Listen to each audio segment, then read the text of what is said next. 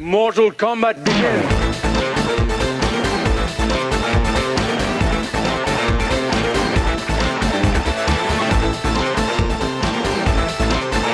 Those are $500 sunglasses, asshole.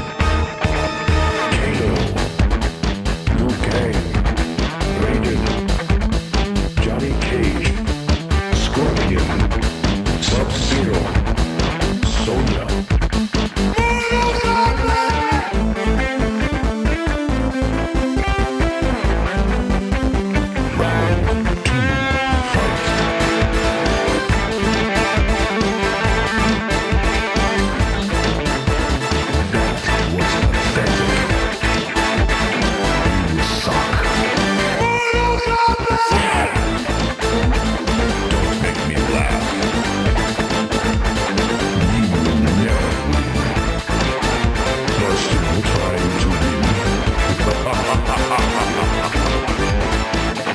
Your might. Choose your destiny.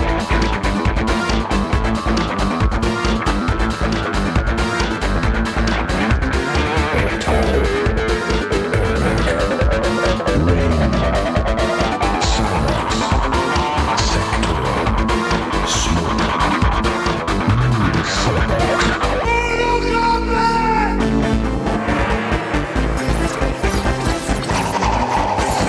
Get over here!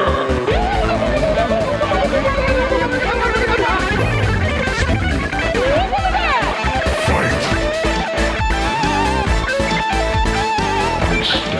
Outstanding.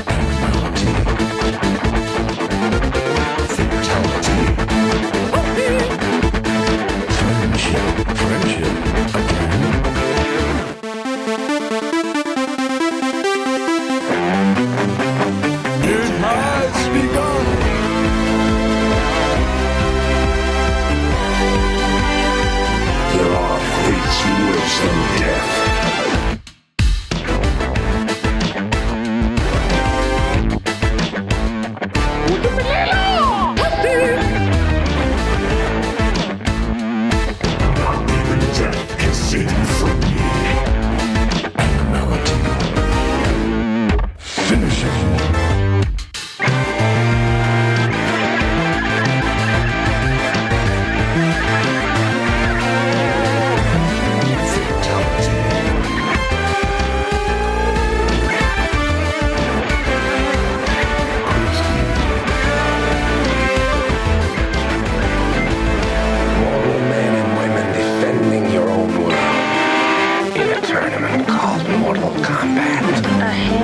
people on a leaky boat are gonna save the world. Exactly.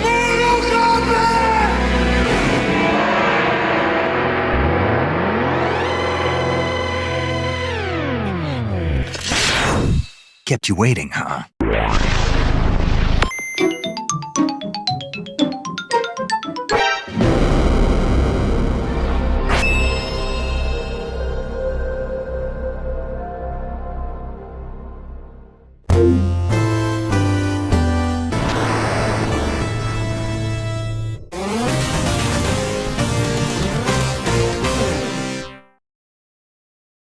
Hey, yo. We're gonna check out a trailer real quick. Just because I've been sitting on this for a few days.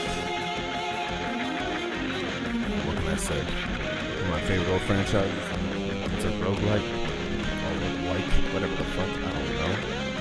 Yo. Wait, why don't the dragon come get me? Huh? Wait, how say what's? Hey, yo, Rick, what's shaking? Do movie night? Yeah, I think I saw a lot of people chilling for the movies. And yeah, I appreciate it, yo. No sweat if you can, but enjoy. Hope y'all having fun. Champ, am I supposed to?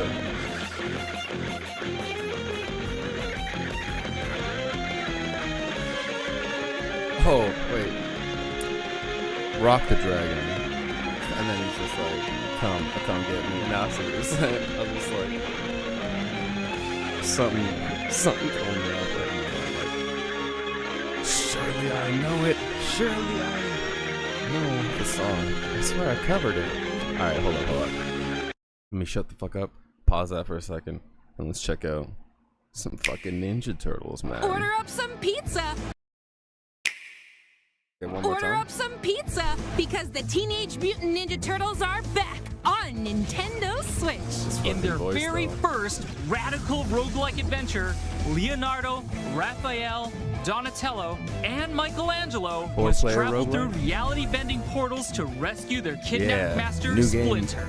80s With style. each run, you'll Oh fend wait, off hold on. the I totally just heard the fucking. And Michelangelo must I heard the travel fucking through thing. reality-bending portals to rescue their kidnapped master, Splinter. With each run, you'll like a fend off slight the thematic totally reference, bogus but- Foot Clan while enhancing your abilities with power. Okay, these. But no hold on, two I need to, Kidnapped like, master, Splinter. be With checking out each the character run, attacks. you'll fend off the totally These, bogus like, Foot swing Clan motions while enhancing your with that abilities Smash with Bros. power-ups. esque light But behind no them. two That's runs are cool the as same. fuck Shredder design Upgrade too. your Hold up. abilities with power-ups. Sorry, I know I'm jumping around, but is that like the Foot Elite? His 4 elite dudes? I should imagine those might just be like tier 2 versus like the standard footmen that are behind them, just because they're all holding the same weapon. But this might be your first roguelite. Yeah, I respect that. Oh, hell yeah.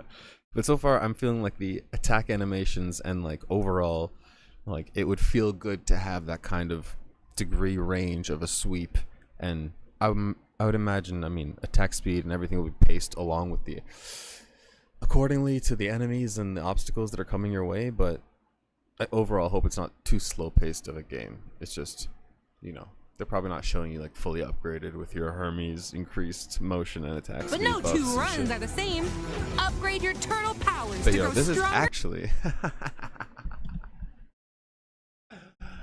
in the same way that like playing the arcade or the old console games, like the beat 'em up side scrollers, it was very repetitive. And I love Shredder's Revenge, which is spiritual sequel or whatever you want to call it, and a revival of that same thing.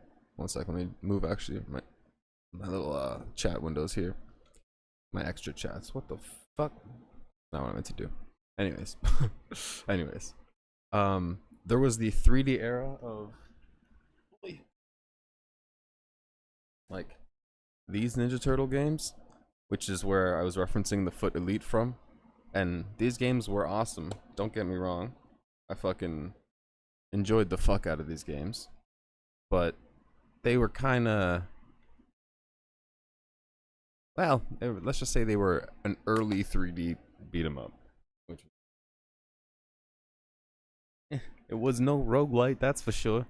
And shred through the story. Anyways, hold on, we can actually take a glance Upgrade at your all 4 of their turtle moves powers there. to grow Doidle powers, of course it's only 1080. stronger and shred through the story. The 4 turtles each have their signature weapons and awesome abilities. Okay, hold For up. example, 4 turtles each have their We got our big slashes. signature We weapons got our dash. We got and ninja stars. awesome abilities. Huge For ass example, slashes. Donnie's attacks have more range, but Raph has a higher chance of dealing critical damage. After clearing each room, you get to choose from a Hey, what's shaking, Neophyte? Welcome. You remember early 3D beat 'em ups? Which one was your favorite, if you have any, really? Medieval was an amazing one. Yeah, true. I don't know if you ever watch Spawnwave Media on YouTube. Does like daily videos and like tech breakdowns and podcasts and shit. But he always mentions that game, and so I never owned. I think it's PlayStation 1 game. I never owned PS1 until way later. I actually have that shit right here now. But Yeah, yeah. You mean fucking the TMNT ones? Hell yeah, bro. And this is a brand new one that's on its way, a new roguelite that was announced. So I'm like, hell yeah. As a big Hades enjoyer and all of that, this is like, wow, perfection. Although I'm curious of, okay, so like, what kinds of buffs are we getting here? This is just a shop, so this is actually, this is like going up to the well next to the healing thing. Yeah, it's 6 months, I think, exclusive to the Switch, and then it's coming to PC afterwards, so, you know, patience is a virtue or whatever the fuck, and then we'll have proper, at least, even if it's peer-to-peer, you're running with your PC internet, not your Switch internet. Yo, Avoided Hornet, how you doing, brother, man? Good to see you. I guess I'm glad I posted in the fucking channel, although I haven't had a chance to pop into VC yet since...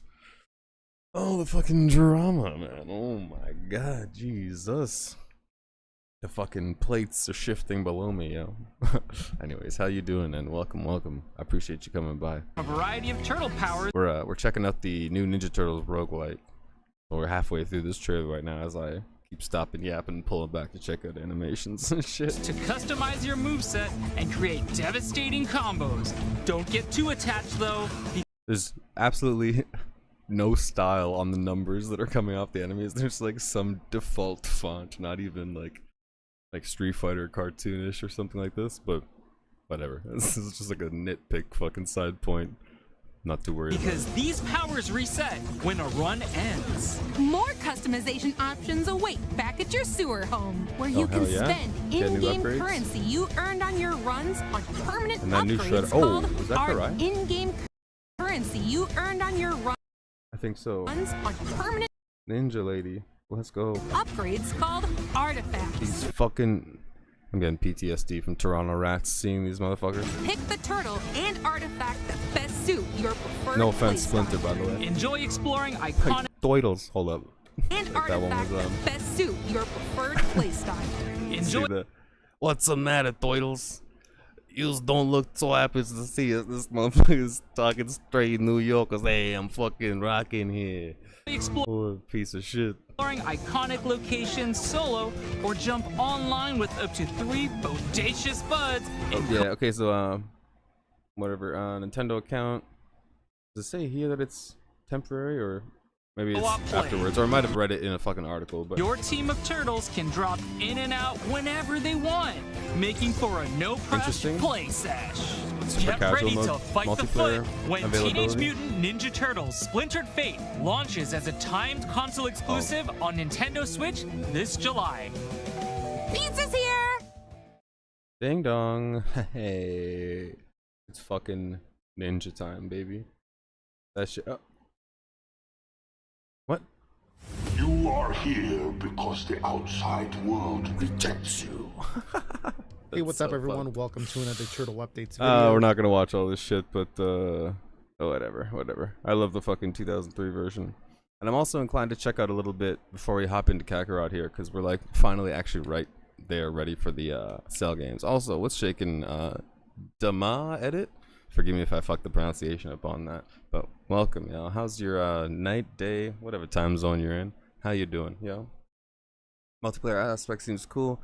Curious how they work in the roguelite elements with that. Yeah, I mean, especially because you can drop in and out at whatever time they were saying. But I'm also, yeah, I'm just hoping that, like, Hades has such interesting and fun combinations of things, and there's such... Oh. Yo, Neve, thank you so much for the follow on YouTube, actually. Hell yeah. I gotta get them fucking numbers up, bro. Hey. I appreciate that, Dama, whatever it is. Yo, much love for the YouTube follow as well. Shit, my Kickbot, I can only have 1 notification, but on my YouTube and my Twitch, I've got like 20 notifications, and it's all my variations and all my shit. And so anyways, it's refreshing to hear those other platforms, and I really should, although perhaps now's not the time. Shill my Twitch more, and anyways, I appreciate you. Welcome all y'all motherfuckers that is showing up. Okay, sorry, I'm yapping around in circles right now. I'm gonna play through this Multiversus trailer and also this next one. I'm actually much less interested in this, but whatever. Okay. Also this one. Forgive me, we're gonna have like 5 minutes of... This is a Smash Bros. Like fighting game that came out for a while, and I was like top 100 Batmans in the world in single and I think also in doubles, because I played way too much. And then they were patching it, they were having issues, they were adding characters, and then they pulled the game and they're like, we'll be back in like a year. And they moved it up to Unreal 5 and all this type of shit. So anyways, it's coming back out at the end of this month, I believe, and so I'm excited, although also I'm like, I'm not gonna have time.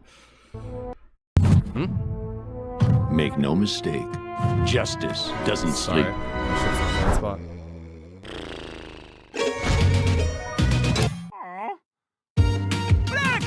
Reporting for duty. I'm pretty sure this guy was a summonable, like you had assist trophies in fucking Smash Bros. Guess they decided to make him a full-on character. Or maybe I'm remembering him in a different way from the game, but anyways. Feeling so pumped up right now. I have no idea what. Oh, Adventure Time? Banana guards, assemble! I'm sorry, this is a bit loud. I'm gonna take that. Oh, bro, what the fuck? Raw potassium-laced fury! Okay, I have to assume it's Adventure Time. Oh yeah, there's actually a bunch of characters that I. That's an ugly as fuck version of them, but a bunch of characters that came out that I Well, I'm not like never a tested out joke or. character, right? You really like me? Did he call himself a joke character? Alright, whatever. I'm glad that was only a minute long. I think this is the single player mode that they announced a long ass time ago. And they, whatever, they put it into a roadmap and then it never showed up. Hey, yo, Dave, welcome. I appreciate you stopping by, my dude. Seconds left. And I should say, how's your night treating you? To go, just one more second. Oh my god! Special delivery. A fine display. Go on then. Rift mode? Velma Dinkley Oh here. my fucking Today, my jinkies. unique colleagues and I are thrilled to dive into Multiversus's brand new PvE mode. We've put together a cutting-edge presentation of the highest degree. Roll it, Jake. Oh, heck yeah. Cute. Multiverse's new PvE mode offers a new way to play it. Wait. Honestly, it can. Mode offers a new way Oh, to it said play Best it. Bros. I thought it was Smash Bros there. Honestly, it Let's can go to all bed be beside your broken stream. down Yeah, into a basic oh, expression right on. of cross-realm battles within an evolutionary high. Interrupt Jake me was- again, oh and my. I'll blast. Actually, one of my boys who I would play in duos with would play Jake, and to play against Jake sometimes was the most frustrating shit on the fucking planet. And feel free to say skill issue, because I'm sure it was my fault. But that motherfucker. Blast you to Neptune, was just- Marvin. First slide, Jake. Multiverse's Giant new thorn in PvE my mode side, offers bro. a new way to play outside of competitive ooh. PvP. Which Smash do I think it most resembles? That is tough, because it kind of had weird, different, like, the movement was just kind of cracked in a way that even, like, I don't think Melee was that nuts. I mean, it kind of is, but in a more gimped fucking wave dash type of way. It's just you could fucking, yeah, it really is kind of. Really was the jam, bro. Oh man, somebody stole my fucking like disc and case for it. I lent it to an old friend, and that motherfucker sold it for whatever drug money or some shit. But man, I love Melee so much. God damn. And obviously, I could like emulate it now, but yeah, it was hard to counter Jake. He was fucking ridiculous. But yeah, I would say that it's like Project M mashed with Melee. That's probably a good way to put it. It just has a couple little different mechanics that, like, at this point I'm kind of fogged. Oh yeah, you can like jump off the walls off the side of the stage to climb back up, right? That's a thing. Unless the dude's there to fucking knock you down. So it kind of forced a little bit more engagement in like in the air fighting as well as off stage fighting. And there's like a dash as well as jumping and then air dashing, and if you did a dash into, like, you're rolling the two buttons into each other to have a roll into a jump, you would get a long jump, like it would like speed jump you across, and so you could maneuver in certain ways. And then because you're using like a regular whatever the fucking controller and could map certain things in different ways, I mean, for me, I was fucking all over this thing, just like trying to speed jump and like double and dash and like zoom across the whole fucking map while then firing my batarang the opposite way while I'm moving this way, so that people are dealing with too much to fucking like track the movement of this as well as catch me, and then I could shoot my like whatever. He's got the tethering gun. Oh man, and just thinking about it, I'm like, I want to go fuck people's day up with Batman, or like find some old clips where I was just in the zone. But fuck man, I'm curious to see what it's like. Yeah, I should say it's not like, it's definitely not Brawl. I should say that it's nothing like Brawl, because that was way more slower pace. There's nothing slow paced about this game. I would say it's maybe more like your attacks feel like Ultimate, but the movement feels like Melee. Maybe that's a good way to explain what like the mix that Champ was talking about is. Because the movement was definitely arthritis inducing, to say the least. But you're not, like, your attacks aren't, well, depending on the character, but yeah, the pace of the game isn't too unreasonable. It's just very, oh yeah, it could be. I haven't really played Brawlhalla. I've just seen like trailers for skins that I would want to buy if they weren't reskins of characters and they were actually characters. This mode is ever evolving and fun for all skill sets, whether you're a genius like me or a 5-foot teenager oh, yeah, who bites and rocks. Remember how fucking cracked Velma was? It was like all top 8 at Evo was like every single team had a Velma on it, and most of it was like Velma and Bugs Bunny and shit. Oh my god. Fuck, dude. There was so much that was like imbalanced about it. We disconnect randomly. Or when they, okay bro, this is what happened. I spent the $60 because I crossed 2,000 matches and I was like, holy fuck, I've been going hard in this game. I have gotten hours out of this game. Clearly the devs deserve some amount of my money, and I'm obviously like contemplating buying the Batman Samurai skin, which I don't want to get the like cheapest worst value on my dollar with their bullshit monetizing fake currency shit. So I went for the 60, so it would be like 1-to-1, so I could turn my real money into fake money to spend in this virtual place. And now they can hold that money hostage until the game comes back out, because I didn't spend anything. So that $60 is still sitting because I spent it, and then the next day, the exact next day, they released the patch notes and they showed the hitboxes and like the wireframe mesh. And bro, I lost so much faith in the devs that day and was like, oh, that's why so many things don't land when they're supposed to land. And I'm like, this is fucking, that should have hit them or whatever it is. This shit is ridiculous. I think it was just a pill shape. And then if you like ducked, it would like tilt down. It was like, yeah, you're fucking kidding me, bro. N64 had better hitboxes on those jank models. And I'm not even kidding you. You can find them online.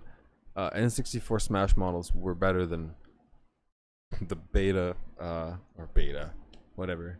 It was like fighting game of the year and got sales of the month and shit for like, fuck out of here. It was like the Fortnite beta launch, which they retracted the game. Although I think at this point, you know, they fixed the wireframe mesh to the hitboxes and moved it to Unreal 5. I suspect it'll be better now, but still, I lost faith that fucking day. Right at the 12 hours after I put money into it and was like, fuck. Alright, fine. Luckily though, when I finally get back to it, I can go punk a wicked skin for my main. Scrunk you up, oh, and I should say that it is a Warner Brothers game. And what do they own? It's a franchise called Mortal Kombat. So when they inevitably, absolutely guaranteed, bring in Scorpion, hell yeah. Or Liu Kang or Sub-Zero, whatever the fuck, and I'll probably get whatever the fuck I want to spend. Oh bro, they just announced Joker, which I'll pull up here in a second just to see his moveset. But I can maybe get the announcement trailer too, because it's just cool. Anyways, it's a lot of the characters I don't give a fuck about, and it's like some more modern cartoon I just haven't watched.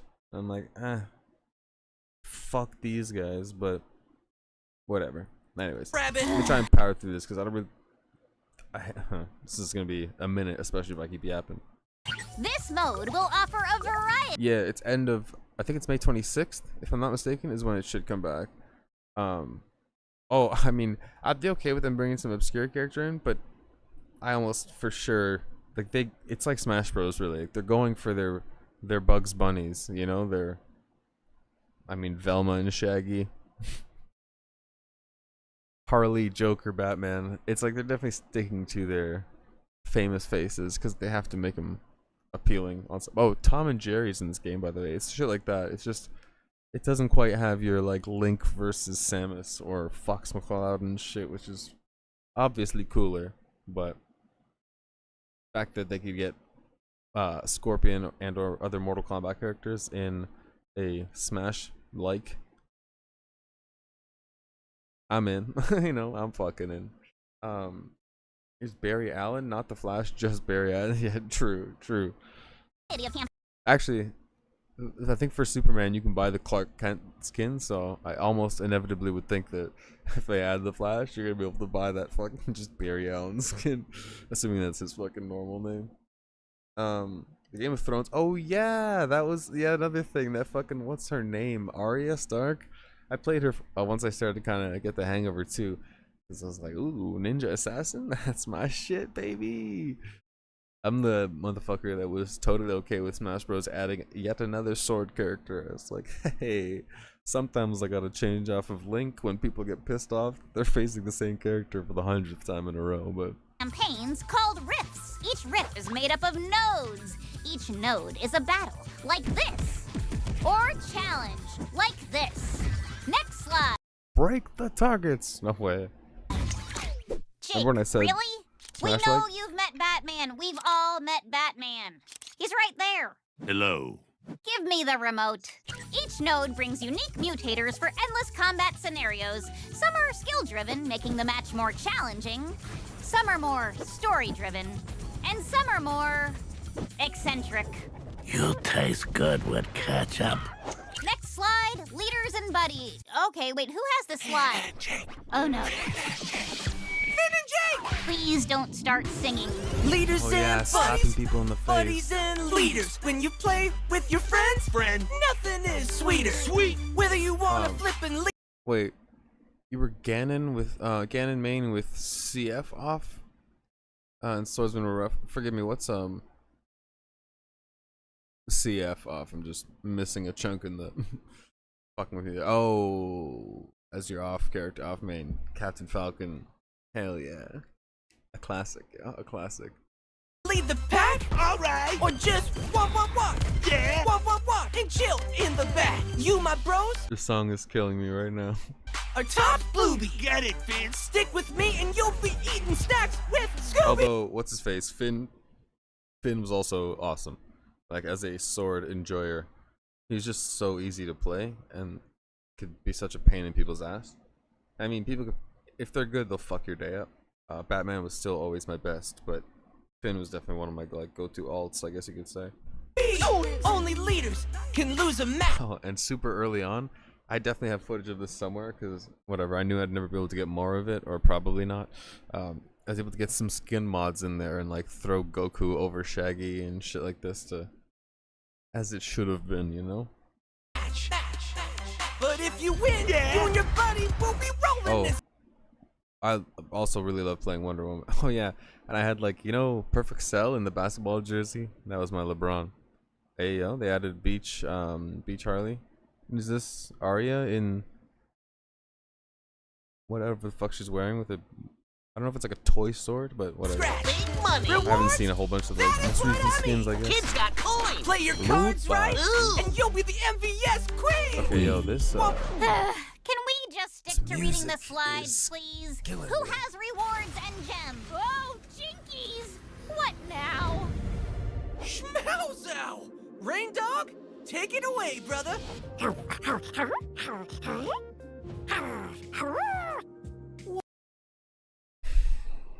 Did they really just swap to making it so you have to read it to understand what the fucking... I'm not even trying to be like, oh, think about people that are like, whatever, seeing impaired, that it's like blurry and they can't fucking see it, but they were listening. Granted, they're probably not fucking playing. Or just me, who doesn't want to have to fucking read it, and it's now barking at me with that stupid fucking made up dog that's not even from another franchise. Piece of shit, dude. piece of shit. Yeah, I don't know what. I think it's just Zoomers, but then it's also. It's very like old school with the like old PC window thing. I don't know. I think it's just targeting Adventure Time fans. I think it's just that one group of people who was gonna vibe with whatever that fucking song is. Give me some picture like the old days. Trying to hit everybody. I mean, yeah, in a way. Wow. In a way, yeah, you're right. All right, retro vibe, but then like Zoomer energy, and then Adventure Time songs. I don't know. How crazy is this place, huh? You can see what I mean, where I'm like, I look forward to the addition of a Scorpion. I need a murderer in there, not this motherfucker. I forget his name. Steven Universe. I almost thought there's a Ben 10 thing, but I don't. Again, these are shows I have not watched. Shh, quiet. Oh wait, I also don't care. It's like, oh, there's random modifiers from fucking. Just the bling PvE mode. Okay, hold on. We're back to the See, there's lots of different rips. Tutorial rips, actual special fucking rips, presentation. and more. Whoa! This is just the beginning for multiverse. Back up, Gizmo. For multiverse's ever-evolving PvE mode. Velma, can you? Shaggy, I can't talk about us right now. There are many rift variants yet to come, and we can't wait to share them with you. This is the most. Hold on. This is the most like auditory clutter in a fucking ad.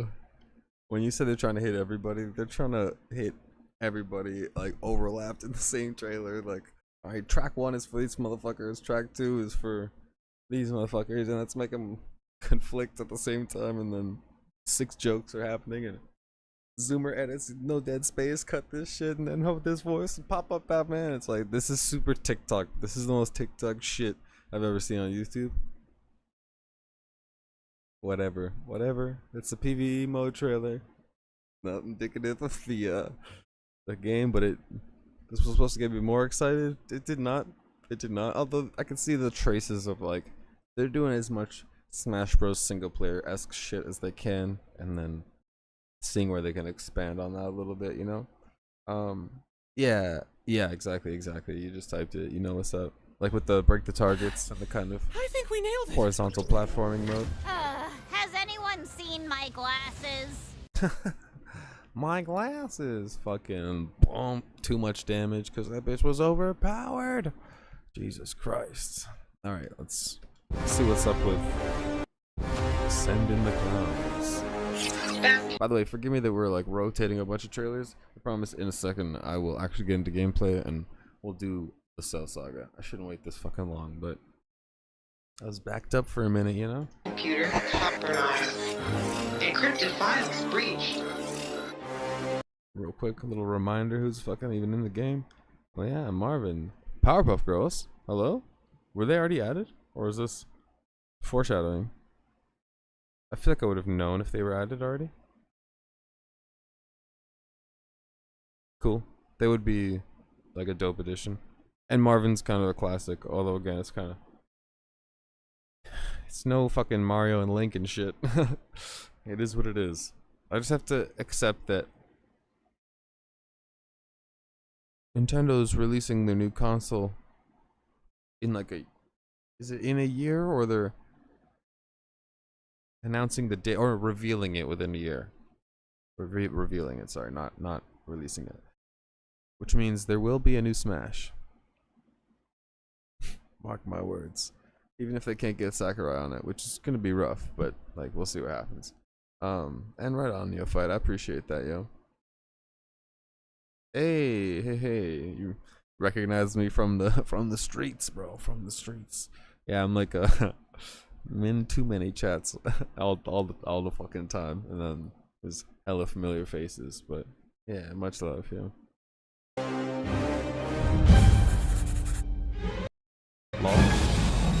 Need some clowns. Need some clowns. I admire the Joker. I admire...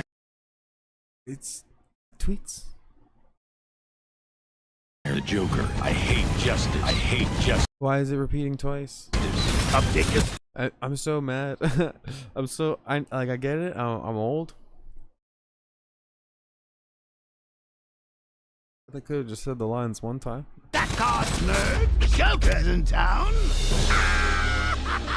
I would say it's just the fucking famous in the internet, as in noticed in too many chats. Like, this motherfucker needs a job. God damn it. Yeah, and by I'm old, I mean 33, and fuck them dumbass kids. But I would say that it's maybe just the Joker trailer where they're trying to like fuck with me, right? It's the Joker, you know, like, is it a little bit maddening, bro? But the PvE trailer, which was not related to the Joker at all, it has picture in it, but it was not at all related, was doing the same fucking thing. So the fucking bazooka. It's like Snake and Smash. Hold up. His fucking, I think it's his forward A, his forward smash. Which every time you do it, there's so much lag on that move. But then if the guy's in front of you and you fucking time it right, gone. This guy's gone, so. Oh, and the, is it the Bat Who Laughs? Which is basically, this is Batman if he becomes the Joker. I'm like not a big comic book fan, but I watched a bunch of YouTube videos on, I went down the rabbit hole on Batman. And the old animated series and a bunch of whatever. A couple movies and all this and that. But anyways, it's cool that they have that skin already in the game. I know people will for sure fucking spend money on that. And yeah, right on. The one thing in comic book trivia I might know. Put up your dukes, everyone. Does he have a sickle? Put up your dukes, yeah. Everyone. I think it's time to send in the clown. Sorry, I should turn this down a bit. Hey yo, Dr. Quinn. Nice work, Harley. Who you wanna pummel next, Joker? Actually, she was another one of my mains, bro. I actually did end up enjoying playing a lot of different characters in that game, but she fucking played right up my alley. It's a lot of fun to kick the shit out of people with Harley. But like Batman, Harley, Wonder Woman, fucking Velma. Eventually even with like Shaggy. I'm trying to think. There's a couple. I'm forgetting some characters, but it's like the thing is I didn't love a lot. Oh yeah, there were certain ones like Bugs Bunny which I would have spent more time on, but like I was playing two player with a friend. And he mained him and a handful of others, so I wouldn't overlap too much. But when I did dabble with him, he was another one that was in like most of the top 8 Evo teams because he was just so fucking good. Oh yeah, Marvin is in the game. Oh, bro. Getting pogo sticked? Did that just like reverse and play itself twice? Getting pogo sticked is gonna feel so bad. The unstoppable, unbeatable Batman, true. Pickaxe, yeah, this guy pulled out the diamond pickaxe, bro. Oh man. Okay, imagine being this motherfucker and you just get bonked. Yeah, they actually do rewind it so you can see this fucker get double disrespected, and then he just Self-destruct sequence initiated. That's fucking funny, dude. 5, 4, 3.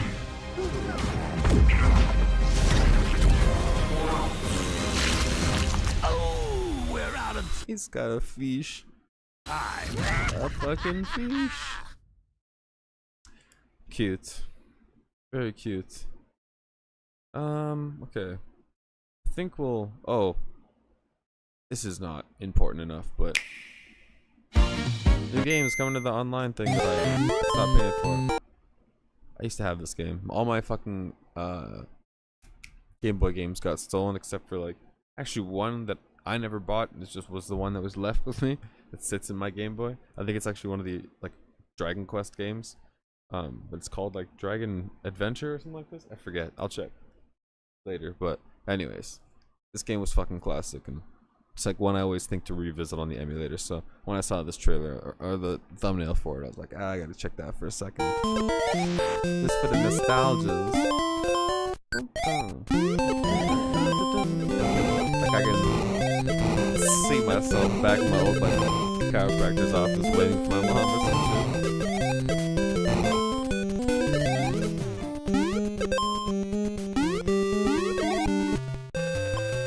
They should have started that too closer to the lick. What the fuck is this?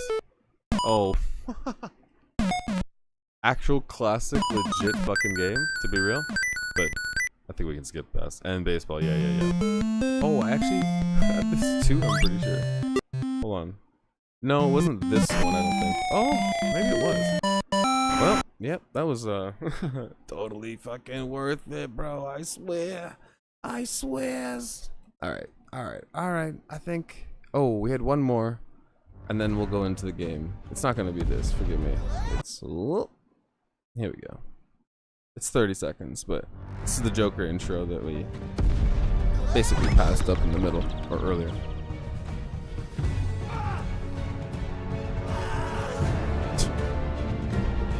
It's the sounds, bro.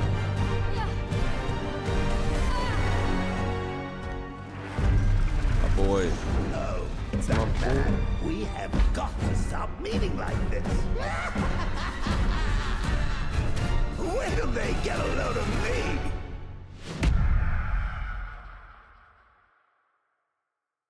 Right on. Hey, Nick Scalo, how you doing, yo? Welcome. You had sorry, your PS2 and N64 in my trunk. Oh man, that's.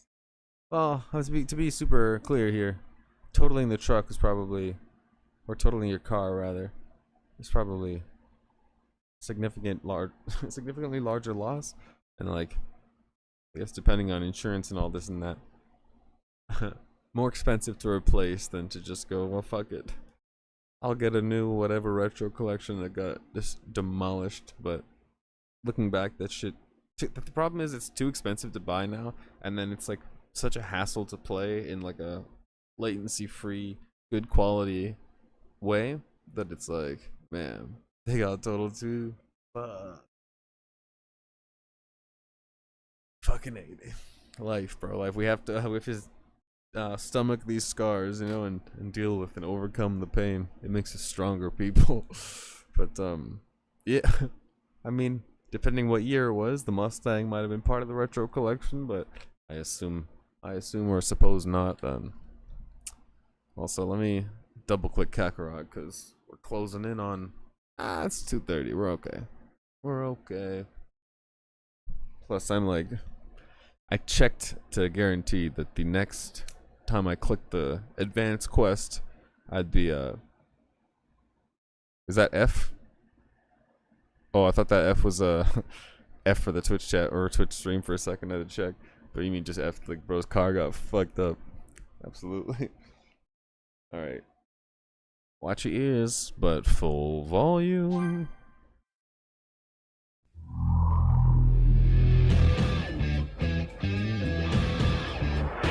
Hello? Right, I was playing Hades too. My bad. Don't worry. You didn't miss anything yet, I promise.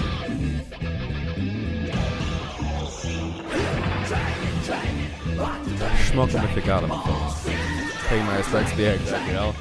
This one is for champs games, and I'll do a second one for his car.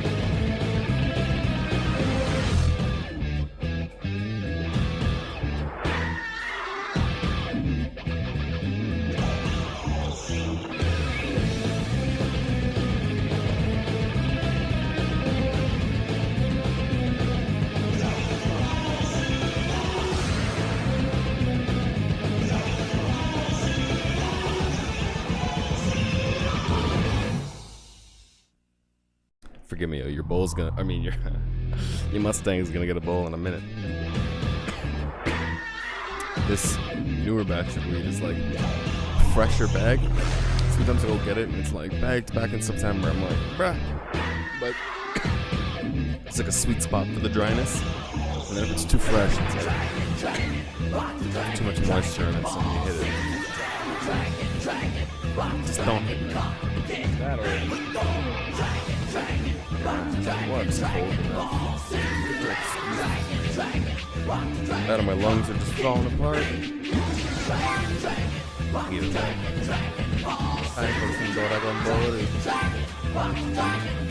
And yeah, bro, this song is like it's just one of those.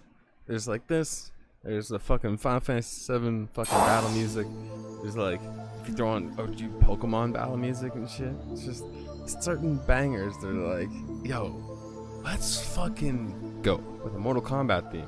That's why, fucking Christ, every single one of my streams, forgive me, every single one of my streams starts off with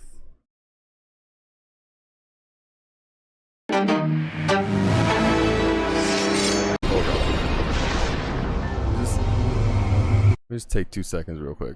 Bro, yeah, so I haven't done Still More Fighting yet. Really quick, I'll show you that this is the blueprint of all guitars of me doing Those Who Fight, although I'm working on turning half of the guitars into strings, horns, electric, or like synth bass, you know, so it's not going to sound like electric guitar stacked 10 fucking times, but this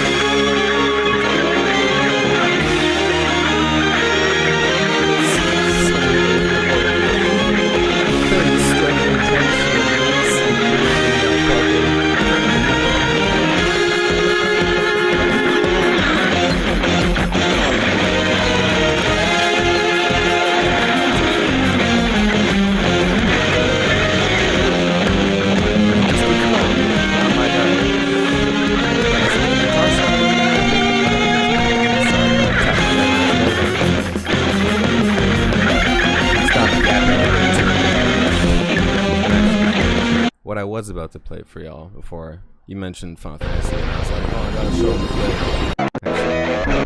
You know, Mega Man 3 by any chance, and Mortal Kombat.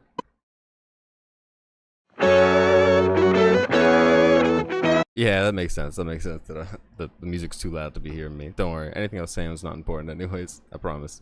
I was basically saying, let me stop yapping so that you can hear where the fuck I was playing. But basically, no, yeah, I normally won't be playing music this loud ever if I'm trying to communicate better, but I'm being half retarded, and most of the focus is right now just like basically here's the FF7 shit, and I'm gonna pop back over to what I was gonna show you in the first place, which is the stream intro.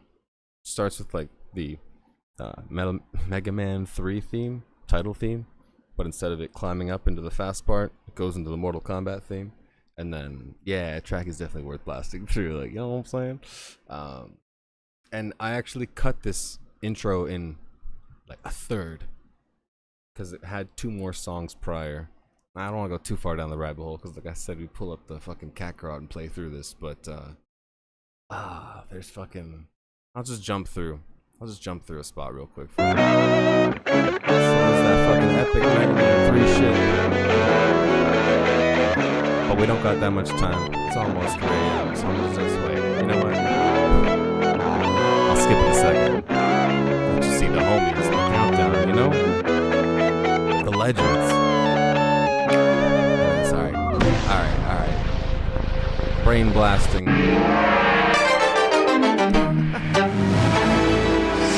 And then all of a sudden we're at the arcade. That's fucking game right time, boys. Choose your destiny. Flawless victory.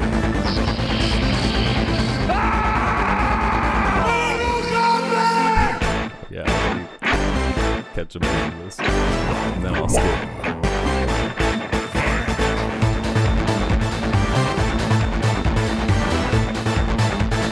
Let Mortal Kombat begin!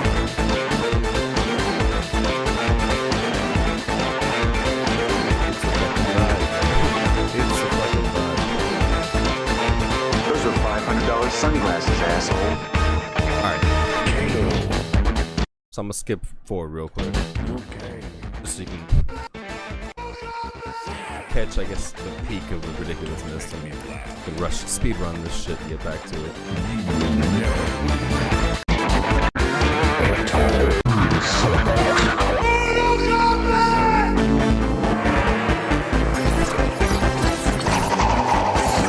Get over here!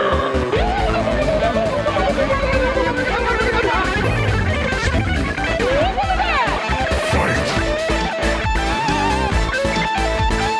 Outstanding. Excellent. Superb.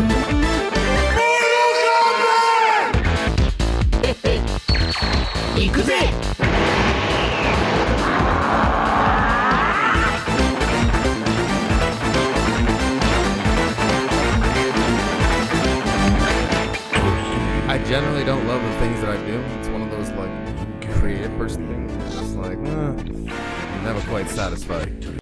But going from this, going from this ridiculous like bicycle kicks Liu Kang sound into a solo, but into the drop for the Dragon Ball thing. Also, assuming it says open his ass, like that's what I'm face right on the feels good. Sorry, one more time to satisfy my eyes. Get over here!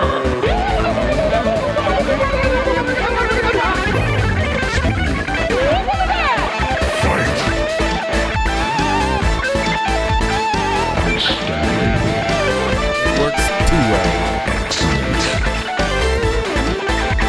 Superb.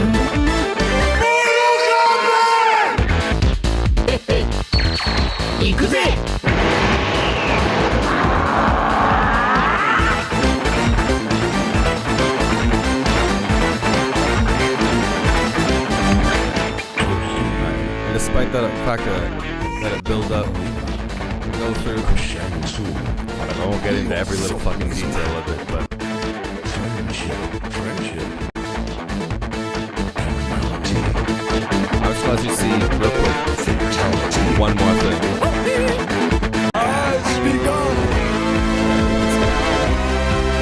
That's so gay. There are fates worse than death.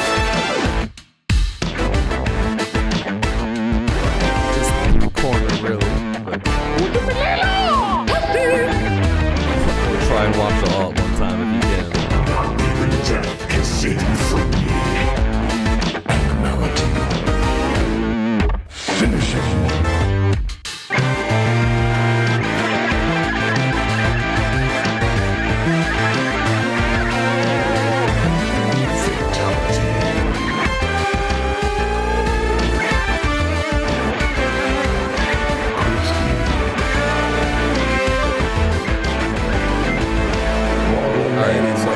I'm gonna show y'all one In a tournament called Mortal Kombat. A handful of people on a leaky boat are gonna save the world.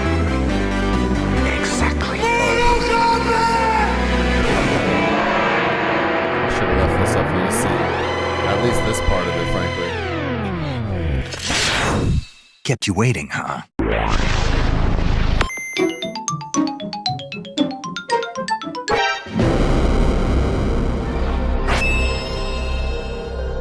It's the most obnoxious shit on the planet, but I fucking love it. Alright, and then there's one last thing I'll revisit that really, whatever. It's like how it actually used to. Thank you. I'm glad you can relate in some way.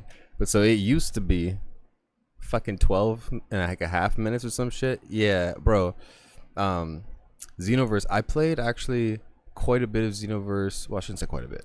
I played a good chunk of Xenoverse 2. I didn't really finish it, and I didn't really stick to it. I remember there was just things about it that like I saw other people complain about as well online, where you do like a super attack and it kind of just wouldn't connect, like combos didn't really hit as well. Yo, Neve, how you doing?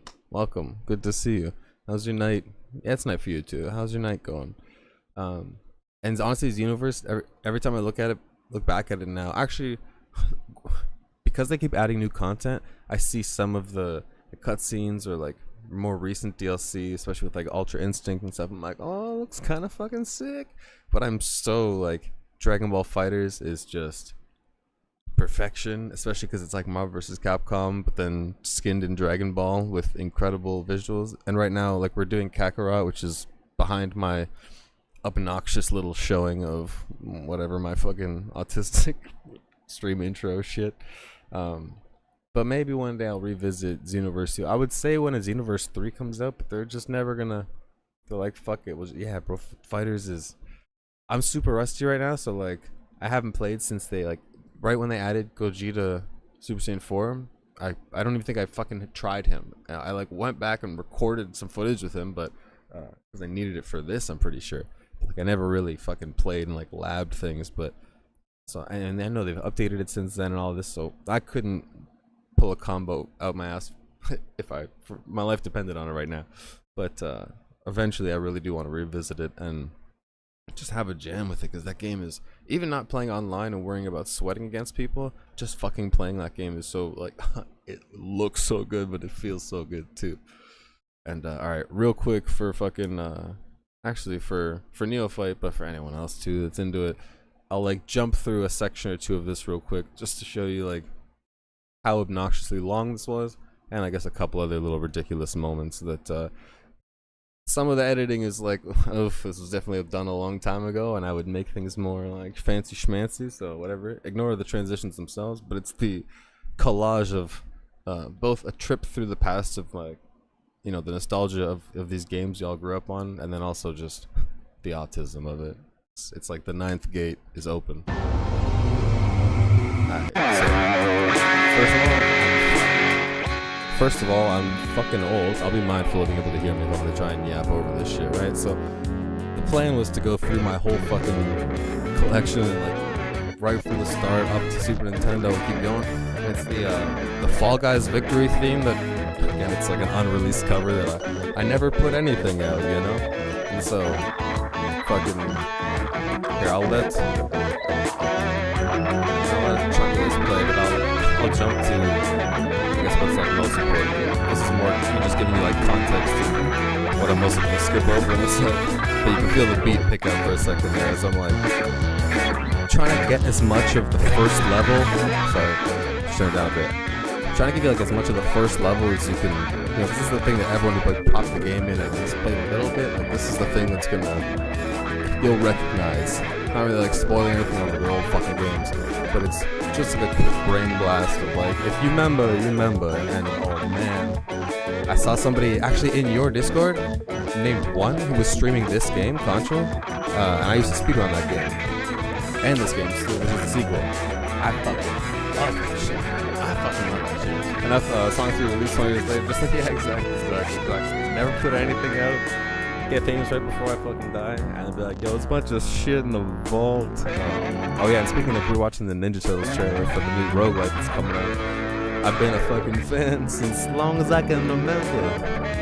Before I can fucking walk, actually. I'm sitting there in like pictures of me in a diaper with a controller, looking back, this all googly-eyed, retarded baby, but I can still rip some TMNT. Let's go. He might go through the whole series? Hell yeah. I think I saw that his prior stream was doing Contra Hardcore, which I never was less like good or comfortable or fully beat like the Sega ones. Or I fucked with Contra 3 quite a bit, but I wasn't as good because I didn't own it growing up. Until the time. Classic. Alright. Hate to... I'll maybe let you hear just... I think this goes into the transition. Plus guitar solo moment, I guess. Oh yeah, and I did all the things, but it's cut up drum loops. But I played everything else. Bass, guitars, and keys.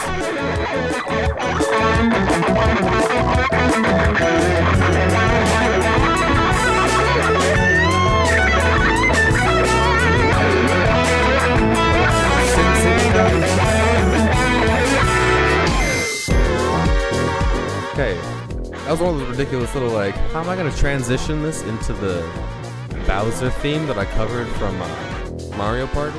Which was like, I found someone else covering it and I was like, this shit is fucking fire. But that was an accident. Sorry, I'm gonna sit that real quick. One last time.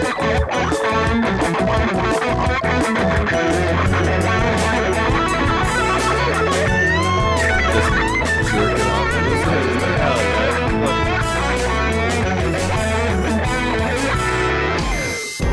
Hit that fucking Game Boy sound for the transition and hit some Mega Man, baby. I'm gonna skip into this one a bit. This is like a whatever. I'll just skip into it and just see where it goes. I don't want to sit here for 12 fucking minutes.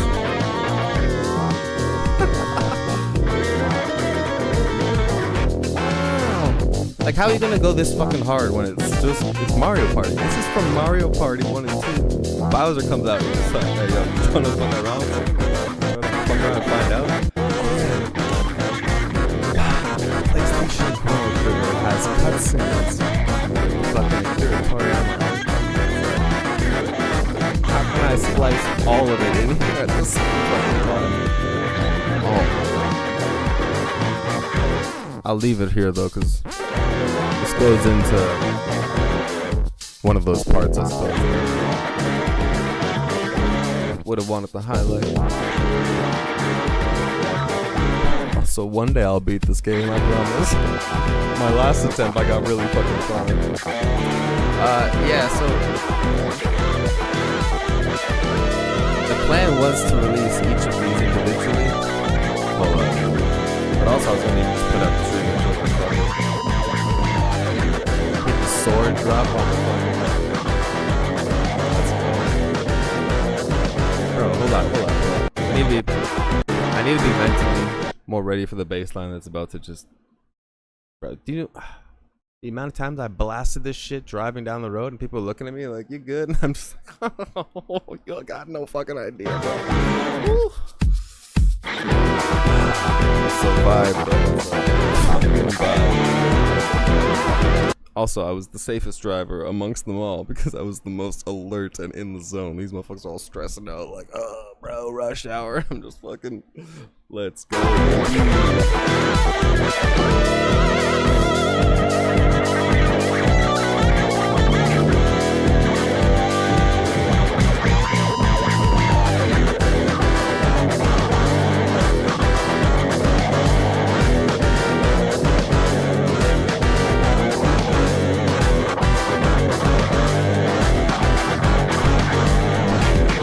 How do you write things that are this good? Just how?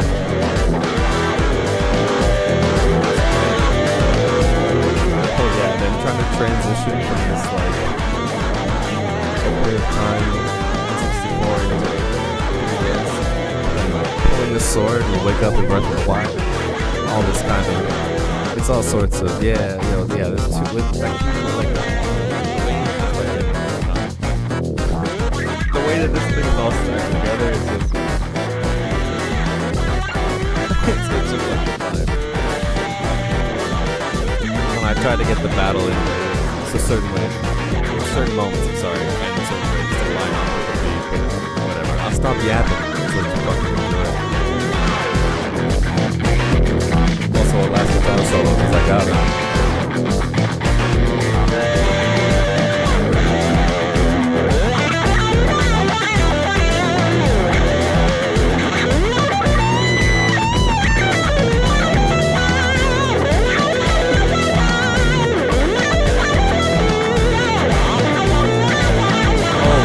It was in that moment that I realized I'm actually completely fucking retarded. I wish somebody typed, yo, I don't know if we can see whatever the fuck you're saying right now, but there was definitely oh man, this is why I need to check the program monitor more often. Blah blah blah blah blah blah blah blah blah, something something something. Everything that you were hearing was coordinating in some way with an incredible amount of autistic collage of video.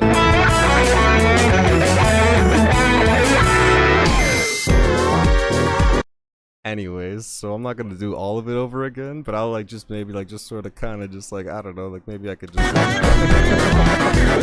fucking retarded. I don't know if I need to smoke more or less, or be more vain to try and look at my camera so I go, oh, that's the wrong fucking frame there. God damn it. We're just gonna ignore that ever happened and move the fuck along, like. That's sort of always the answer, champ. Always more. Ooh, more weed? That's the mantra.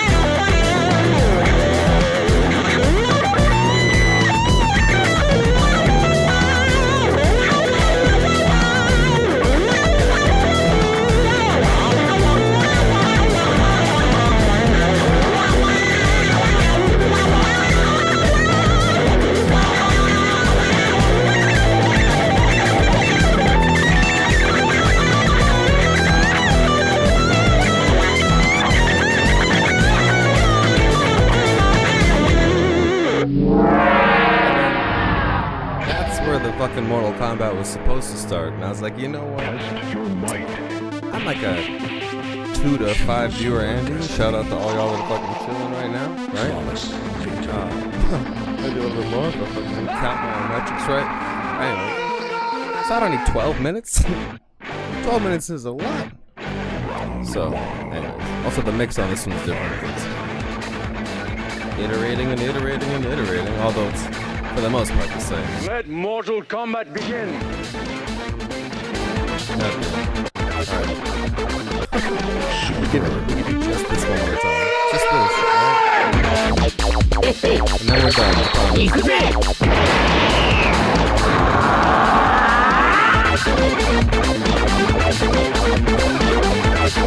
The bass is so pronounced in this. Oh no.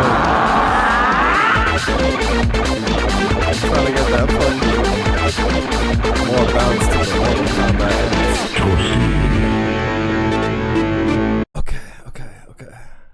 sorry I put y'all through all that. I appreciate your patience and or whatever it is, indulging me in this and that. Someone mentions like, hey yo, you play guitar? I'm like, shall we take a fucking hour-long diversion before we get to Kakarot? Oh, it wasn't actually an hour. We went through a lot of trailers and shit. But hey, fuck it. It's not so bad, you know? Open up, catching up on some fucking what's up with the games, man. I mean, like the multiverses, the TMNT, seeing what's shaking. A little bit of be it self-advertising or just relating to a fellow, actually several music makers in the house or whatever community. But anyways, it's time for a quest that I lined up the other day because I started my last stream, Jesus Christ, thinking. See how that got fucked up there? Started my last stream thinking that the next time I hit the red exclamation mark, it's gonna start the Cell games, baby. You're gonna talk to Chi-Chi and then be like, we're off. I promise you won't fight. Sort of, kind of, not really. And I won't die. Both of which, foreshadowing, or spoiler alert, are going to happen. And then it was like, here's a bunch of side quests for like 4 hours. And it just turned into like a half react and like doing chores stream. But that was yesterday. So today, we actually get to get into the fun stuff. Get that volume somewhere decent. And oh, depending how long this takes, because it's actually not very long fights. And I don't super want to start a new like season or whatever the fuck. We're gonna do the DLC between this and the Boo Saga, but alright, what should I do now? Well, I'll, you know, shut the fuck up.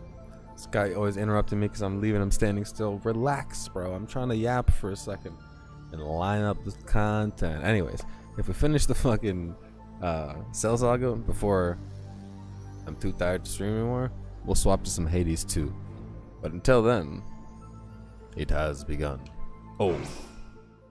But I should probably go get Senzu Beans? Let me just check real fast. If Corin's got a couple of full heals for me. And I'd say realistically I should go to... No, I think I mean I did go to a shop and stock up. I'm overthinking how much health I'm gonna, or like healing I'm gonna need in battle. This is not a problem. No, not at all. 59 of the actually larger and better heals? No, we're fine. I take it back. Oh, let me just make sure that it's all registered. Yeah, we're good. Yeah, exactly. I need one extra one to heal the enemy, who, by the way, because of my cells, or his cells, is gonna get a Zenkai boost so that my son has a harder battle in front of him. Parenting. Secondhand child abuse. I It's managed like, to make my hey, way up this bro, tower when I was a take kid. this. Fuck him up, huh? How'd you awaken that power from my boy? And Piccolo, the actual dad, is like, yo, son, you good? It's like, check this, my boy's gonna be the strongest. Suck my dick, Vegeta. You don't know what's up. Exactly. This boy's gonna get learned, goddammit.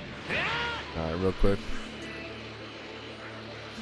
We do a little resource gather. We do a little one time. Is there no blue ball? Alright, I mean it was 2 of them were missing up top anyways, but So, are you ready for the showdown with Cell? hell yeah. That's great! Good luck! Okay. Okay. Everyone was focused on the fight ahead, and before they knew it, the fated day of May 26th had finally arrived. We're a bit early on that for it to be a fourth wall break, but that's okay. Don't you dare die on me, Goku! Don't worry, I won't, Chi-Chi. And my little Gohan better not fight! What? Well, Promise me, Goku! Promise me Gohan won't fight! Look at the time. Bye! Hey! My little Gohan's going to fight! I can feel it! You ain't trained for nothing, motherfucker. Come on, relax. It's gonna be fine. What's the worst that could happen? Hey! There you are! It's almost time. Wait, where's Vegeta? Don't tell me. Is he in the hyperbolic time chamber again? He went on ahead of us. Gotcha. Man, he's really raring to go. Yeah. Well... Whoa, why is everyone so down in the dumps? Goku, Bro, we've got some bad news. fucking when he hits him with the "Hey, go on, you're too slow," and he fucking grabs him, pops the stomach, and then pops him down. It's like, bro, there's something hilarious about, especially the way he voice acts that line. I mean, I'm sure it's funny in Japanese too, and I should revisit that scene. I generally watch the show in Japanese, by the way, and my first playthrough was, but without going on too long about it, this has been started since after he passed away, and so I'm doing it the full nostalgia way, because despite clips on GeoCities and my little like bootleg foreshadowing in Japanese that I would find, like the Metacooler clip with fucking the Big Bang Attack where they're on the floor, like little tiny moments in this tiny shitty little fucking, not even 240p, I don't know what the fuck it was, but oof. Point is, we're doing an English playthrough for this one. We can bring back a lot of people at once using just one wish with the Dragon Balls. Just like before, we can't bring back anybody that's died once look at the already. time. Gotta go. Oh, and the other part of that point was obviously that the English voice acted version of that scene is something extra comical in just the inflection of the fucking "Hey Gohan, you're too slow," and then he fucking, obviously that's child abuse, is hilarious. I mean, the just seeing it and, you know, knowing what a great father he is. I'm sorry. Got layers to I should it. have told you sooner. What? Won't die? You do know that we're up against Cell, right? Yeah, I know. Anyway, let's get going. We're gonna be late. How are you this calm? You're starting to freak me out. Come on. You want to get left behind? So, are you coming too, Krillin? Yeah?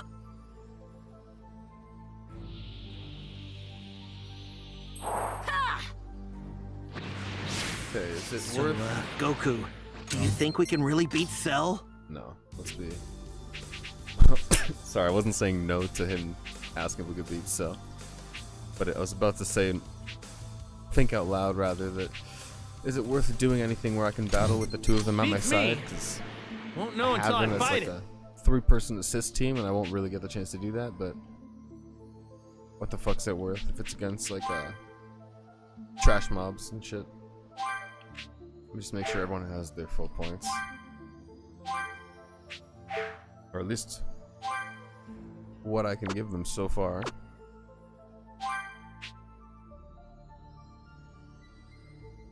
Oh, I didn't upgrade my boys' moves. Or maybe I just missed one? Like, hey, yo? Do I actually ever plan to use this move, though? If I'm honest with myself. Usually no, but... What? Okay. Just because he never used it in the show, I guess? You gonna tell me what the fuck I can use, bitch? Bitch. Alright. And I'm assuming... Whatever. Whatever. That's good enough. I'm glad I at least got my God to Senko in there, though. Does he... Watch your ears for a second. Just going for 3. Alright. Appreciate you. I hope you can survive that. And just for good measure, let's get one save in. And then we're going.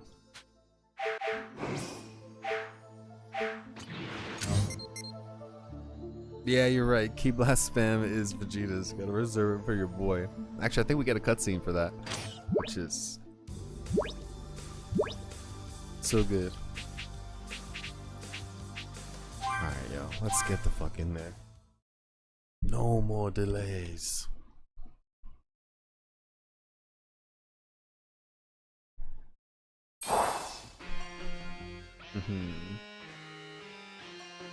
Only 20 minutes left until the Cell games begin and the fate of the planet is decided.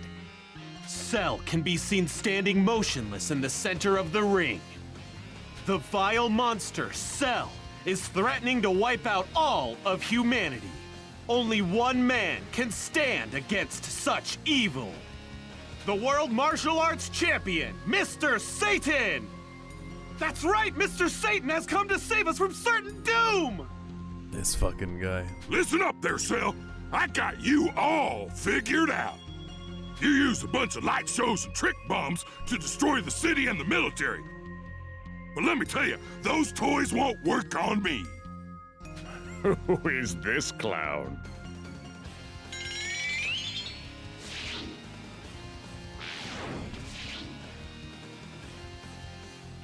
Vegeta, I'm surprised you've got the guts to come here and show your face. Well, looky here. You're still alive. And correct me if I'm wrong, but it looks like you've had a little bit of work done. They flew too, right? Just another trick, that's all.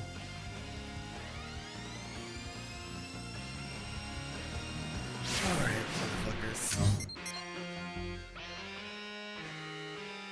Let me... I don't think I can even train, but I need to know. Hello? Hey, Gohan. Has your dad got something up his sleeve? Am I blind? Not sure. If he does, he hasn't told Or me. is the game just fucking lying to me? Maybe we shouldn't have rested as much as we did. Rest is an important part of training too, Gohan. Oh. It's that I... Hold on. Learn level 3 of rock, paper, scissors?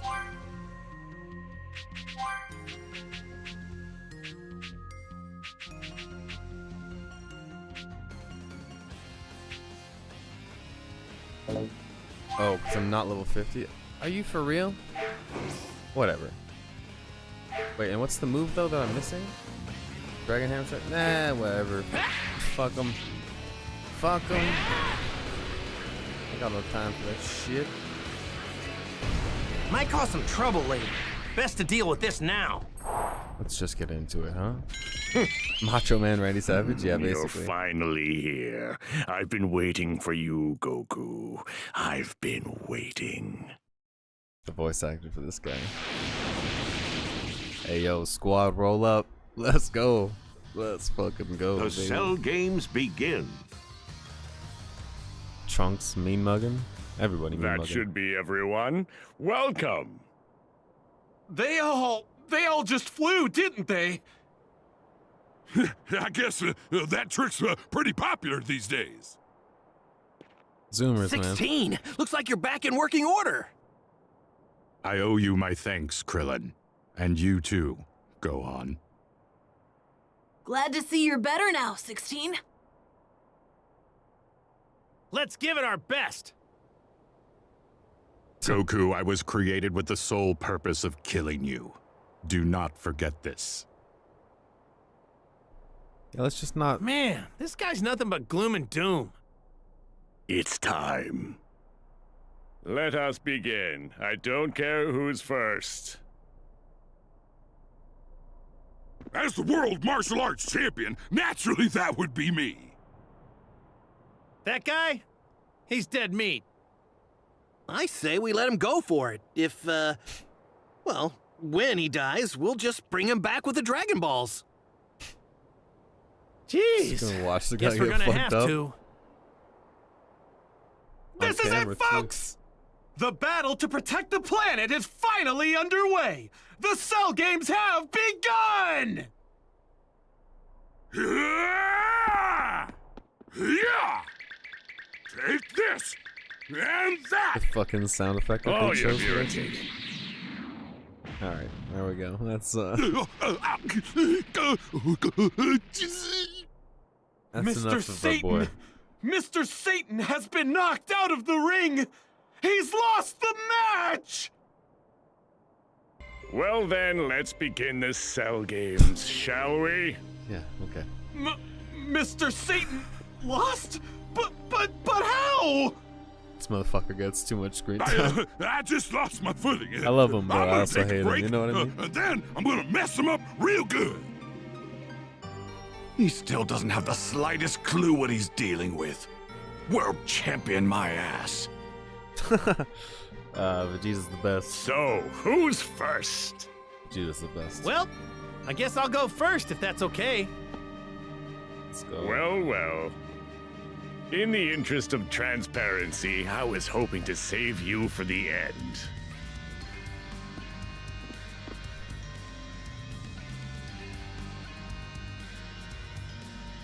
Bring it.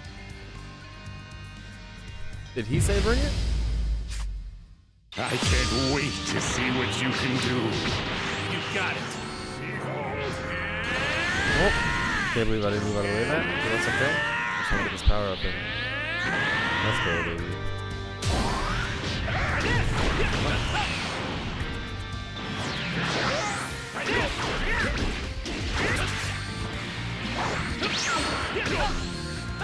Let's end the warm-up here, shall we? Oh, fine by me. Trying to finish a single combo. And okay, never mind.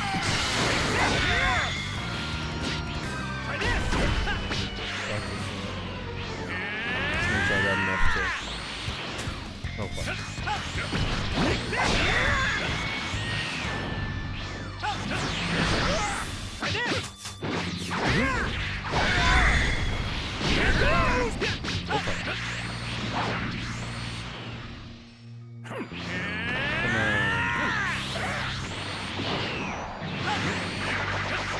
Well, Goku, you certainly do know how to fight.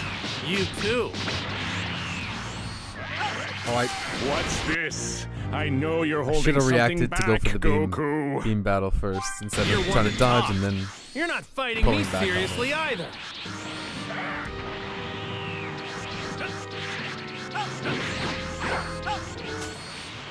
Oh. Now then, I think it's time we step I up should've this just little blasted him. contest of ours, hmm? It's about Oh, time. motherfucker. Also, out of curiosity, where did I put the? We'll do a send. Why not? But where did I put the? Okay, on A, the new healing type. All right. Charles, come on. Damn it. Oh, never mind. Oh.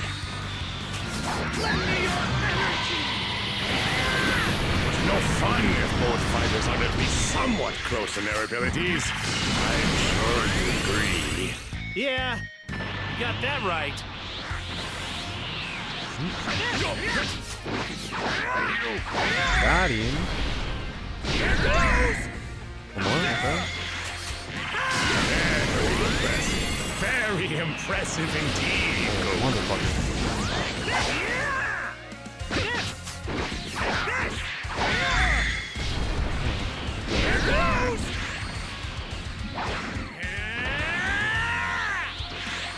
Am I missing one that I haven't? No. Oh, I mean, it's kind of corny, but hit him with the old rock paper scissors. You have a knack for fighting, Goku. I could say the same about you. Are you finishing If off the I'm spirit fighting bomb? the right person. Stay here. If I had enough time to blast the Kamehameha into that shit, that would have been ultimate style. Did I get an A? Fuck you, bro. Bitch ass game. Talking shit. Well, look at you. I must say I'm rather impressed. I wasn't expecting to have this much fun.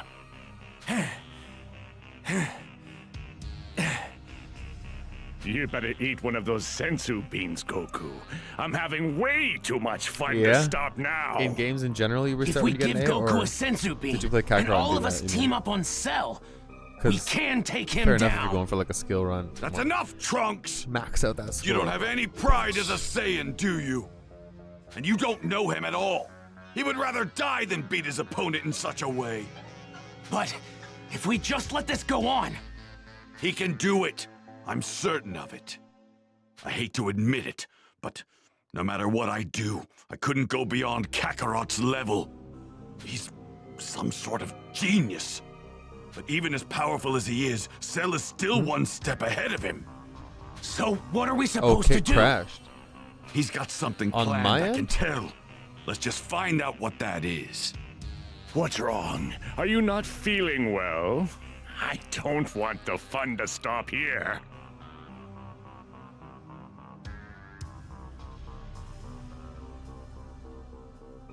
You win.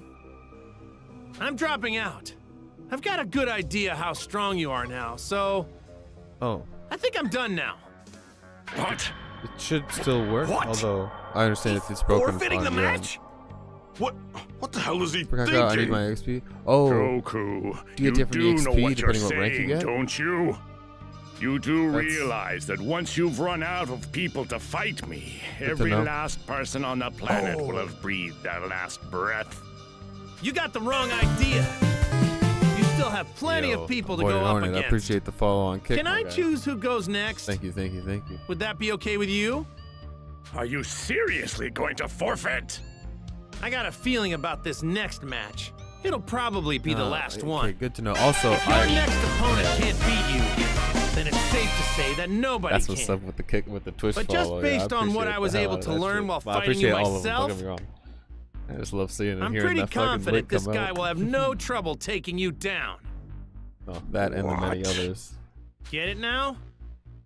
That's why I'm fine with dropping out of this thing. All right, you've piqued my interest. Also, yeah, Just I forgot who is to this mythical take my plus fighter you 20, won't stop 30% going on EXP. about? The I next fucked that one up. up to fight Cell is... I'll do it for Gohan, but that's probably why.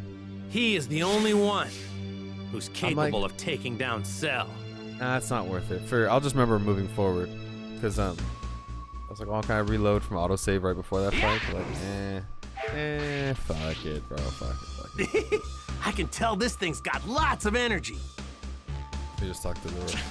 I hate to admit it, but you're stronger than I am. At least for now. But who the hell is... Oh, Vegeta. You're in for a real shock there. Find that hard to believe.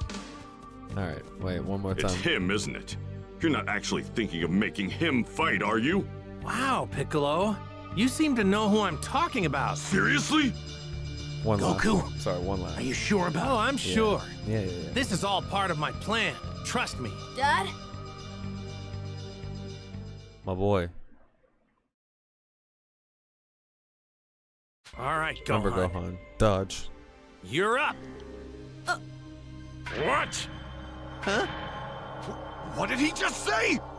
Gohan. I mean, who did ready? Vegeta think if it wasn't himself, right? You want me to fight Cell? Goku, you're being completely ridiculous. If you couldn't handle Cell, then what makes you think Gohan can? Crush on your end. True Gohan's that. hiding true way that. more power Fucking than kick. any of us realize. Piece of shit. It's downright unreal, you Yeah, guys. exactly right. You about to He fucking started get my tapping kid into killed. that power while in the hyperbolic Crazy. time chamber. What am I gonna do with Chi-Chi? Never Here's could about have this. imagined this. Here, you gotta check this out. Yeah, it's like So himself you know or I've Trunks, gotta ask, right? Gohan. Did you have any trouble keeping up with my fight with Cell earlier? Well, no. But that's because you two weren't fighting at full power, right? I can't speak for Cell, but me? I was fighting at my full power. But it seemed like I was holding back to you. Am I right? Gohan, is that true? Yeah. Do it, Gohan! You want to be a scholar, don't you? Then save the world, otherwise you'll never get the chance to become one! Okay. I'll do what I can.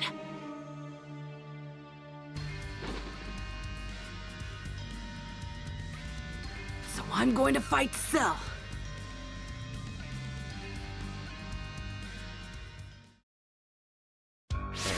Real quick, I'm gonna see if I wanna. Do I wanna run? Probably gonna stay on this overlay. The other option, obviously, or if at all, would be this one. But I'm like, I have to. Well, I mean, that's obstructions, bro. We don't like them obstructions. So oof, you lose too much. Nah. We keeping the game big. I don't need that much fucking of my face on the screen. Also, a video I'm not reacting to, just sitting in the corner for the whole time.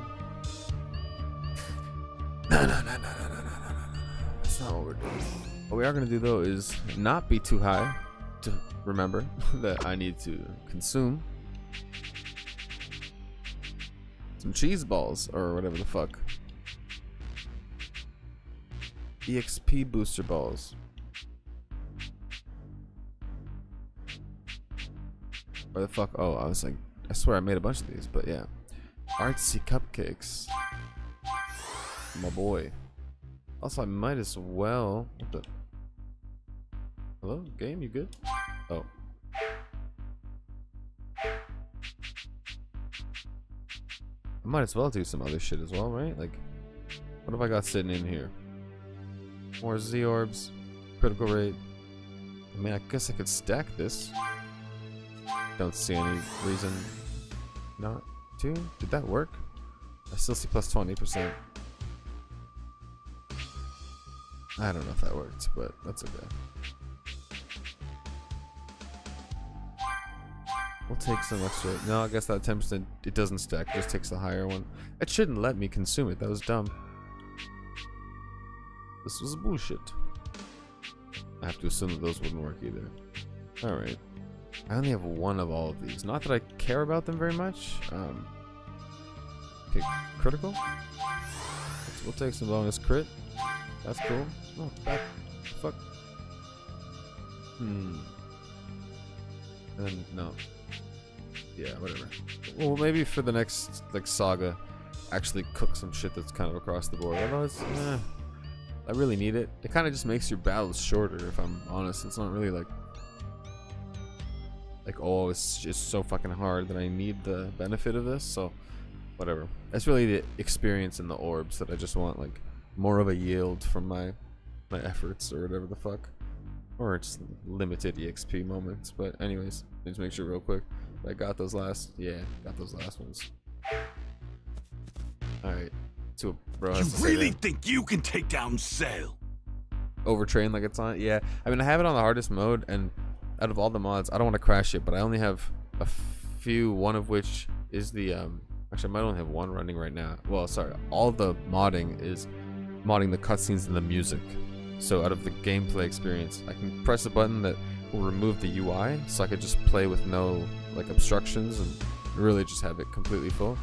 I mean, no, yeah, for stability reasons, actually, for the game, I'll avoid it right now. Maybe after Cell, I'll test it and show y'all, but anyways, you can mod it with certain specific, like, if there's easy, medium, hard, they added like an extra hard and like super crazy modes. So point being, sorry, that I could make it so hard that I really felt like I need to train and be using all the foods and like super optimally, like min-maxing basically for the game. And that's sick that you got it on Switch. Just like, I assume you enjoy it. It's one of those, like, I bought Fighters on Switch actually, so I could play on the subway on the way to my buddy's place to play Wizard of Legend at his house and play music at his house. And then I did it one time, and then I never rode the subway again after that. And it's been like years, but anyways, you know how it is. Yes! My dad thinks I can. I either walk or drive now. You two make me sick. And then I haven't actually played my Switch in a year, but I'll just play it plugged into the TV there. One more from Daddy-O. Gohan, are you really going to do this? I'm going to try. My dad seems to believe in me. Gohan. Yep. Alright. We'll get Trunks. Gohan, this is crazy. I know. Don't. Oh, fucking right. Let's go, bitch. Let's fucking go. Well, if it isn't Gohan. It's finally begun.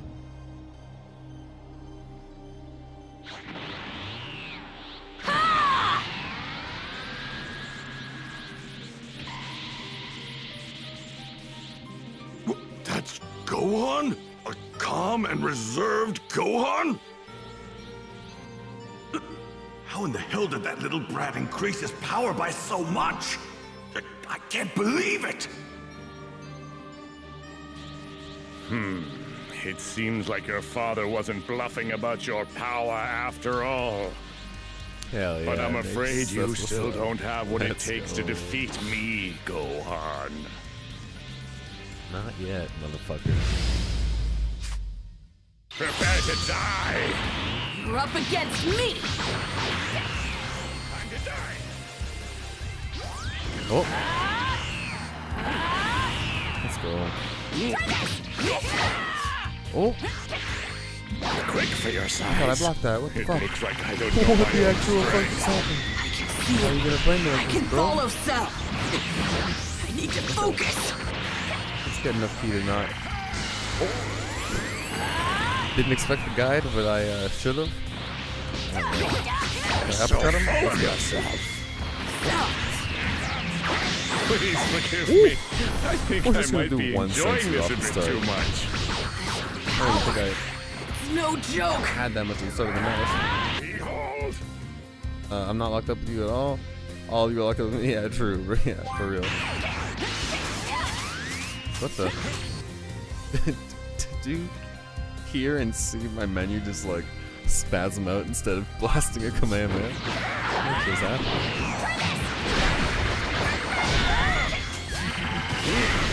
There we go. It looks like you weren't. Like I know it's after probably all. me doing something wrong. Like I wasn't just holding it right, but fail moment. Are we still doing this, Cell? Something was failing.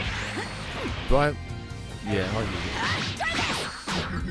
Oh, I got no key. What am I talking about?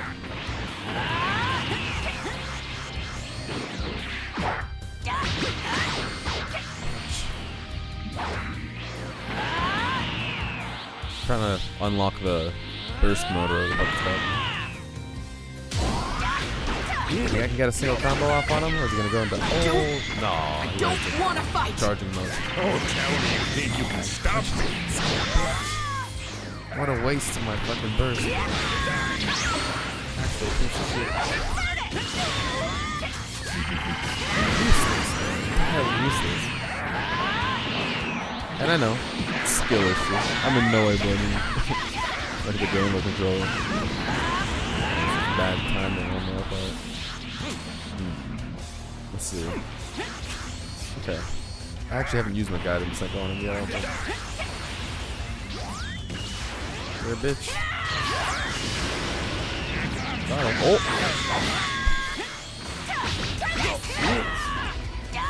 Motherfucker. I quit. Point blank. I got nope. I was so ready to just take one step back and blast him with that guided Masenko, but I had no key. There we go. That's the best way to finish this match for this round.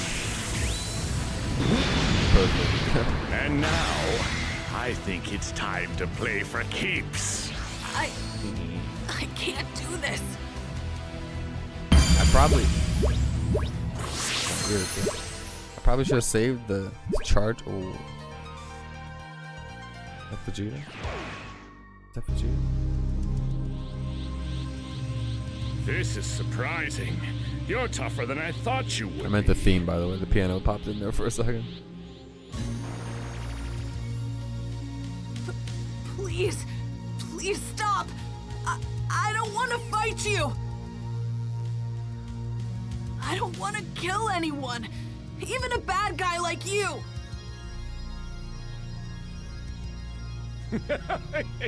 You kill me? That is some kind of joke. Now I've heard everything. I was told that ever since I was a little kid, I'd release an unbelievable amount of power whenever I got angry. That's why my dad thinks I can beat you.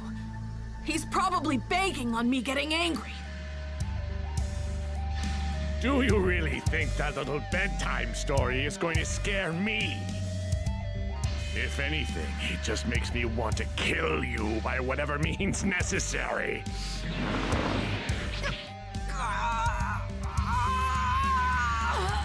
Just smiling there like, that's my boy. Hurts, doesn't it? Is it enough to make you cry? You don't want to die like this, do you, Gohan? Goku!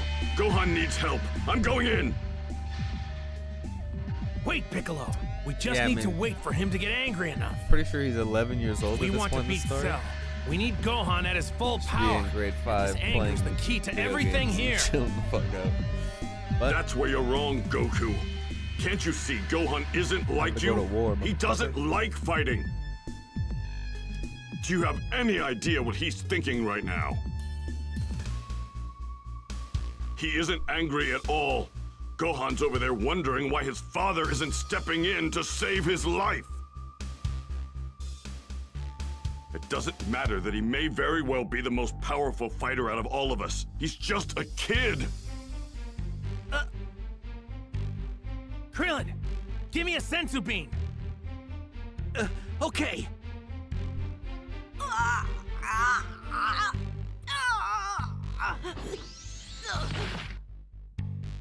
yeah. It's so stubborn. It seems your own pain isn't enough to push you over the edge. What's it gonna take, Just kid? a boy. I wonder, what about the pain of your friends and loved ones? What are you gonna do? I'm ready to do whatever it takes to anger you and draw out that true power of yours. My apologies for getting you involved. I will self-destruct and take Cell with me. Even you can't recover from a blast at this distance.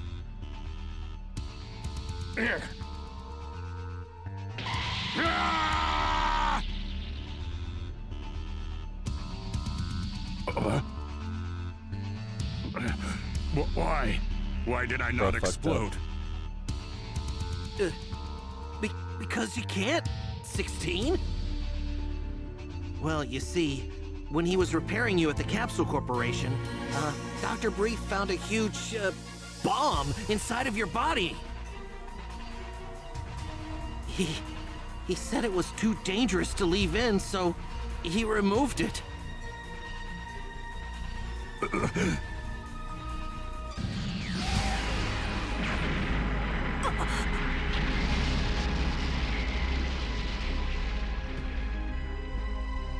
The sound effects on that was so like the head hitting the ground. Too was, bad, Android 16.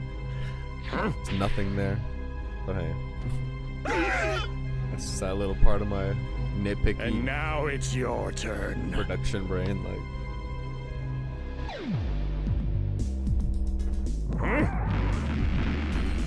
Wait, what are those things?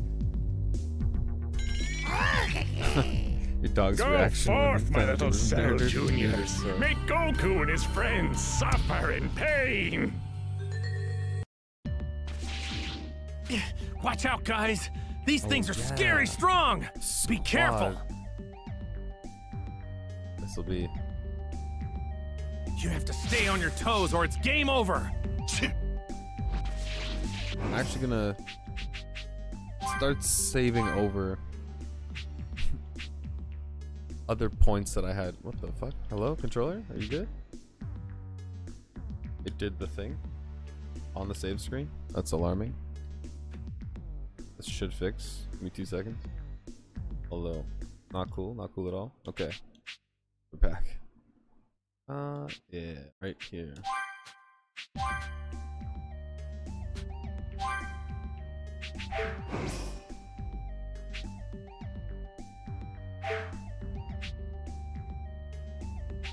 Okay, I needed to do just one more thing, which is recheck what's. Woohoo.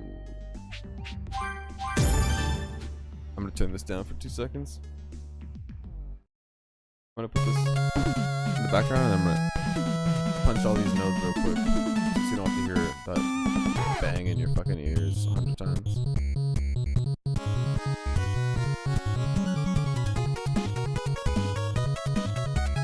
Now I can train for this shit. Consecutive melee.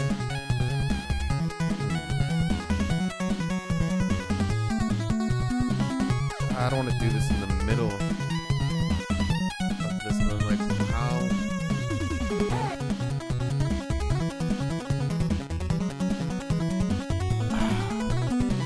The temptation to just run over to that training spot real quick, do one battle, get this to throw into my setup, because Goku dies after this, and then I don't know when the fuck I'm gonna see him again, basically, within the next however many. Especially with doing DLC in between this and the Blue Saga. I'm curious to actually finally get to fucking use that move, but kind of fucks with the flow to run off. Just be like, be right back. I'm gonna do a little bit more training if you don't mind. That's whatever. I'll unlock that move later. Oh, but I want to make sure I have Super Kamehameha, then it's Guided Kamehameha below it or above it? 42 to 42. I have to assume this does more damage, so that this is like easier to hit. This Pokemon takes a lot of fucking energy. This is kind of a cool move and nice to have. Rock, paper, scissors, ridiculous, but it works. Guess I could.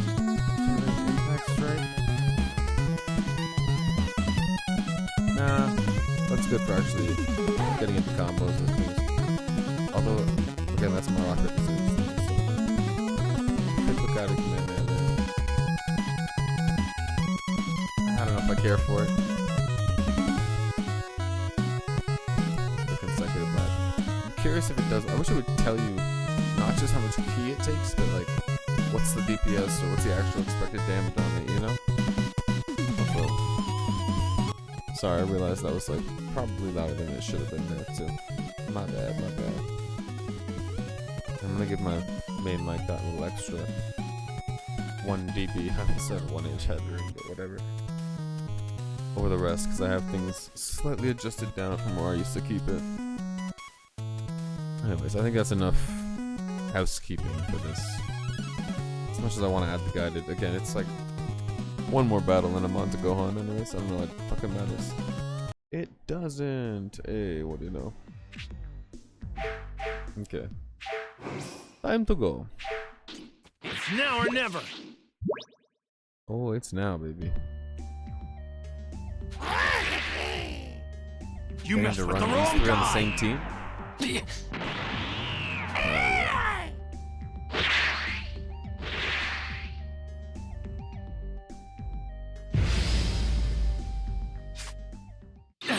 Here he comes! There's actually... That's way too loud. There's actually so many of them that... This is gonna be a bit of a pain in the ass. If I recall. Oh, actually, here's an idea.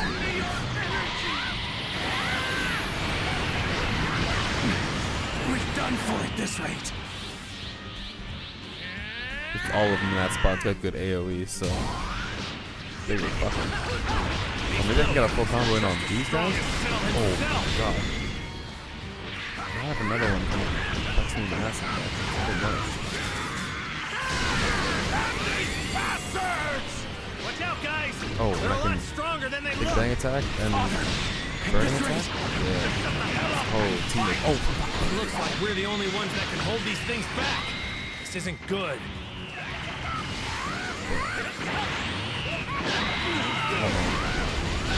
Getting hit with the solar flare and Kamehameha combo? It's kind of rough. I won't be beaten by runs like this. We don't do something. Pretty sure I Krillin just and the guys blasted are through a done fucking for. destructor that was coming At right this there. point, it's every man for himself.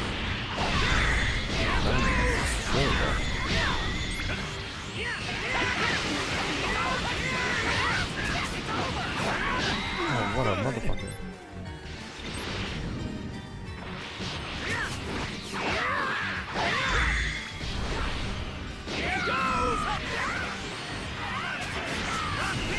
Oh, I was gonna blast him first. Motherfucker. Oh, you broke my fucking armor in that moment? That was rough. Absolutely rough, dude. Shit, I mean, that's a lot of blasts coming at me at the same time. It's like, man. Oh, I could have used his final flash? Stupid. Oh, let's get a fucking shiny sword in there. Oh, I missed it. Too many misses happening right now. Way too many misses. Is there only one of them left? Oh no, there's more.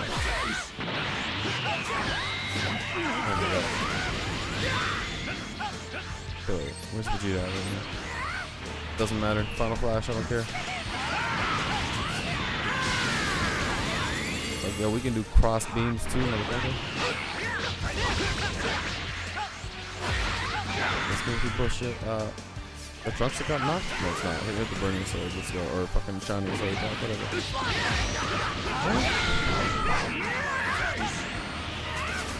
One time. Okay, or not. When you miss a Kamehameha and just like completely whiff it, feels bad, man.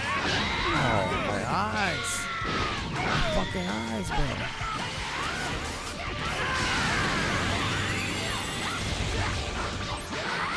Oh, I forgot my idea. Let's go.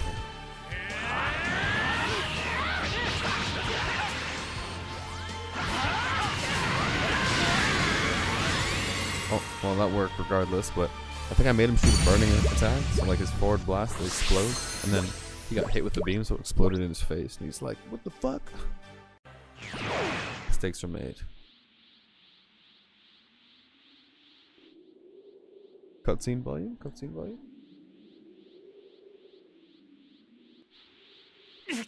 I'm sorry, guys. I'll still never understand how the Cell Juniors could be as strong as Cell. Because, like, come on. Stop it! Infinite reserve of multiplication energy? Stop it! Playtime's over, my little babies. Time to finish the job. Kill them! Kill them all! They're all gonna die. If I'm really hiding a lot of power, then I want to unleash it. He's like just praying in his head. How do I get angry enough to tap into that power? What? What's going on?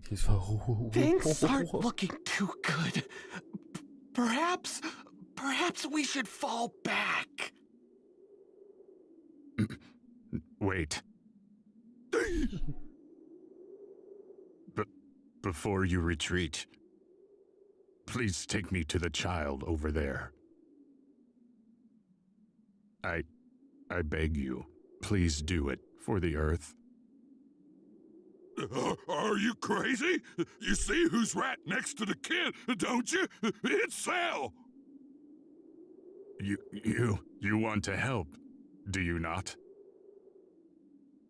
I know you do. You are the world martial arts champion, after all.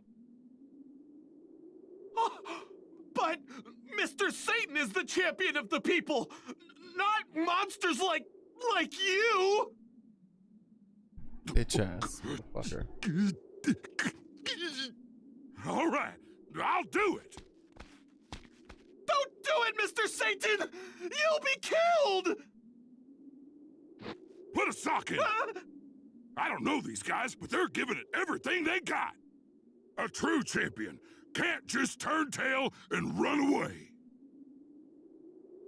So, I just need to get you close, right? Yes, thank you.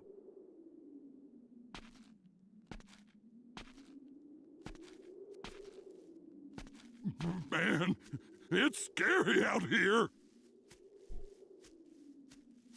You can throw me once you are close enough.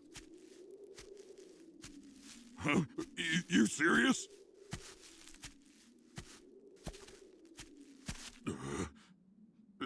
Here goes.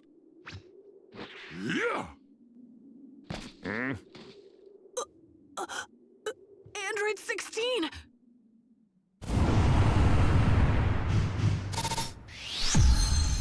Alrighty, here we go. An A, motherfuckers. Also, I forgot to take the EXP food thing again. Damn it. Gotta like make a habit of doing it before every battle, you know? Go on. It is not a sin to fight for what is right. Give in to your anger. Let it flow through you. There's no need to hold it in any longer. the plants and animals that I love. Please protect them. I'm counting on you. You've prattled on long enough. You factory defect.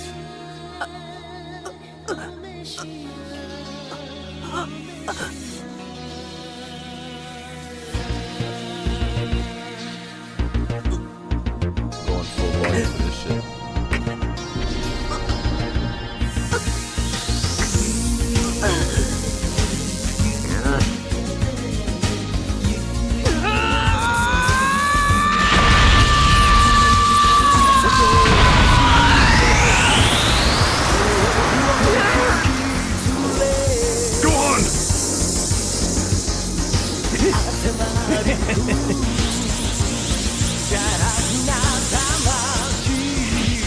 He's changed.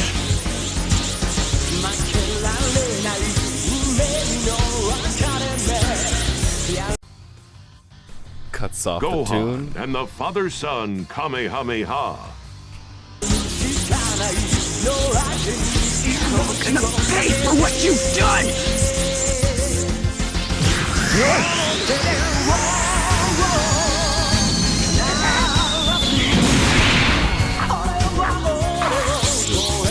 Fucks everybody up.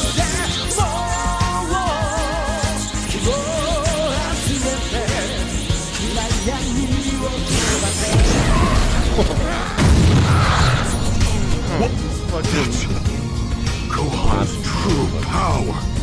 Forgive the screen tear. Whoever made the mod, it has glitches, but I appreciate You actually think you that have this song is playing underneath now, it. don't you? Yeah!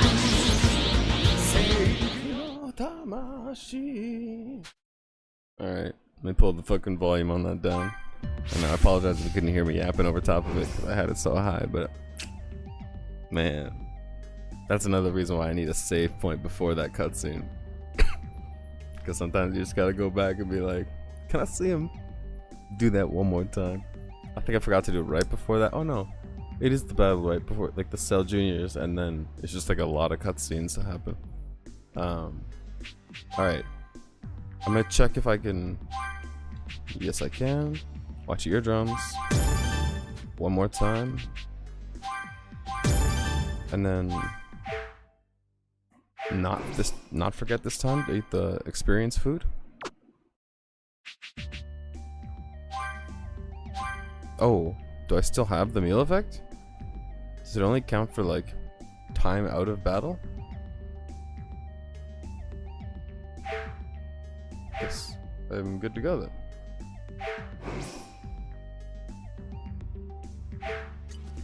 And just because yeah, 2 months ago saved at this spot, although maybe I should leave this actually because it's actually I guess this would be where I whatever what the fuck ever. We can go over go over 4. Forgive the save file scatter bullshit. It's trivial, but whatever. I may need to pick a spot for some shit later. So, you're finished! Awfully confident, aren't we? Then please, allow me to show you just how terrifying my true power is. Is that all you've got?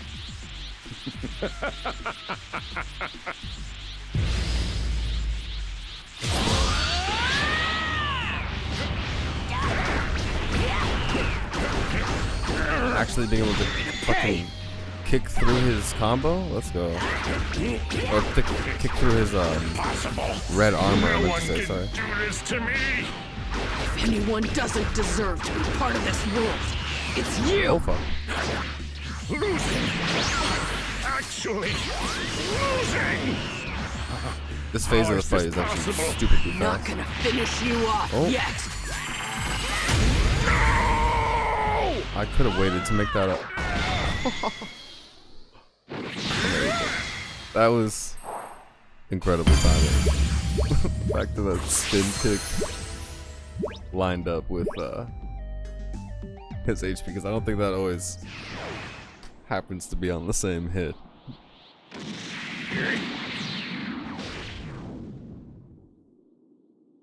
Get bonked, motherfucker.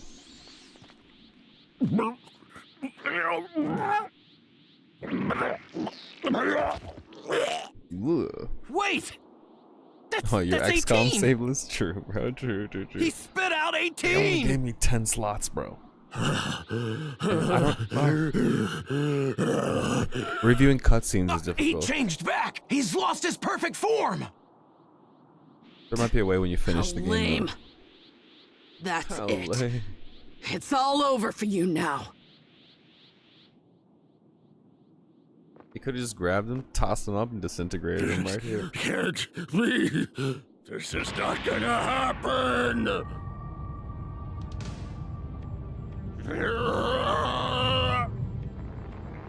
What is he up to? Not good! You're finished. In about 1 minute, I'm going to explode. If I'm going down, then I'm taking you all with me.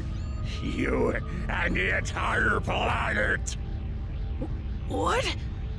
What? Did he just say he's going to explode? I won't let you! You better watch it.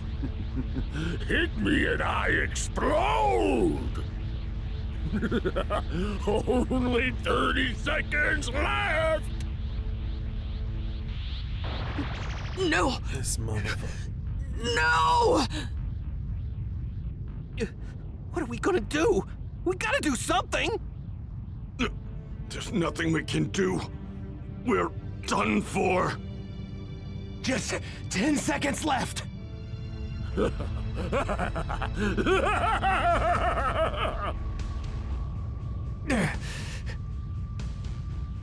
Welp, I guess this is the only option we've got left.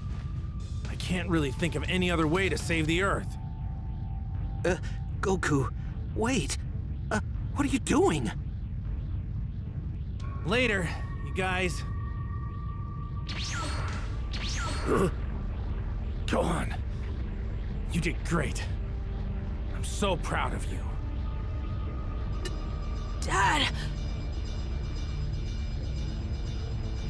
Tell your mom something for me. Tell her I'm sorry.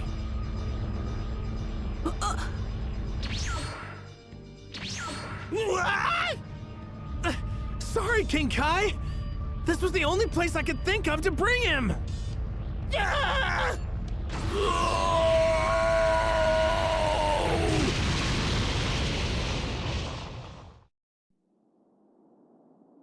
Fucking rip.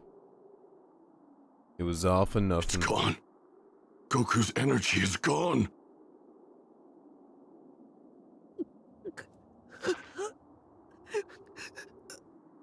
Gohan.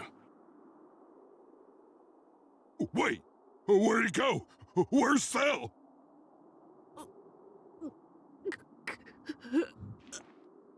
It's over. You and your dad did it. Good work, Gohan. But my dad! Your dad did what he did with a smile on his face. He was proud of how much you've grown. Come on, Gohan, let's head.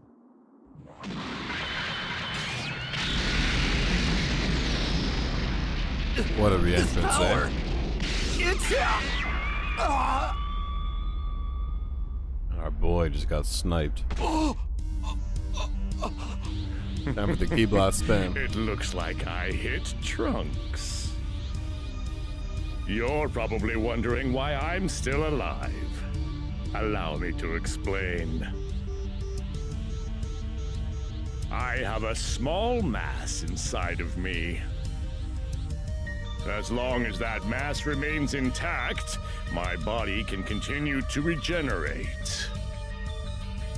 Once regenerated, I not only regain my perfect form, but my power also increases, not unlike Gohan's.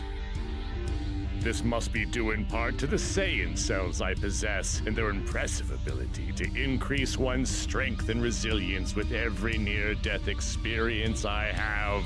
I was also able to learn Goku's instant transmission, which, I suppose, makes me even more perfect than, well, perfect. You see, Goku thought he beat me, but instead, he's only made me stronger. You're going to pay for what you did to Trunks! The piano.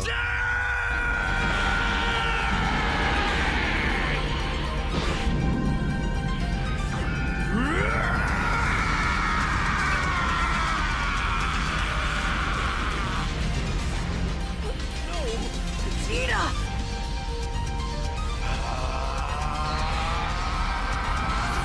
You're as good as dust!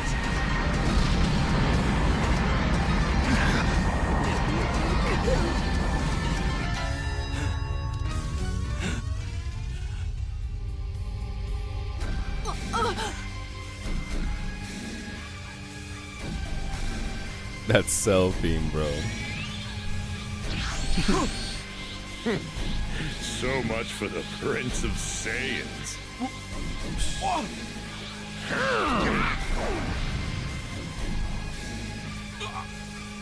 This Hacksaw BS, yeah. You're That's next. got roof Go eyes. Shit. Oh man. And teleportation.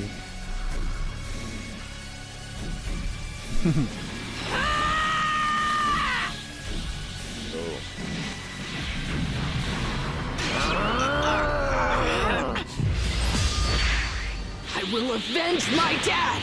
You'll find this fight won't be easy for you this time. Okay. Not gonna make the same mistake. I'm gonna defeat you! I'm afraid you don't have what it takes to defeat me.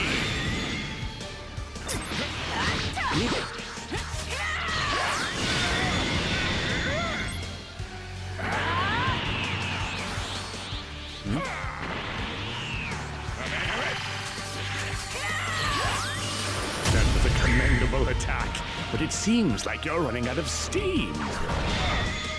Yeah, see, that's definitely wasn't just timed to the ending. It just happened to be perfect when I did it earlier.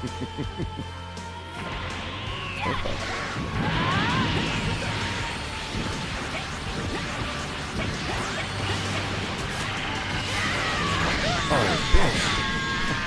Didn't see all those pink orbs pop on me. And I thought he might charge for a while on that, but I guess not. Twice, huh? He's got the awakened glow for the whole battle, which I still haven't charged up one of.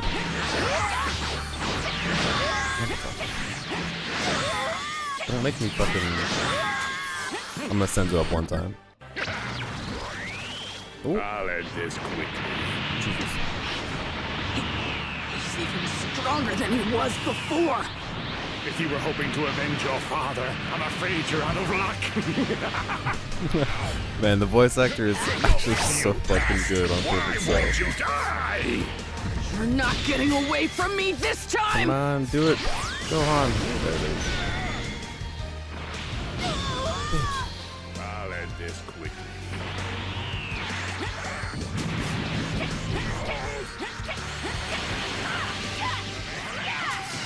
Oh, I fucked that up. I should have committed to the dodge, which apparently I failed to get. Are you good, though? Woo. There we go. Yeah, the voice actor is absolutely. He's like, I get to reprise this role again, and be another fan favorite moment, even when it's like he's not even in Dragon Ball Super.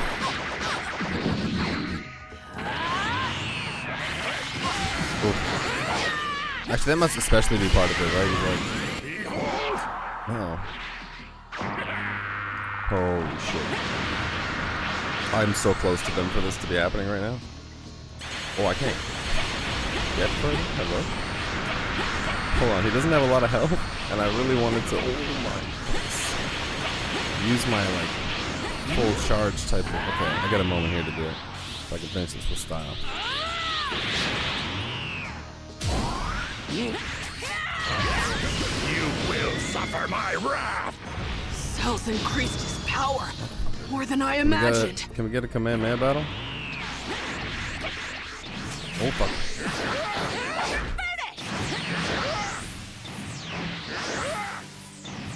Oh.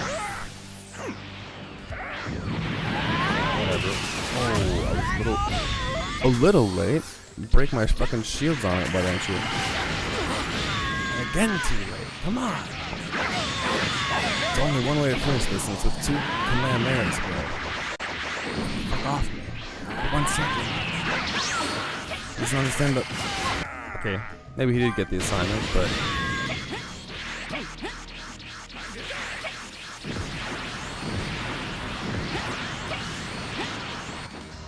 Okay. Oh, can I even blast him like this? Yeah, we're done. We're done here. I'm not dealing with that cycle of shit. Got places to be, aka, well, nowhere really, but I want to see this shit happen.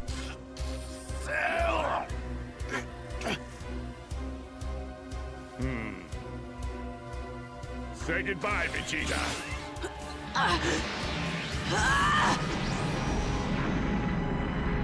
What a waste, bro. Oh yeah, all of it? Gotcha, alright. Go to fucking take it to 11 on every fucking voice line. This little game ends here. Oh yeah, let's go.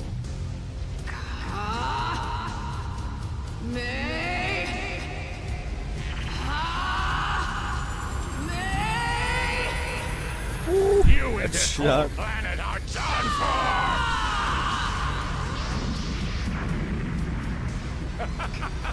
How about this? This has to be enough power to destroy the Earth and the whole solar system! Just so they could call it a solar Kamehameha. Oh, I get it, motherfuckers. I'm sorry, Dad. Everyone. I didn't have what it takes to beat Cell. I wanted His to face. punish Cell for what he did, but I couldn't.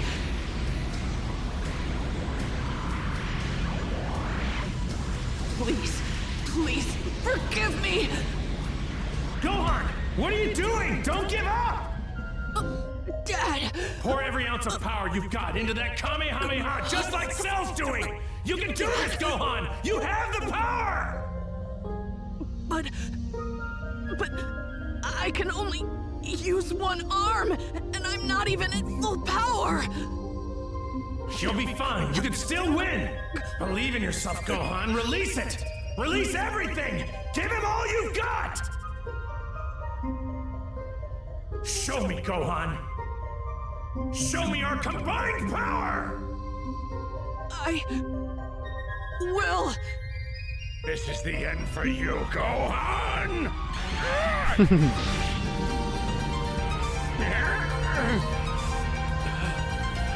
Now's your chance!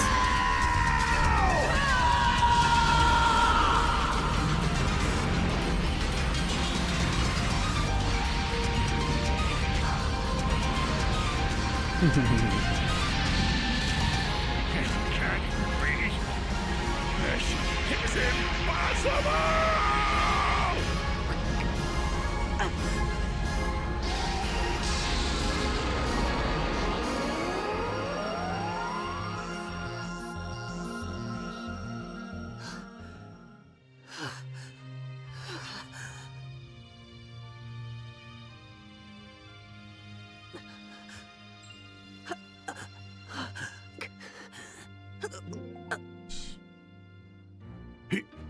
He actually did it!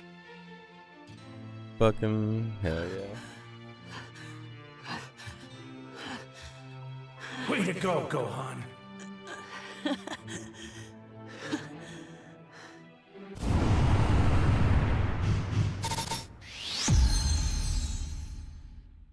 Man, I think there's a little bit of like after this fight season, like still within this season, but before you transition through the time skip, so might be a bit more That to was do before incredible, Gohan! swapping You that did it! Hades, but we'll see. Can't believe it! Cell's gone! We're saved! Well, we don't have any sensu beans, but Dende will fix them up in no time. Let's get him to Dende.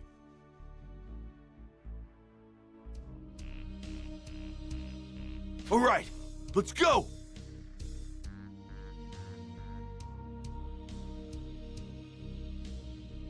Hey, Vegeta, you need a hand? I don't need your help, understand? You better stay away from me! Fine. Bro, actually, I'm inclined to just quickly pull up. That's it. Kakarot and his kid are finally out of reach. Damn you, Kakarot! How dare you die on me and in such a pathetic way! I'm done fighting.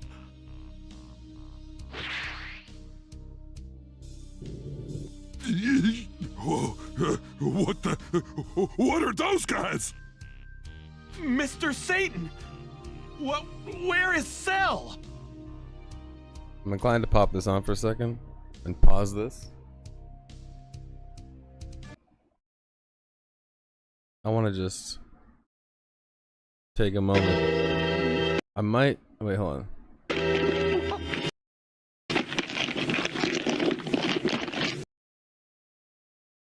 Thing is, I have two of them, but one of them's shorter than the other one. I want to make sure that this one's long enough.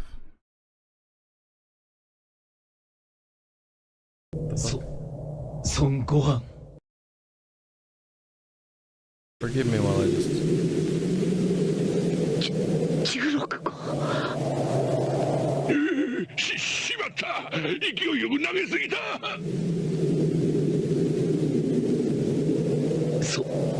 Son Gohan. Yeah, I'll play it from here in this one. Just I think the quality might be a little bit better, but fuck it. I'm gonna take 2 seconds to just play this shit. 正しいことのために戦うことは罪ではない。話し合いなど通用しない相手もいるのだ。 And forgive me, I'm gonna go with the Japanese 精 version. 神を怒りのまま自由に解放してやれ。気持ちはわかるが、もう我慢することはない。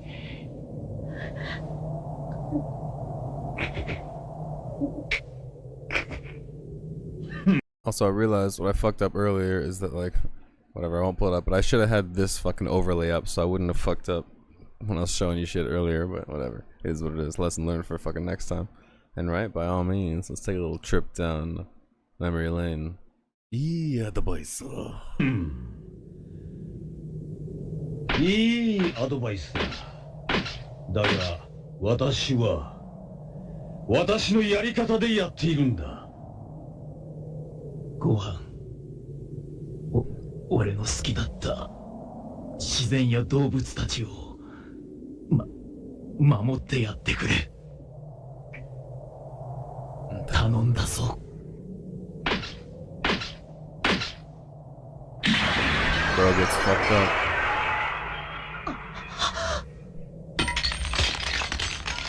And real quick, I just want to point out, I'm sorry for pausing whatsoever, but the roar that you hear underneath Ultra Instinct's voice when he transforms in the Tournament of Power, the first time they actually did that was for this fucking, or sorry, the first time I'm aware of. I could be missing a moment where it happens in OG Dragon Ball when he's like doing the punch and you can see the Ozaru behind him. I'd have to go check, but it's at the very least replicating what was done here. And so like, let's take note of that roar underneath the fucking high screen.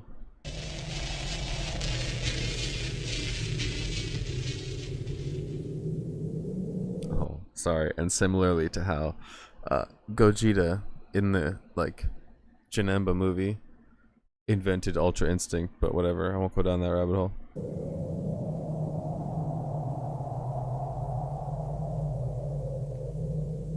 余計なお世話だ。できそうないね。 And this song, woo, that's why I had to use the mod to include it in this game. That shit slapped for 30 fucking years, bro.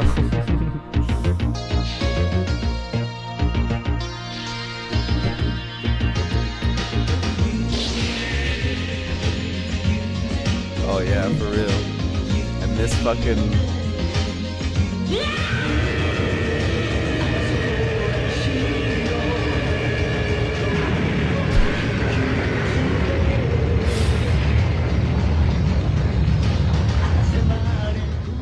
Probably one of the greatest screams ever in all of Dragon Ball. At least like a Nawaza screams. I'm gonna just run that. I'm gonna just let that run one more time.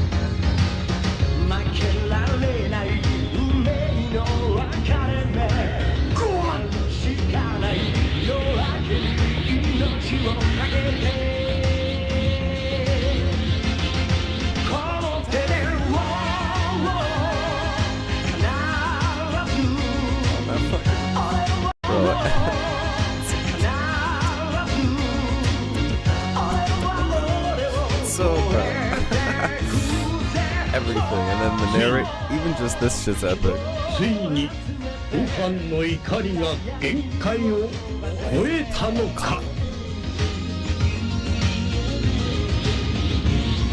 In the fucking English version of this, which if I could, whatever, I won't pull it up, but in the English version, he's like, a warrior, 11 years in the making, and finally the beastly power of Gohan has awoken.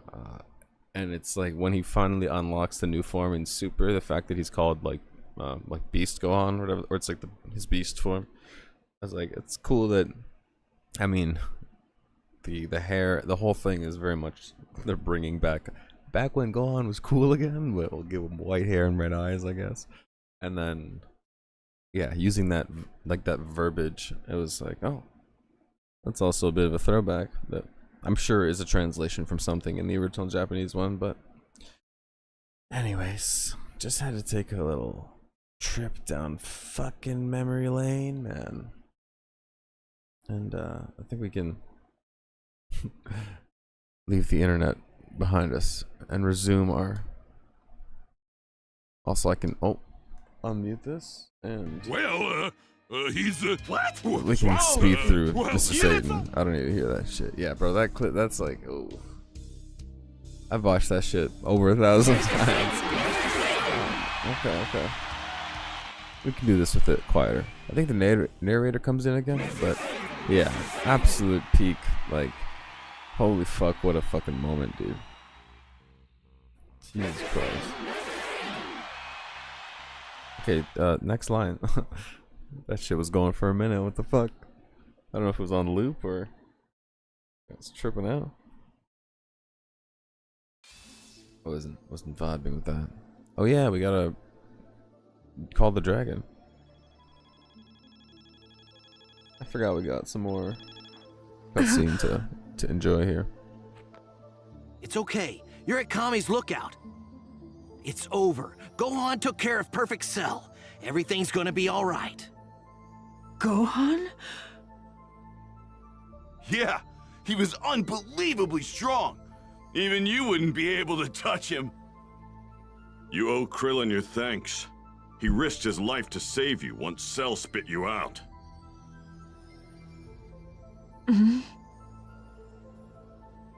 Well, I couldn't have just left you there.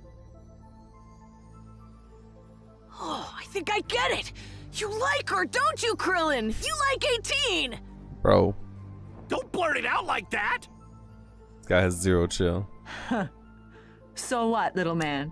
You want me to hold your hand or something? Is that what you want? Just know the clip backwards and forwards, and would learn like Hey, what's your problem? lyrics for Is there certain any way to treat the guy that saved certain your songs, life? which Huh? I don't know if I've ever had that Calm song. down, Yamcha. Actually, yeah, at least almost. We need to focus. Fully, but we have to get all the Dragon Balls and use them to Sorry, revive is that- Trunks and everyone else who was killed. Speaking over this thing at full volume is not. It's no bueno. There's certain other tunes like the Real Folk Blues from Cowboy Bebop, where I had like learned all of the lyrics because I was gonna cover it, or the intro theme for Dragon Ball Super, first and second one. But so there's been like things that I've learned, and then there's Why just did it certain get dark all of a lines sudden? that I just it's actually just autism, bro. It's such autism. What And I'm like, is that? I'll like break it down like riffs and like music Please and bring back all the people who were killed by Cell. get these syllables exact. Consider it done. I really do need to just kind of at some point commit to like learning my fundamentals to actually understand and speak the language properly, but where am I? Yeah, exactly. It's like let me just break up this like pseudo learn how to say something, and with the translation be able to piece together what Still part is can't sense effectively what's Goku's being said. energy. Also in relation to more of it that you've observed over the years. Second wish. I did also pull up like an app and Wait, try to like wait. learn all the Can't you bring back Goku? the alphabet, I guess you could say, and all whatever the fuck with that is. I'm afraid not. I don't have the Goku has capacity to already commit been to that. brought back from the dead once before. State another wish. True. Unfortunately, go, for we these it can't do takes it. more than once or twice. But No. but it's There's more like got to be a way. it's kind of like We can figure guitar this out. solo, breaking it down a little bit and like listening to see how it's me, Goku. to make sure that the syllables are all like, Goku? I'm that I'm talking to you picking them from up correctly, Otherworld. and that Listen up. and then to like actually be able to enunciate them. So, I was fluently. talking to Bulma earlier, and she mentioned Especially the fact that I've certain always got all these sentences or bad guys phrases. coming after me. And when you really think about it, it Yeah, sucks how true. right she is. All that's to say, I think it's probably better for the Earth if I just stay here. Wait, Don't avoided get me hornet. wrong, I'm not trying to make a heroic sacrifice or anything. I'm actually getting some special treatment here because I saved the Sorry, Earth so avoided many hornet. times. Which Normally when which you thing die, or you line turn into a spirit. should I just like not pay attention to that made you say that? Like the Loki telling you not to unalive, or that unaliving is never the answer. Which, I'm not gonna lie, is cool. Because That Goku's doesn't kind of mean I like don't feel marginally bad for Chi-Chi and Gohan. marginally You guys bad. don't need to bring me back. Because Goku's like, yo, fuck it, yo, I'm vibing in the afterlife, dude. I get to train and have than me a now party anyway, and shit. So you'll be fine. They're gonna treat me extra special. Dad, that's not true. Gotta go. Although they do consistently Make like sure to look me up or whatever when you die. remind you of the. Bye-bye. Sorry, I didn't want to yap over his whole You last. know, if you ask me, he seemed awfully happy and upbeat for a dead guy. I grow tired of waiting. Sorry, I feel like I'm State your second wish. interrupting a cutscene by trying to Do you not have go a on about wish? whatever the fuck, but the idea that people are constantly getting revived, it's So what like should we always do? hitting home that like Are we going to wish for their something? deaths are a tragedy to everyone that's left there. So, in a way, I guess I could imagine it from that. Shinron, can you make androids 17 and 18 human again? Otherwise, the show's like, bro, you cannot you got multiple lives, so run it back. Are far Fuck it. beyond the reach of my Sometimes you gotta power. take a step out to take down your enemy. Well, I guess it was oh, kind of a okay. long shot. I feel you. Yeah. Why yeah. Android Actually, there you 17? go. There you go. See, it was too low thought key he for was my dead. low IQ ass to like. No, he was just brought back with the I others see the killed message by there. Cell, Or I see the so he's subtle alive like. now. Well, Shit's then completely can you at least ineffective. remove the explosive devices Absolutely. that they have implanted in their bodies? Although you gotta wonder if 16 didn't get his I can do. bomb taken out. Could have been the Giga Chad fucking. There. I don't want to say the words because I'm on Twitch, but you know, you could, you could fucking, could have been the chosen one, bro. Also, I just saw that I had like, whatever, new messages. Yeah, very low key because underneath my radar or over my head, whatever. Why would you but I just saw wish for like, something like that? new notifications because my shit wasn't scrolled up properly. So if I didn't thank you, Avoid the Hornet, for the follow on Twitch, which I now see the one on Kick next to it, and I think I got the sequence across the board. So regardless, it was like a just in case I missed Why that. remove the device from 17's body too? Well, I usually don't have that shit. I thought 17 and 18 might be good for each other. Fucking anyways. I don't think I'm ever going to understand it. This whole love thing. Piccolo's You sick, bro. idiot! 17 and I are brother and sister. Hey, I yo. told you to leave me alone. And Pause. don't think I'm going to thank you for removing the bomb. Ever. Jesus Christ, lady. Later. The tone shift, man. Hey, she said later. Maybe that means she wants to see you again, huh?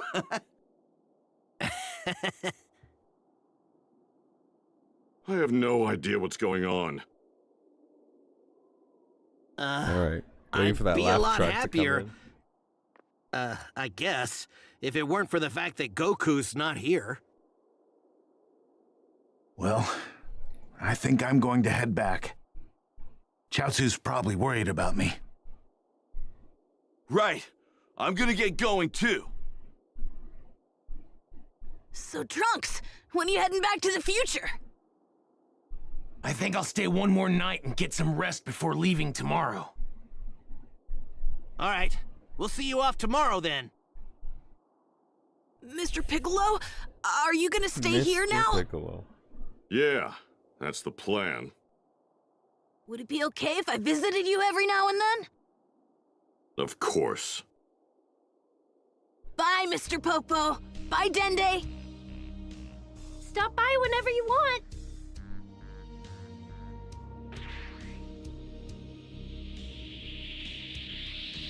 Iconic ending shot of them all splitting ways at the end of the fucking tournament. Or I guess the Cell games, whatever. My father? Oh yeah, trust me. He was pretty upset when you were killed. He flipped out and went all berserk on Cell. Wow, my father? He did that?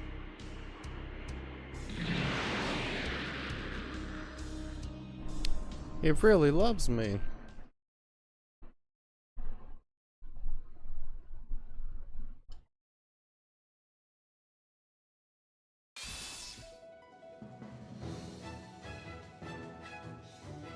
Credits. Shit. Yeah.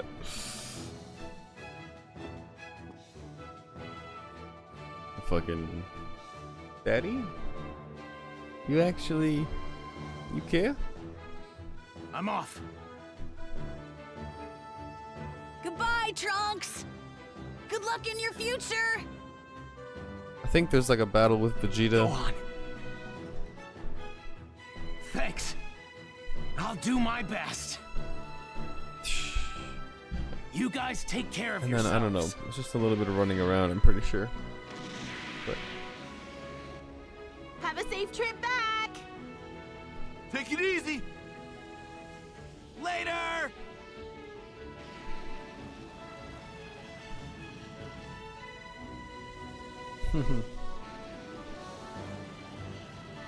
they have him standing in a spot with grass going through his foot. I'm like, you couldn't fucking remove that one blade of grass from the cinematic. Hey, it's me, Goku! Fuck it, dude, fuck With it. Cell totally gone, Earth is finally Yes. at peace once again. Hard to believe that was 7 years ago. I can't help but wonder what everyone's up to. Spoilies. Well, look Also, at that. ooh, I actually Gohan's haven't as played tall this as part of me the game now. yet, so I'd love to go it'll a be few the first rounds with time. everyone again. doing everything moving forward from this Stay point. tuned for the next Well, episode of Dragon Ball Z Galactic Showdown with the Nice. mighty Majin Buu. You really don't want to miss it, trust me. bro, that font. Holy fuck, they didn't put any. There's no drop shadow, there's no like outline, there's nothing. It's just white letters and numbers on a fucking screen. What the fuck is happening? Holy shit. I'm sorry. My thumbnail making brain is just like excuse me? Gohan, how long do you intend to keep that look? Since Dad died, I've been doing a lot of thinking. Well, Oh, you know, okay. you're Yes, ma'am. Don't want to listen to their Not sure where to start. Hey. Hello? all of this is, I don't want to say filler, but filler. New menu in the trading grounds. Hello?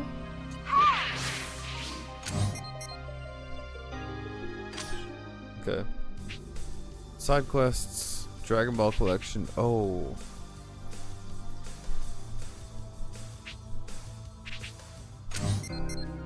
I want to quickly check if I can see what wishes are available.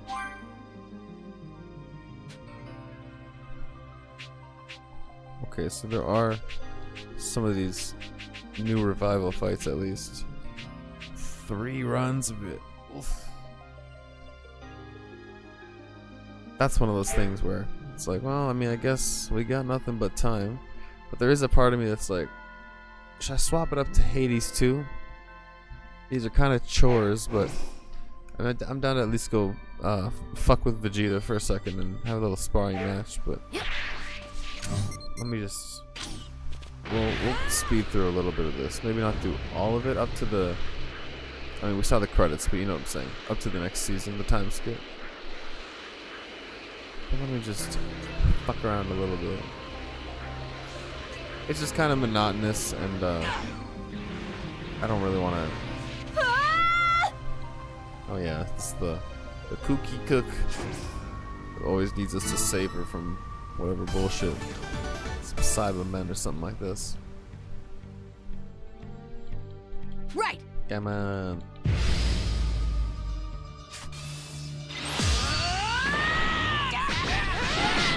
Wait. And 622.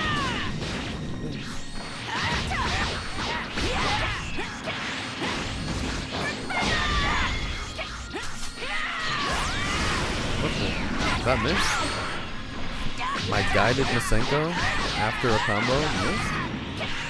I refuse, but okay. Oh, and I'm gonna fall out of. I didn't have time to charge because he was banging me with fucking range attacks. He knocked me out of Super Saiyan 2. I'm offended. I'm fucking offended. Frequently attacked Rager? Yeah, is that what it said on the fucking screen? It was like a conversation. It's like, you know, it's having a problem. Thoughts like that. Just this stupid fucking. Oh. POV, you're gonna die to some Cyberman after killing Cell.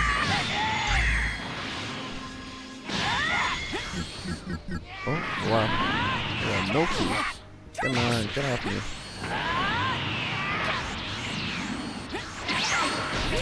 Well, sure you can. Your mom's a oh my god, I had no fucking key. I was gonna tell him his mom was a hoe and then blast this motherfucker, but can you not? Uh-oh, he's charging. I knew that was coming. I already sent the command to my hands though. It's too late. Alright, one time.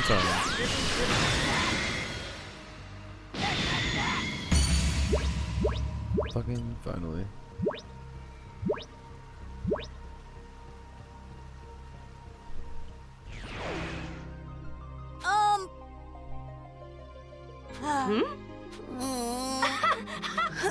Yeah, it's this fucking conversation. You really get attacked a lot, blah, blah, blah.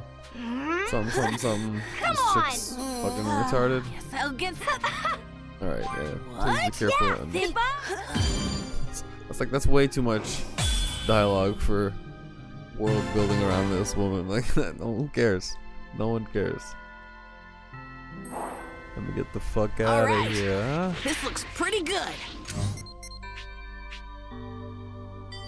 Everything turned out okay. I mean, I guess I might as well get the other Dragon Ball that's here, right?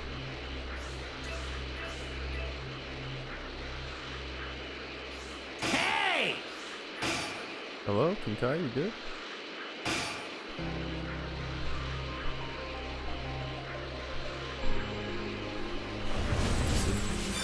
I bet this tastes really good. Smash my face into the floor real quick. Alright, we're got a bit of a ways to go. Get some fucking resources. Oh my god, I hit it. You gotta be kidding me. Alright, this looks pretty good. I bet this tastes really good. This thing looks super tasty. I wish you wouldn't repeat the... Apple looks delicious. I wish they would put like a 10-second cooldown on that fucking voice line. It's like, ugh. Yeah, exactly. Obviously a character who's very canon, very important in the plot. Oh. That golden... What the fuck? Hey! This meat looks pretty good. Pause. I think I can take this guy. Can we just fly through him? I'd rather fly through him. It's too close, man. Too close, man. Nah. I'm going to do this. Dad's counting on me.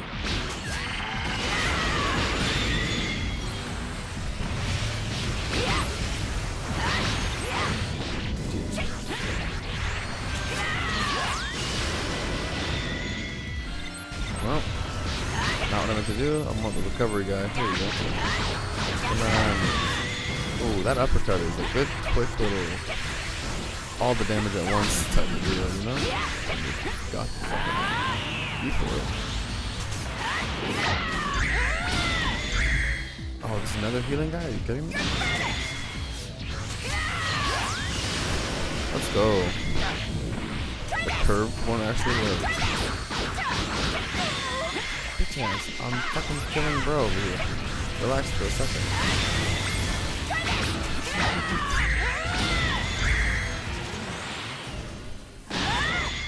I can't believe I let this live for that long. Get that many heals in this battle. Get out of my fucking face. Motherfucker. Get them both? There we Hit go. the books when I get back. Nerd. Fucking nerd. Alright, well. Stop here for this.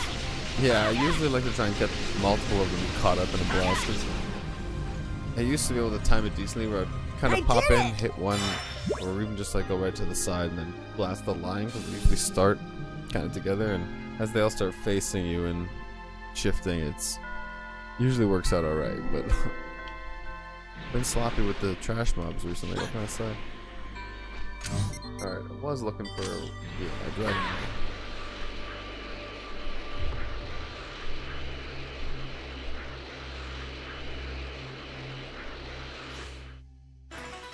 Do I care for it? Nope.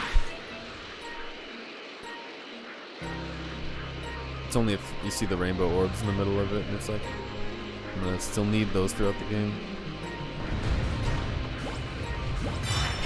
Alright, this looks pretty good.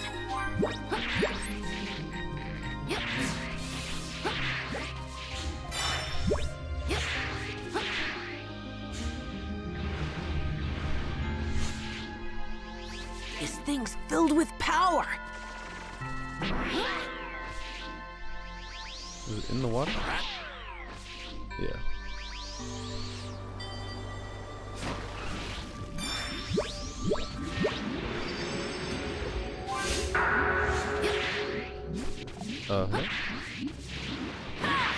That's a large thing. Going to do this. Oh my Dad's god. counting on me. Battle with these motherfuckers?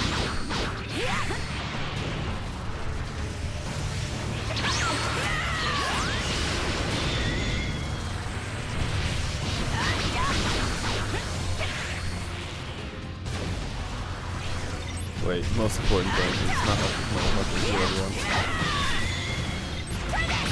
And then, oh, am I getting stunned by this guy? Oh, fuck that shit.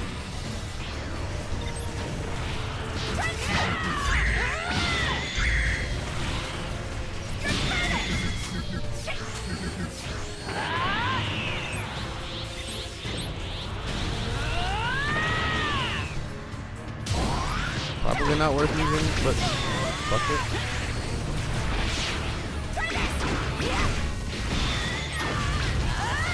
Might as well not bank it when I could be doing more damage, right?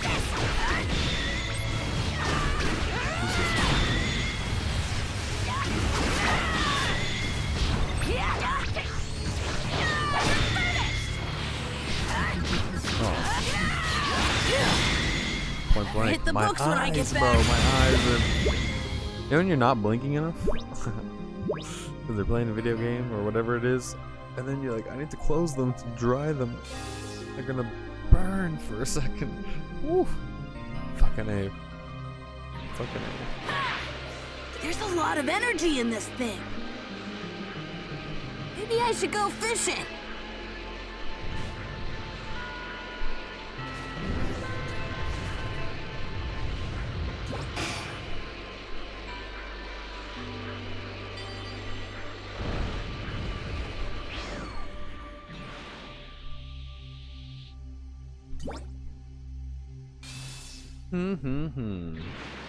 Alright, I might as well just teleport to another area at this point.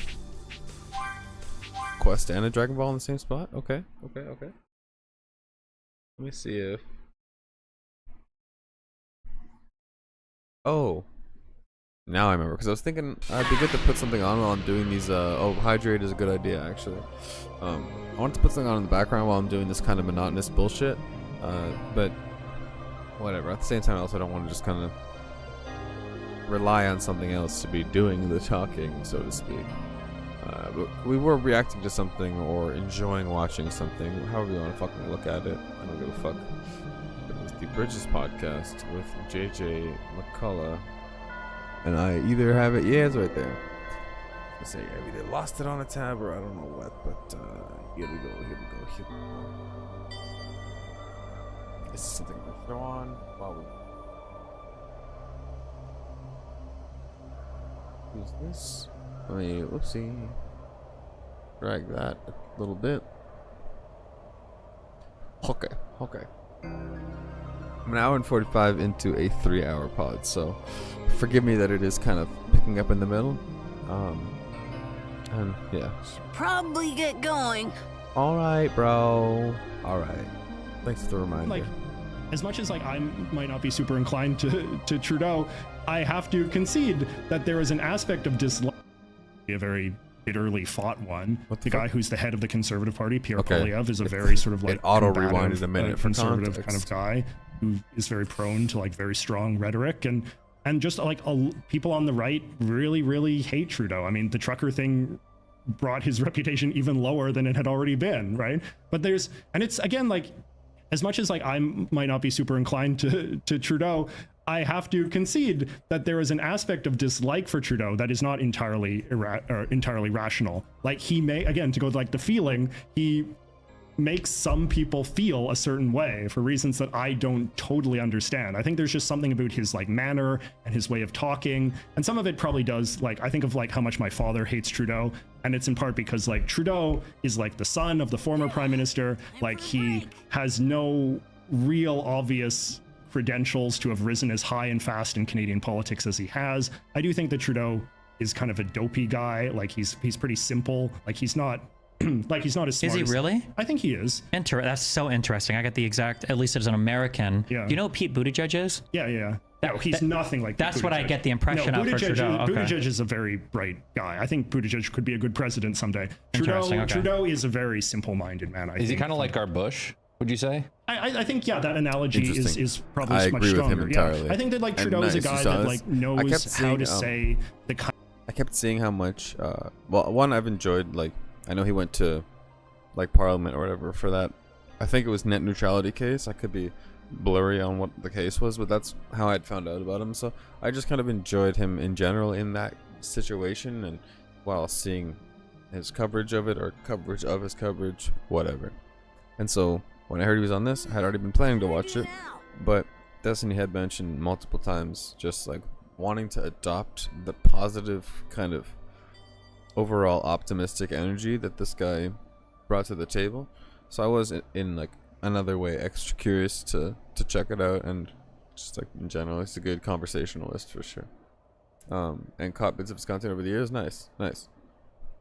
Kind of things that are expected of the head of the Liberal Party of Canada to say. I think, and again, like this goes to a very distinctive, this is an aspect of Canadian political culture that is pretty distinct from what it exists in America, because like there is like a nationalistic aspect to Canadian politics that is very important, and particularly on the left, because like the left is much more nationalistic in Canada relative to the right, which is kind of the inverse of American politics, right? And so Trudeau is like a product of a kind of like nationalistic, patriotic, progressive, dynastic upbringing in which he sort of has learned certain shibboleths of like the patriotic Canadian left, and he repeats those but doesn't think very deeply about them. And like when he gives speeches that are supposed to be like a substantial engagement with a thought or an idea, like you realize how shallow they are.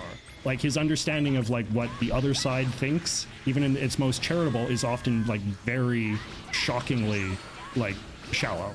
Okay. Like, I just remember the thing on TV where Trudeau did the thing where he explained how... I know what you're going to say. I actually wrote a whole article that went viral because I was dunking on how fake it was. Because he gave this speech where it seemed like off the top of his head he was like speaking about quantum computing, right? And everybody was so wowed. But that was a completely like fixed thing, right? Yeah, so, I understand that, but I would imagine like in the United States, a person on the right would never do that. The American way would be like, I don't know any of this stuff works, but supposedly it's fast, so we use, like that would be like the conservative approach to it, and the left would want that guy to give like the intellectualized version of.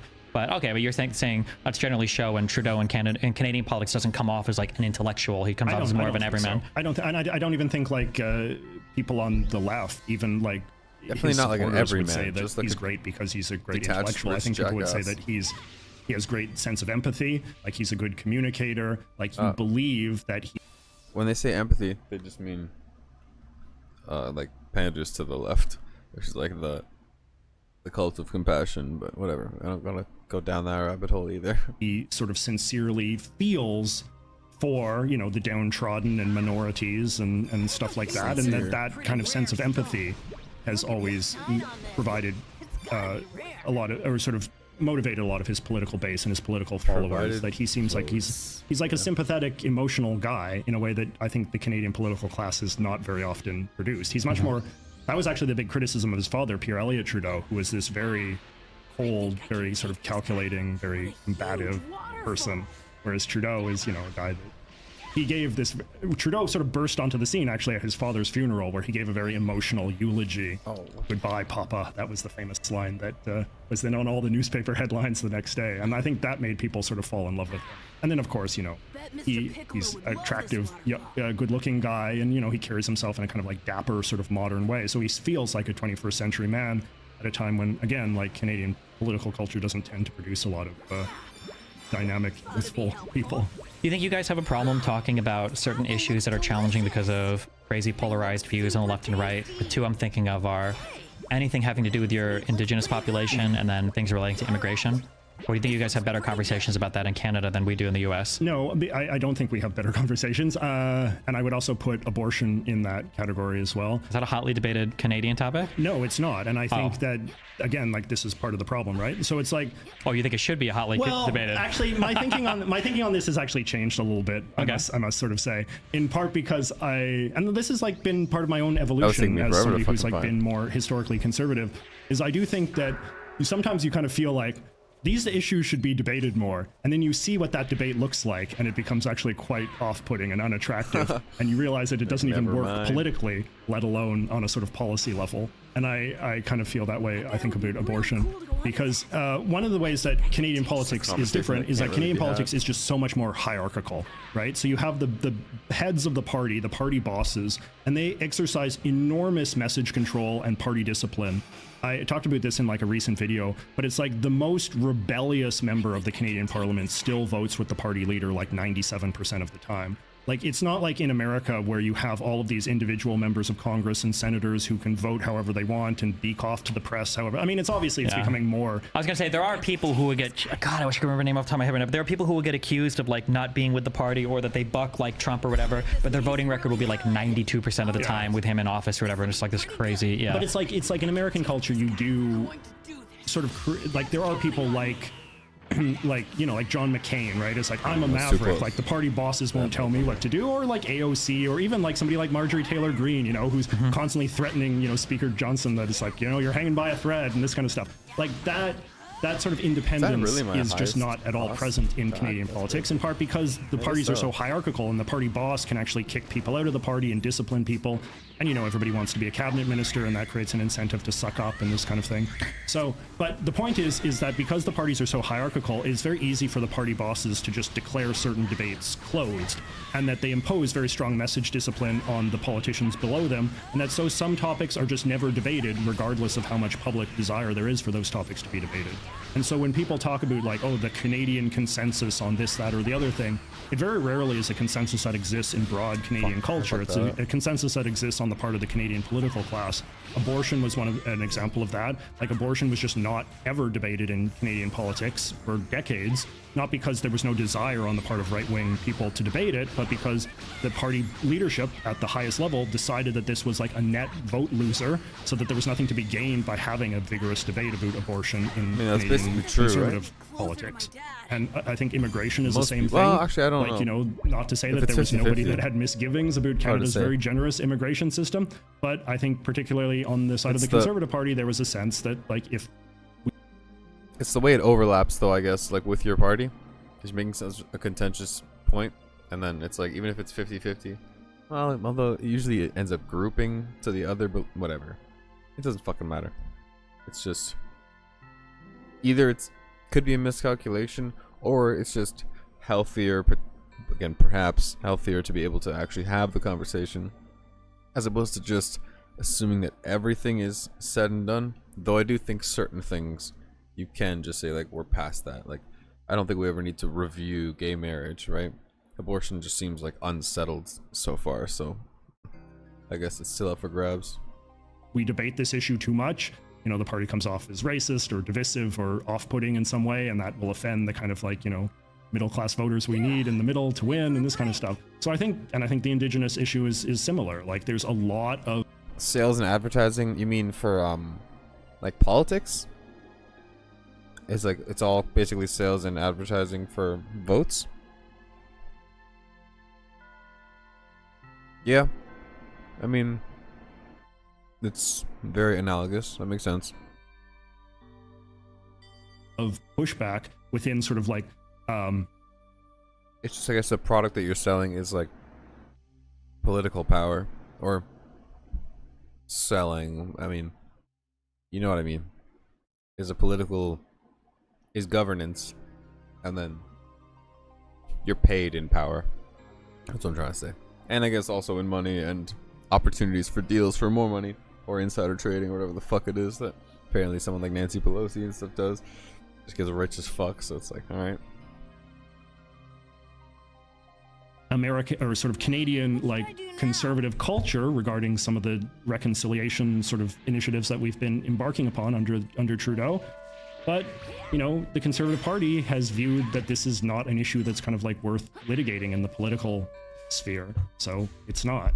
Do you think that rigidity or that ideological conformity, or at least the voting conformity in the party, do you think that might be a byproduct of a multi-party system? That in the United States, maybe there's a lot of debate in the US where people are like, oh, two-party system sucks. And it's like, well, there are a lot of problems with coalition governments. I'm curious, do you think that is a two-parter? One is a specific one. In the United States, you kind of have to allow for some freedom because nobody's going to go to a third party because it's unviable completely here. Whereas it feels like in Canada, well, if you're going to break from the party too much, why not just go join the third party or something? Do you think that rigidity is a byproduct? I feel like we kind of still have the same issue, where you feel like if you don't vote for one of the main two, you're basically throwing it away. Like NDPs, you're basically voting Liberal without voting Liberal, and then you're just not really backing the Liberal Party. Because, like, the NDP will just end up backing them anyways. I don't know. But you could risk them losing to the conservatives in that case, so regardless, it's not a very flexible system. Although I don't know enough to say what would be best or better. Product of the multi-party system. Do you think multi-party systems in general are better than two-party systems? Like, do you have strong opinions on that? Or? I do have strong opinions on this. This is actually something I think about a lot because I spend a lot of time sort of thinking, compare and contrast the US system versus the Canadian system. It's something I'm very interested in. I think it matters less the number of parties than just how the parties are structured.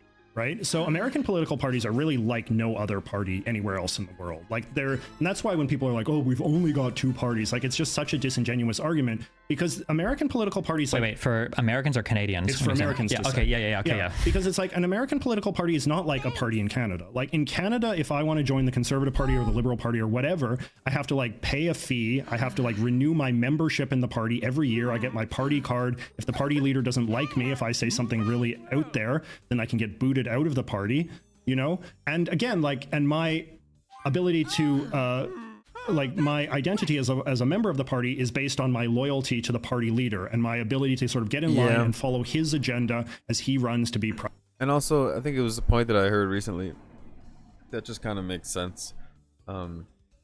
If you had, like, 5 parties and then you had people voting in such a split up way,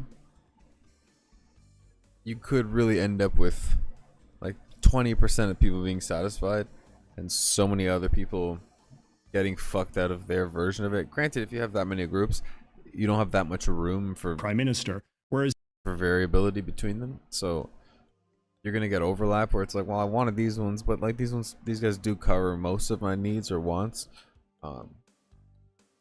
However, you could have like 70% of people got fucked out of it because that other 30% got their majority, and then in the basically effectively 2-party system, even if we have the perception of 3 or reality, whatever, Canadian versus American system of 3, I'll say, you're gonna hopefully get like 50% of the population to at least get their way. I don't know if the people will be happy with the results of it or actually feel like those 2 options can represent them well, which is, Jesus, tapped the button by accident there. Oh, my bad. Oh, thankfully I at least know that I was around here. I might have fucked it a little bit. Is just not at all present in Canadian politics, in part because the parties are so hierarchical and the party boss can actually kick people out of the party and discipline. I think it was a bit after that. Decided that this was like a net vote loser, so that there was nothing to be gained by having a vigorous debate within sort of like American or sort of Canadian like conservative culture regarding some of the reconciliation sort of initiatives that we've been embarking upon under Trudeau. But the Conservative Party has viewed that this is not an issue that's kind of like worth litigating in the political sphere, so it's not. Do you think that rigidity or that ideological conformity, or at least the voting conformity in the party, do you think that might be a byproduct of a multi-party system? That in the United States, maybe there's a lot of debate in the US where people are like, oh, 2-party system sucks. And it's like, well, there are a lot of problems with coalition governments. I'm curious, do you think that is a 2-parter? One is the specific one. In the United States, you kind of have to allow for some freedom because nobody's going to go to a third party because it's unviable completely here. Whereas it feels like in Canada, well, if you're going to break from the party too much, why not just go join the third party or something? Do you think that rigidity is a byproduct of the multi-party system? Do you think multi-party systems in general are better than 2-party systems? Like, do you have strong opinions on that? Or? I do have strong opinions on this. This is actually something I think about a lot because I spend a lot of time sort of thinking, compare and contrast the US system versus the Canadian system. It's something I'm very interested in. I think it matters less the number of parties than just how the parties are structured. Right? So American political parties are really like no other party anywhere else in the world. Like and that's why when people are like, oh, we've only got 2 parties, like it's just such a disingenuous argument because American political parties... Wait, for Americans or Canadians? It's for Americans. Yeah, okay, yeah. Because it's like an American political party is not like a party in Canada. Like in Canada, if I want to join the Conservative Party or the Liberal Party or whatever, I have to like pay a fee. I have to like renew my membership in the party every year. I get my party card. If the party leader doesn't like me, if I say something really out there, then I can get booted out of the party, and again, like, and my ability to like my identity as a member of the party is based on my loyalty to the party leader and my ability to sort of get in line and follow his agenda as he runs to be prime minister. Whereas in in America, like a party identity is just something that you self-identify as. Like you can wake up tomorrow and be like, I self-identify as a Republican, and then I self-identify as a Democrat, and then you register as this, and then just the mere act of self-identifying is what gives you a right to vote in party primaries, right? So you can. Do you have the same, like in the United States, I don't know how much you follow our the fights in Congress, but we have brutal in-party fighting, such that our majority party, they should never happen, like can't have like a Speaker of the House for some number of weeks. Does stuff like that, political party infighting, happen in Canada? No, or? Not at all. And if there's even the smallest like hint of division in a party, it's like this huge scandalous thing, right? Like it's big news for there to be any divisiveness within a party. Like, you know, the Liberal Party had some vote that they had in the parliament a few weeks ago about the Israel-Palestine thing, and you know, it was like a motion, you know, that did condemn both sides, but you know, there was one Liberal MP, a Jewish guy from Montreal, who's been pretty pro-Israel during his political career, and he spoke out against it. And he said, I don't support this motion. And this was considered like a huge national news. That like even a single member of Trudeau's party was not 100% aligned with the motion that the Liberal Party was in favor of. So like that is something that is very different. Like if and then the way that the press reports on this kind of thing is like, infighting in the Liberal Party, is Trudeau's hold on the position secure? You know, it's always sort of created in it's always spun in this overly melodramatic way, which is probably not healthy for democracy. I think it's important that we allow the idea that parties can have division within them, that people can debate, but they can still be loyal and firm in their party identification, right? Like the second you deviate from Trudeau or Poilievre or whoever, it should not be interpreted as a sign that your loyalties to the party or your ideological identity is somehow fragile. Whereas I think the American system is much more healthy, particularly in regards to party primaries, like allowing folks that self-identify as supporters of the party to just hash out who they want their candidates to be. And then those candidates reflect a diverse, you know, in theory, they reflect a diverse constellation of perspectives of what it means to be a Democrat or a Republican. You know, a California Democrat might be different than a Democrat from Mississippi, right? But they all get together in Congress and they have to sort of, like every vote in some ways in America is like a coalition vote. You have to, in theory, cobble together a working majority. Actually, Johnson is doing this right now because he's begrudgingly having to pass some of these resolutions with the support of Democrats just because he has this like crazy far-right faction that won't vote for anything, right? And this is the thing with like the Ukraine aid and all this kind of stuff. Like he has to, as I think all good speakers of the House have to do, they have to cobble together a workable majority, which often entails sort of winning over some people on the other side. Whereas in Canada, it's just not that way at all. It's just the party bosses. And so, you know, in Canada right now, Trudeau is in charge because he has the support of the NDP. But when we say that, he doesn't have the support of the NDP itself, he has the support of the NDP leader. Like it's an agreement between two men, and the understanding is that the parties are just kind of in line with whatever their boss tells them to do. So it's much less democratic. Like that's the big takeaway, is that Canadian politics is much more hierarchical. Yeah. I feel like it's very frustrating because people in the United States sometimes will blame a whole bunch of our problems on two-party system. And then, I think you can point out, it's like, well, there is a pretty big diversity of candidates that exist within a particular party. Like you've got people that are all the way, you know, people in the Freedom Caucus for conservatives, people like AOC and like kind of like these more moderate Dems can exist in the same party. And not to say that the two-party system is better or worse than anything else, but it's another thing where like Americans idealize something that Europe or Canada has in a way that, you know, people in the United States will say, I don't like that two senators in our Congress can completely and totally hold up, you know, every part of any kind of legislation we ever want to pass. It's insane that we've got to appeal, you know, to like a senator from West Virginia. That's unbelievable. And then I'll follow sometimes like in European politics where you're building coalition governments, and there'll be a government where these people have like 4 seats in their parliament, but because you need that party to form the coalition, they're now dictating a ton of your party's platforms. Like theoretically, the same problems can crop up in a lot of different ways. And I think that, do you want to say something about that? Well, I think as well, like, you know, in a lot of these parliamentary governments, like the prime minister, you know, the head of the executive branch is often like the head of a party that won like 4% of the vote. And, you know, that job is not something that the voters even have direct control over. It's like something that like, you know, these party bosses negotiate you know, a lot of the recent Italian prime ministers have just been like randos who have just been brought in to politics completely from the outside because like the political sort of elites are having a conversation like who would we support as prime minister, and you know, and I feel like, you know, that's not a healthy way to run a democracy. I think it's very important that voters have some degree of direct control over the person that's making the most sort of senior executive decisions in the government. But, you know, I get sort of like nostalgic. There was a time when sort of like Americans, like after World War II, like sort of mid-century American liberalism, I think has a lot going for it. And one of the things was like there was a kind of like pride, like that people would defend American institutions when foreigners would make arguments, like haughty, arrogant arguments. Oh, you silly, unsophisticated Americans, our system is so much better. And in sort of like mid-century American liberals would be like, no, our system is better. Our constitution is the best in the world, right? And I mean, obviously that could get chauvinistic and simple-minded, but these days, any foreigner, I feel, can just make any, like, can shit on America in any way. And there's just so many people like, oh, so true. We suck so much. You people are so bright and so enlightened, and like everything that foreigners have done is a million times better than our shitty system. Yeah, that's so cringe. I do agree.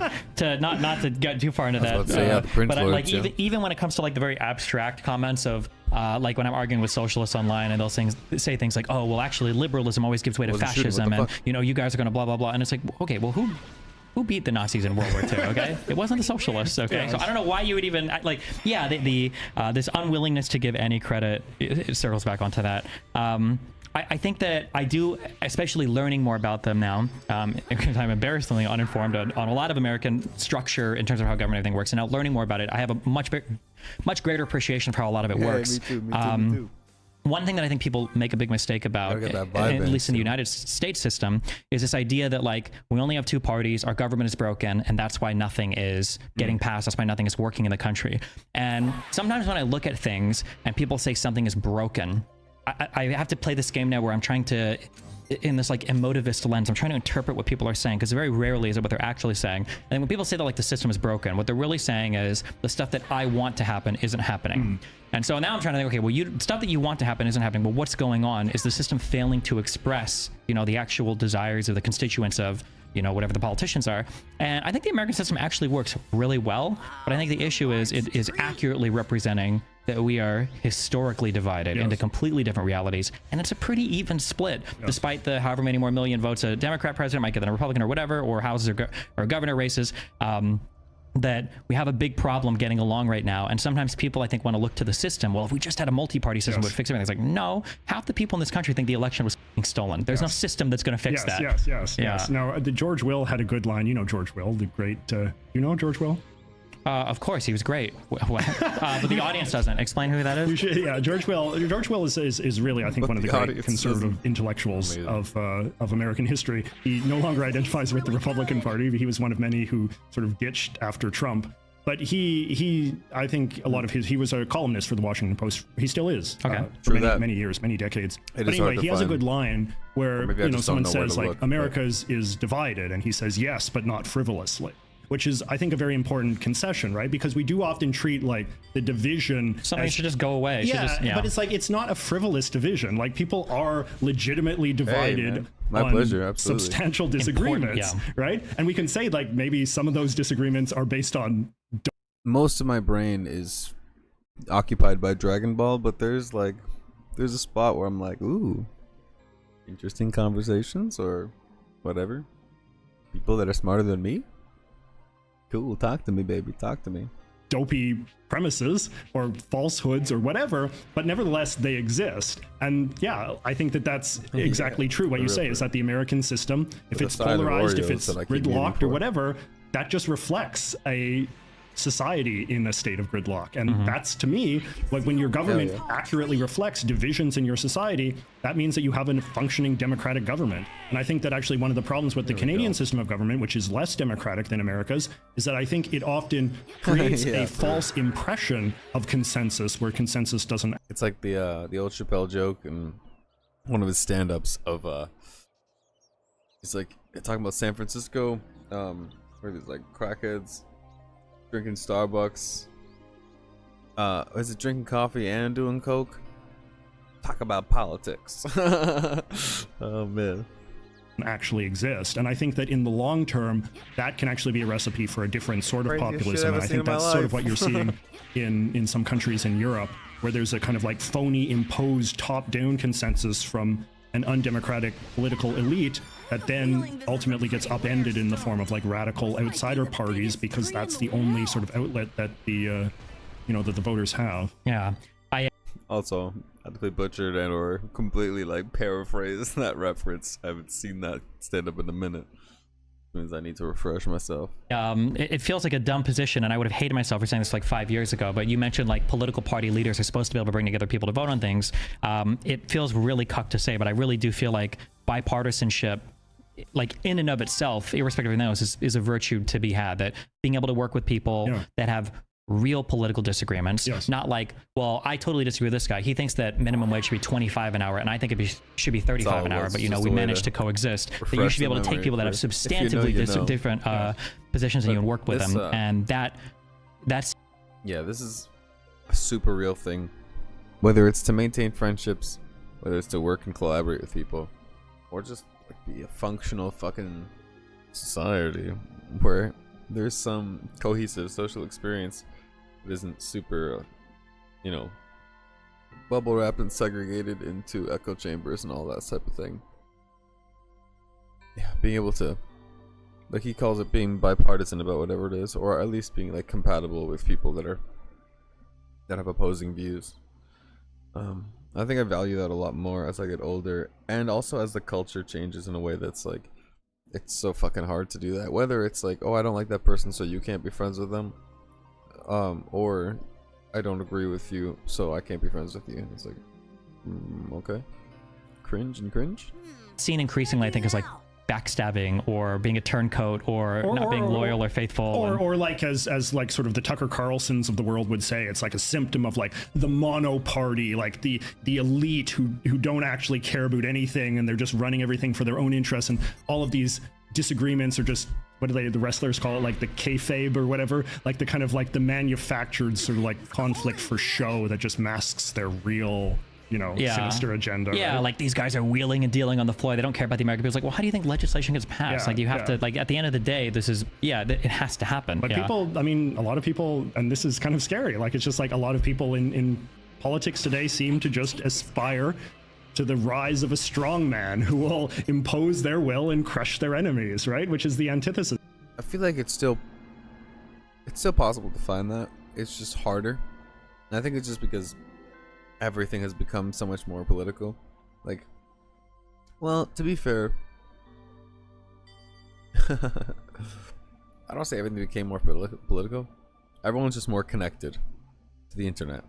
Because really what happened is, I was in high school, or like not 18 yet in general, so everything before that point, of course it's apolitical, or like not related to what the adults are talking about out there, because we're caught in our little bullshit.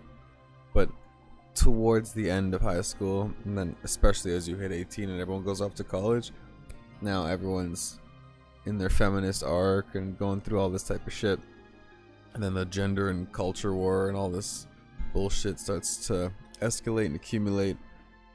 But it really did get amplified through the like Trump, Jordan Peterson 2016 and social media just explosion that's been going on the last decade plus. So it's amplified, although and I think people have become, I think there was a cultural shift, not just in the information and or awareness, but people either used to keep it to themselves, like they just wouldn't ask or wouldn't tell like who they were voting for, sort of thing, or they just maybe wouldn't make as big a deal of it, because it was, especially for me in like the 90s and 2000s in Canada, it was kind of like everyone's doing their thing. As long as you're not a piece of shit, or I don't like get weird vibes from you, like you're gonna like rob me or something, or like be a untrustworthy person overall, then you can give a fuck. But anyways, any fucking ways. Democracy. Oh, hold up. So my close friends in high school were deeply religious conservatives. I was seeing someone on the left. Hold on. Not sure they're even going to talk to you now. Yeah, it's hard to say. Although I think different groups are more open to it. Like in my experience, it's specifically the people that are on the far left that are very like antisocial, and every group might kind of build their own echo chamber, but those people are like, they see everyone else as scum and as basically irredeemable if you just don't agree with them, and then it's like if you don't agree with them, there's like, you're a bad person basically, there's something wrong with you, and so they don't give a fuck. And there's probably a lot of overlap there, or even they might think or feel that way on the right or in the center or whatever, but whatever, centrists are kind of like too neutral for it to matter. But on the right, they might disagree with you, they might even think you're, you know, stupid or gross or whatever it might be, but they seem at least more it's honestly probably just like a better marketing strategy, or they're like, we won't completely exile you because at that point we can't even advertise to you, right? We can't try to get you on board with our idea. People on their left are like, we're gonna punish you by making you feel isolated and alone, so you'll come back and be like, oh yeah, I totally think what you guys want me to think and say. But yeah, anyways, it's just like, I call it political religions basically, right? It's all dogmatic and fucking bullshit. The radical lefties you share space with now definitely don't accept or won't accept you. True. People that lean to the right be more accepting in totality. Yeah, you feel me, man. We've been down the same streets, my friend. Right? Democracy is about wheeling and dealing and accepting that diversity of all sorts will be reflected through the political system. Yeah, it's hard to get people to there are certain virtues that people have that they say they have, but when you actually look into it, they don't at all. So like a really good one, for instance, is like forgiveness. You know, like people will say things like, I'm a forgiving person, and you might have like, oh well, here's a wife who killed her husband because he was abusing her, and it's like, wow, I would forgive her for that. And it's like, are you really forgiving her, or do you just think that she didn't actually do anything wrong, right? If you're like, oh well, this guy stole, but like his family was starving, like I would forgive him for that. And it's like, okay, like do you, but then it's like, this guy's like a pedophile or rapist, he should be raped and tortured for 5,000 years in prison. And it's like, okay, well that's interesting. So as soon as a thing comes upon a person that you really don't like, now that principle and that value is completely thrown out the window. And yeah, sometimes it feels like there are people that have very strong positions. I think freedom of speech is a big one of these, where it felt like growing up in the 90s, early 2000s, that conservatives had a little bit more control of like the cultural levers, a bit more than they do now, at least in terms of how the far left went. And man, gay stuff or like violence in video games and stuff, like I feel like conservatives railed against us all the time. But now that the left has way more control over the cultural output in the United States, every conservative is suddenly the most free speech proponent and advocate in the world. Yeah, the tables have turned. And I feel like just because right now it's because you can benefit on. And it's just cringe that lefties are such pricks about video games in a way that basically it was the moms in the 90s who used to be that way. In a different sense, but like same energy. Karen energy, you know? On it. But then when Trump says things like, I think I want to suspend the Constitution to look for voter fraud, or I think we should be able to sue the media companies because they're the enemy of the people, well, that's also okay. And it's like, what? No, it's exactly true. And that's a sign that we just don't live in a political culture that actually values principle anymore. It is just about the pursuit of power. What you were involved in actual Canadian stuff, actual real life politics stuff. We watched you fighting over. I think in Canada we're going to pass some bill that would have made it so what political YouTube channels be regulated. It's like pass it, Bill C-11. Oh right, it wasn't net neutrality. It was like having to have a certain amount of your product be made within Canada. And Okay, well, what's that about? You're asking? Well, there's two questions.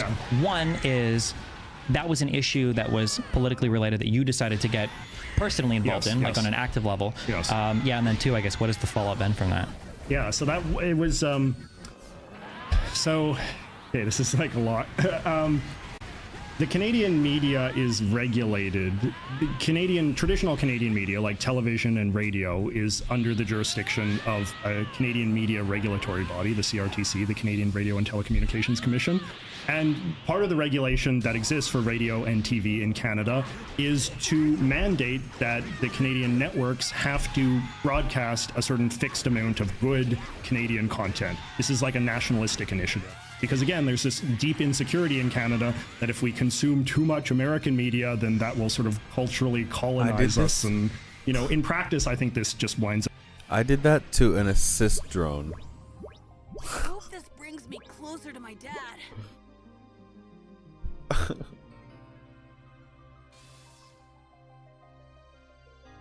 So I guess instead of trying to get a combo off, which never fucking works because they always go into like red shielded mode, I should save that charged up bar for when they're almost done and just fucking blast the motherfucker so I can get a super finish on a boss instead of a drone. Ends up being a kind of like backdoor subsidy for a lot of mediocre Canadian media content that can't contribute or compete in a free market. But anyway, like historically the internet was outside of this. The internet was not regulated by that same media body, and in fact there had been a bipartisan consensus in Canada that it was good that we had The news is divided. That the internet, you know, could just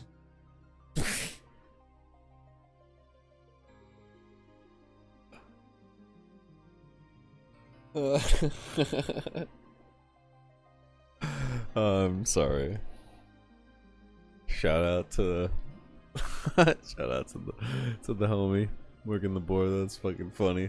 I was like, what the fuck is starting to play? It's the ad reel. As it is in America, and just, you know, the kind of content you see is what you choose to see, and algorithms and all the rest of it just do what they're going to do. And it's all based on, in theory, it's based on what a user wants to see is what he winds up seeing. But then Trudeau's government, I suppose, got it in their head at some point that this was in fact bad, and that... What the fuck? That every statement now, every word has just become a way. Okay, hold up. And it's a pretty even split, despite the however many more million votes a Democrat president might get than a Republican or whatever, or houses or governor races. That we have a big problem getting along right now, and sometimes people I think want to look to the system. Well, if we just had a multi-party system, it would fix everything. It's like, no, half the people in this country think the election was stolen. There's no system that's going to fix that. Yes. Now, the George Will had a good line. You know George Will, the great. You know George Will? Of course, he was great. But the audience doesn't. Explain who that is. You should, yeah, George Will. George Will is. Fuck, there was a line I was gonna type it in. It was like the last thing he said. We're talking about the.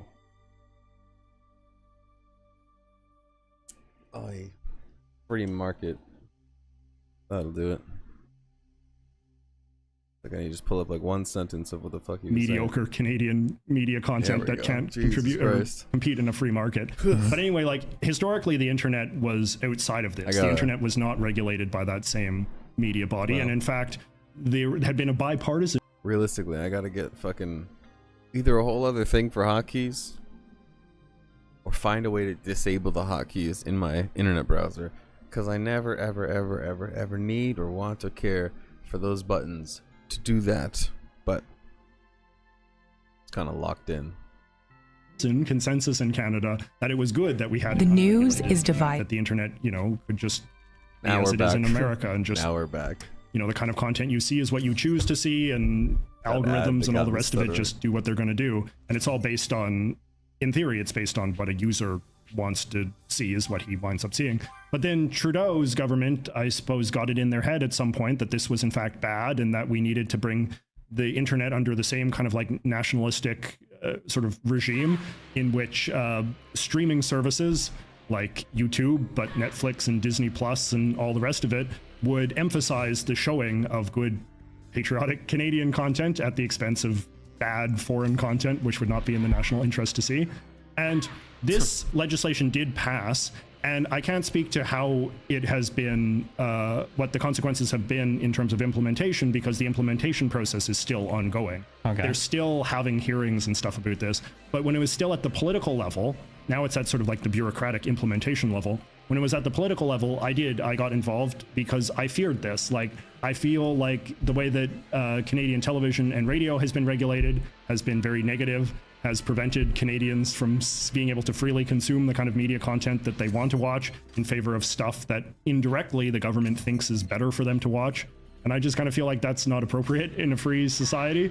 And I also think, you know, I have a vested interest in this as well, as somebody that makes content on YouTube, and as someone who has a lot of friends that make their livelihood making content on YouTube. I don't want YouTube to have to dance to some sort of government tune in a way that could punish my own content and my own ability to get my content seen by the sort of people I want it to be seen by, because some government regulatory body has decided that my content is not in the national interest or does not meet the standards of what is good Canadian content that more Canadian viewers need to see.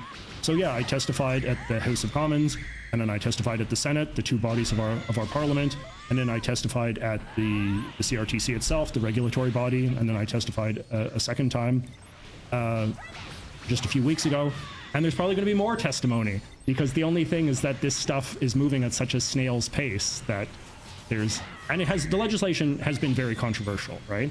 I like to think that maybe I played some small role in that I helped sort of raise awareness of this legislation and what it was aspiring to do, and why that was something that Canadians who value a free internet should be worried about.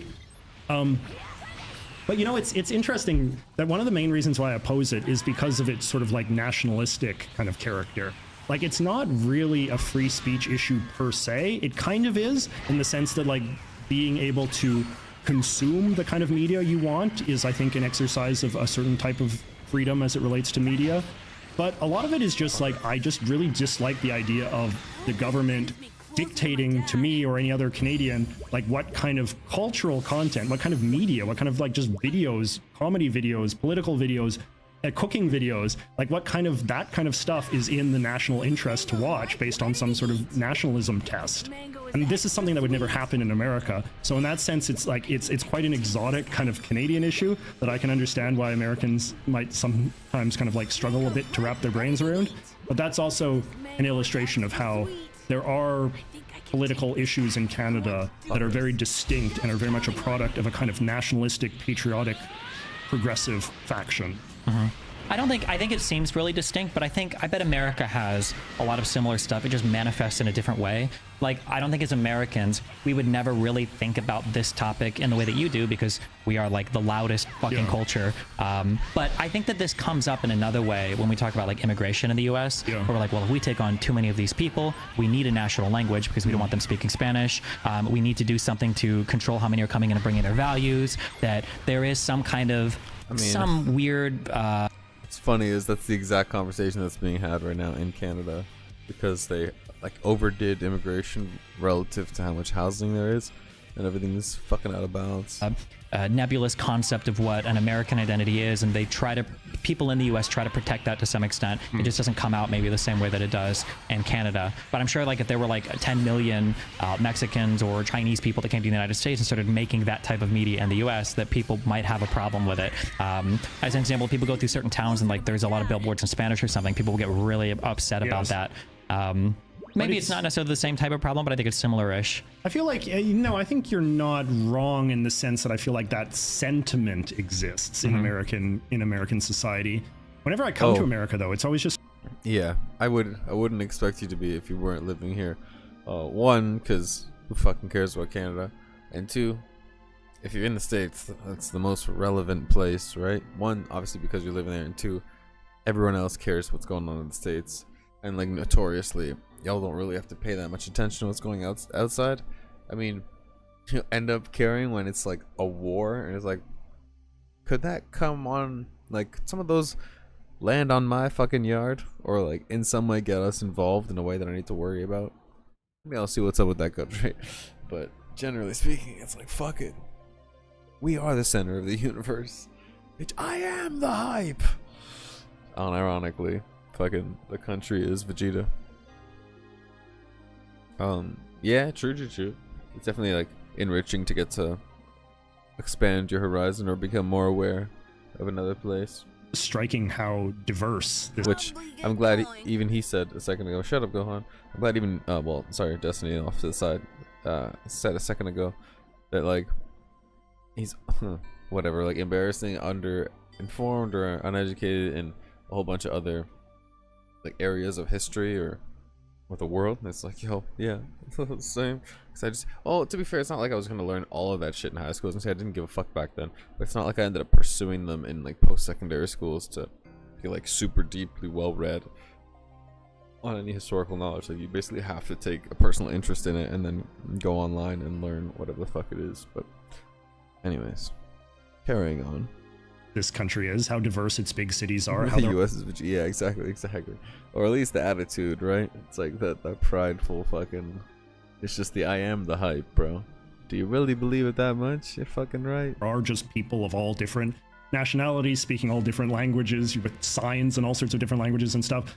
And it's just that has never really sort of manifest at the political level per se, but I think that's also because the Constitution of America just prevents a lot of that kind of stuff. Like, there are just so many barriers to the kind of regulation that would be used to kind of clamp down on that kind of stuff that could never be done in this country, right? Whereas it can be done in Canada because you can make unconstitutional laws, like, you know, the government of Quebec.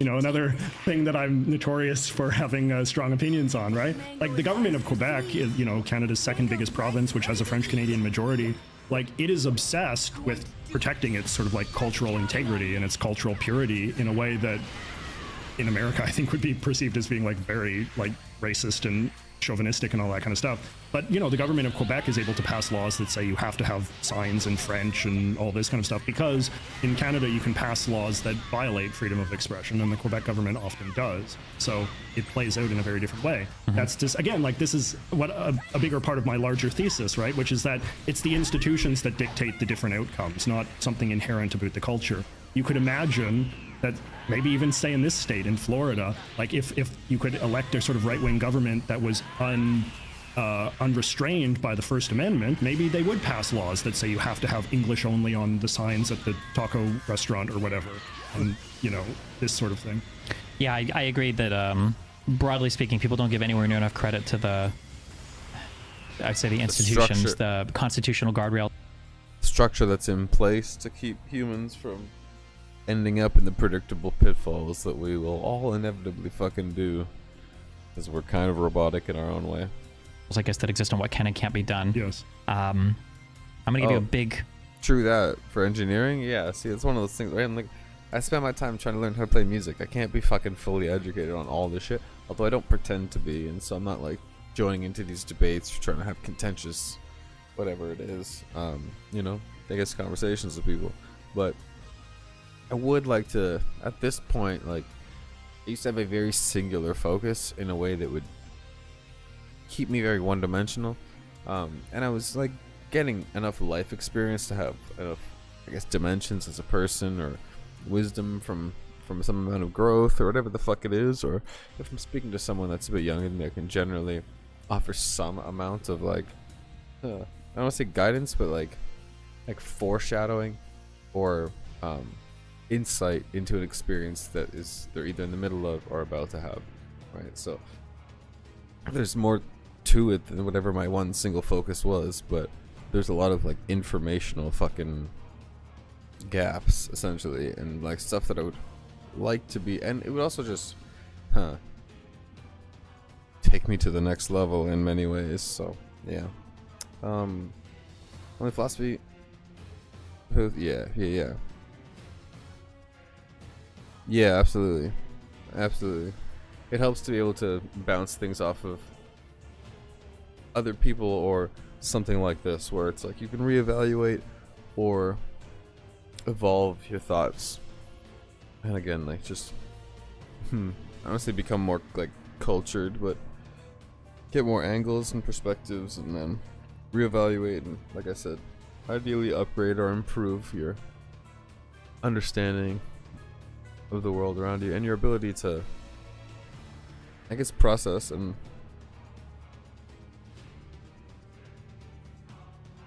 navigate reality. Chunk of stuff, okay? I'm just gonna wrap a lot of stuff that we've. All of life is learning, man. Always be upgrading, absolutely. Also, based on the color that's coming through my window, I'm like, there might be a cool sunrise right now, but talked about together, and it's gonna incorporate other stuff. Okay, ready? Okay. You're very very intense, Stephen, and you talk very fast. So I'm not talking that fast. I have to work hard to keep You're up with good. you. You kept up with everything. Okay. Bro is hold up. Let me just like when you see the ready? Okay. You're very very intense, Stephen, and you talk very fast. So I'm not talking that fast. It's like I gotta be in the fucking zone. He's sitting there in real life thinking like this guy is on 1.5x and I can't turn it down to 1.x or 1.0 fucking day. I have to work hard to keep You're up with good. you. You kept up with everything. Okay. You're an hour off. Oh, off of that here. Right. Yeah. Being that you're in a different time zone. I feel like humans, as they exist, as they have existed historically. Sorry. Different time zone than me, so hour gap from the sunrise. Whatever. You understand the mix of those words that was like a half a sentence. Historically. So for hundreds of thousands of years, I think, Homo sapiens, we evolved like certain drives that in the modern world don't really work that well. For instance, coming across stuff that was of high content of simple sugars was pretty rare in the past. So if we saw it, it was very yummy. You eat it instantly. Yeah. And in the past, that's really good. But if you throw a kid in a gas station now with an unlimited budget, he's going to be, BMI of 50 by the time he's 9 years old. So this drive gets hijacked because we don't have these guardrails built into our brains, evolution. Especially with the power of Vyvanse fueling it. Narrowly to protect from things that, from these types of like poisons, I guess, if you could say, in modern society. One thing that you're talking about a lot right now relating to like this bill passing in Canada, to control the types of content and your desire to have this democratization of content and people should be able to choose what they want. One thing that I wonder is, this is going to make me sound very authoritarian, is are people able to make good choices left to their own devices? And I think we would both agree to some extent the answer is no. But what do the guardrails look like? To be clear, I think most people can't because probably like myself, and I was just saying a moment ago, there's just massive gaps in my knowledge or understanding of many areas of life. But I do think that they could readjust the like 1 through 12 education system to far better prepare people to be like capable critical thinking, and like to understand. I mean, I guess you do, but it's more of like a thing you figure out on your own. The system is very much telling you to like go to that next class, and then you realize, and when you're in college, they're like, oh, I'm only gonna get as much out of this as I put in, and like really I'm only gonna, like, in life in general that's the case, but it's also that my learning is not confined to this space, whereas with school leading up to that point it's confined to that space, and then you resent your homework because it's like in the way of your relaxing and chilling, doing your own shit after school. Like, I just did 8 hours of that shit and then I gotta go home and do whatever the fuck math homework. Fuck this. So yeah, the education system is just not well, sorry, I'm sure it's different and in some ways better, in some ways worse, but overall improved now versus I graduated like 15 fucking years ago. So there's people entering high school now that were born when I finished high school, if I'm not fucked on my math there. So I should hope that those people are gonna have a whole other system where they at least learn like some fundamentals, like taxes. I know they fucking have, I think that they've amended the curriculum to have that included, but certain shit like that. And like I was saying the other night, while watching this, actually, I'm sure the civics class and careers being half semesters where they take one and slice it in two and it becomes those two courses is just not enough time. Like, it's a boring topic, but so is fucking everything else. So, and it's such a way more important thing that fucking everyone should know, instead of, I don't know, running over the pioneers in the Canadian history again. Like, fucking Christ. look like to keep people from making bad choices. And something I'm going to draw in here is you did a video on Wikipedia. And obviously I use Wikipedia a ton on my stream, so people think we're going to have this like huge fight or disagreement over it. But I've listened to that, and I basically 100% agree. And I think that it's incredibly problematic that today, when we were growing up, yeah, there were like a ton of websites. Now, I would take issue with your video and say most of those websites were fucking horrible. Okay. But there was a wide variety of stuff on the internet. You could look at so many different websites, so many different places of information. Whereas today, you've got Google, which is basically, Google is like your connector to Wikipedia, Reddit, and then like 3 social media platforms. That's all Google is used for. Yeah.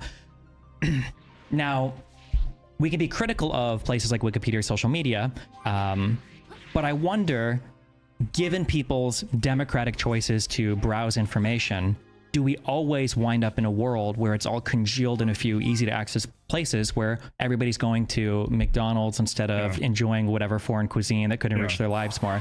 How do you dictate, like, this is illegal, you're not allowed to do this anymore, versus people can make their own choices and maybe everybody just makes the worst choices ever?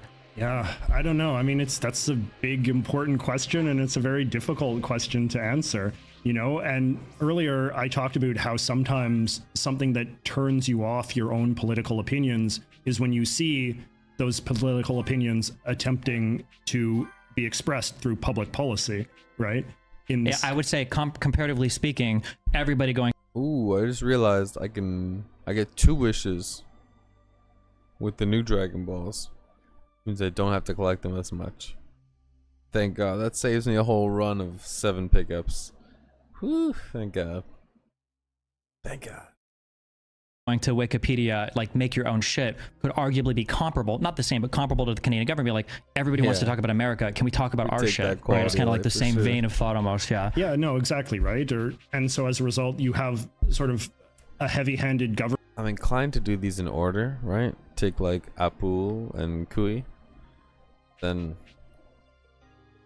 Cell Juniors. Oh, especially because Gohan has to fight him. Government trying to steer people towards what they believe to be better, and that seems to be like the only solution. I imagine Kui and Apu are both Vegeta fights. I don't even know if I'll be able to like attack or like pursue him, do the quest at this point in time, but whatever.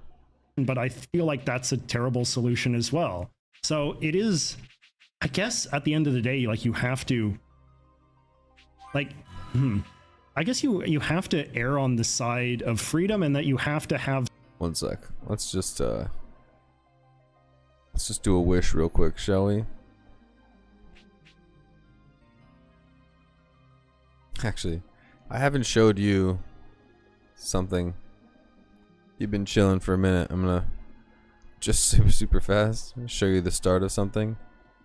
Which, here, I'll do it this way so I don't fuck it up like I did earlier. But like this, like that, like this. Pause this. Dragon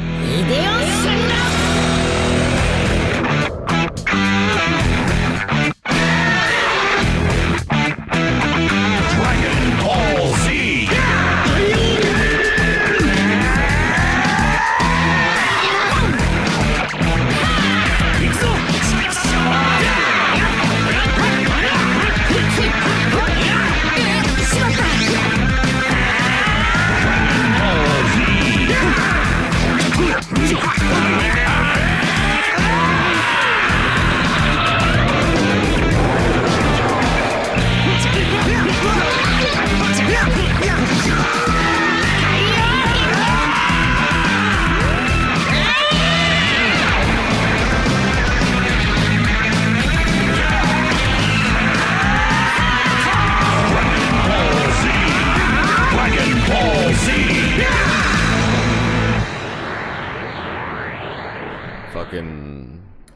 Fucking the jam.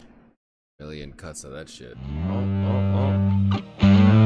Not the time for it. It's not the time for it. Of some degree of faith later. That even when people overindulge. Oh wait, we'll do the wish first. The point of that was that I was like, oh, summoning Shenron. You know where I kind of do that at the start of this fucking cover, man. Holy shit! All right, One more time in game though, with some fucking volume. I need to activate this little thing where I can like record just this little, just my Dragon Ball, not the whole thing, not my whole screen, just the game screen while I'm live. Although hopefully it won't like jitter, you know? Anyways, bong. Let's go.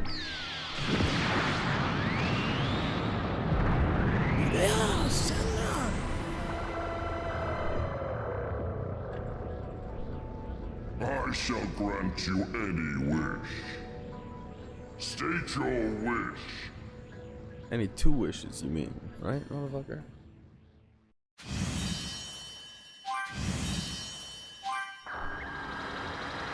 Sweet, sweet, sweet, sweet, sweet, sweet. Pew. Indulge or consume things that are bad for them. Some sort of corrective mechanism. Maybe we'll just talk to Piccolo real quick, huh? Piccolo? There's something I wanted to talk to you about. Do I wanna... Sure, yeah. But why are you still a Super Saiyan? Huh? I don't really know how to explain why, but... You still feel responsible for your dad's death, huh? Yeah, that's part of it. That's why I'm still a Super Saiyan. I want my body to get used to this form a bit. I see. So it looks like I didn't need to worry after all. Huh? Since Frieza showed up, even after we believed he was dead, I always thought I had to be on my guard. But if Cell or some new androids show up, you're the only one that has what it takes to beat them. So I planned on giving you a push in the right direction when you needed it. But I guess you really didn't need me to do that. Oh, so that's what you mean. Except that you did. It makes me happy to hear you have so much faith in me. So, you got a more concrete training regimen planned? Just being a Super Saiyan isn't going to cut it, you know. Yeah, it's just... I still don't know what else I can do. I guess that's understandable. You pretty much did all you could do in the hyperbolic time chamber. Do you have any ideas? With regards to your strength, you're probably as strong as you can get right now. What you lack is mental fortitude. Mental fortitude? Your dad, he knows how to remain focused in battle. You might be right about that. So... Why don't you try training with Vegeta? He's the strictest guy around when it comes to emotion. He's just the Andrew Tate of Dragon Ball. Your fucking depression isn't real! Now do 10 push-ups. Son of a bitch. No one's gonna fucking love you. Not just with others, but with himself too. He might be able to provide some insight into the mental aspects of combat. Put this boy to work in 9 to 5 customer service. That'll teach him mental fortitude, bro. Understood. I'll go ask Vegeta. Why, Vegeta?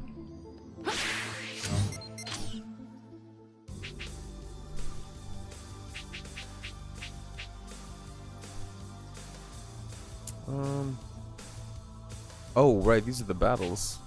Cool. Fucking cool, Mechanism man. emerges from that same democratic culture, right? So it's true. It's like, you know, Americans eat a lot of very unhealthy, bad food, but there is also sort of like a robust, you know, diet and exercise economy in America that exists to provide people with alternatives to that. You know, people can, maybe not enough people are taking that alternative, but it definitely exists and it is definitely supported by a large number of people as well. And I mean, I guess this is sort of like the argument in favor of like capitalism as opposed to government control. Like, you believe that in a free market economy, it will be perceptive to people's needs and wants and desires, and that when people are consuming things that are bad for them, people have the ability to, at some point, wake up and notice that and desire an alternative, and that a free market... I'm sorry, I had a dyslexic moment for a second. I was like, why do you just say gay, gay, gay? That seems strange. But I was like, yeah. Of course. How could I mess that up? Market economy. It's just like, hey, yo, you guys okay? What's happening? Has the capacity to sort of fulfill those desires. But again, like, you know, the harder thing is that always just going to be like a small minority of people who realize their problematic consumption habits and crave an alternative, or will the majority always sort of just want whatever is quick and easy and most dopaminergic and most satisfying? And yeah, like with my Wikipedia argument, And how? that was kind of like the case that I made. Like, I'm very aware that like I've lost that argument, right? Like, Wikipedia is not going away. It is still the dominant presence on the internet because, all things considered, most people would just like something that's quick and easy and seems to, you know, satisfy their desires in the moment, and don't really want to do the extra work that it entails to come up with an alternative. This is a Vegeta fight?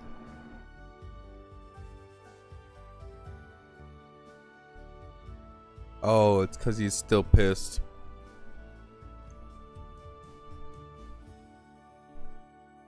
I guess fine, he was there.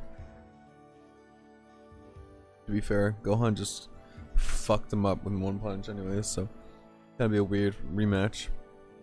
Alright. But I guess the best defense you can say is that maybe the people that are trying to provide the alternative need to try harder. One of the things that I was going to say that it took me a long time to learn this, it's very frustrating, is I think that people assume that if a thing is good, that's enough. Yeah. That if this particular thing is good, then it will prevail over everything else. Yeah. And for a long time politically, I feel like on the left, that was a feeling of our political beliefs. Better find Vegeta so I can ask for his help.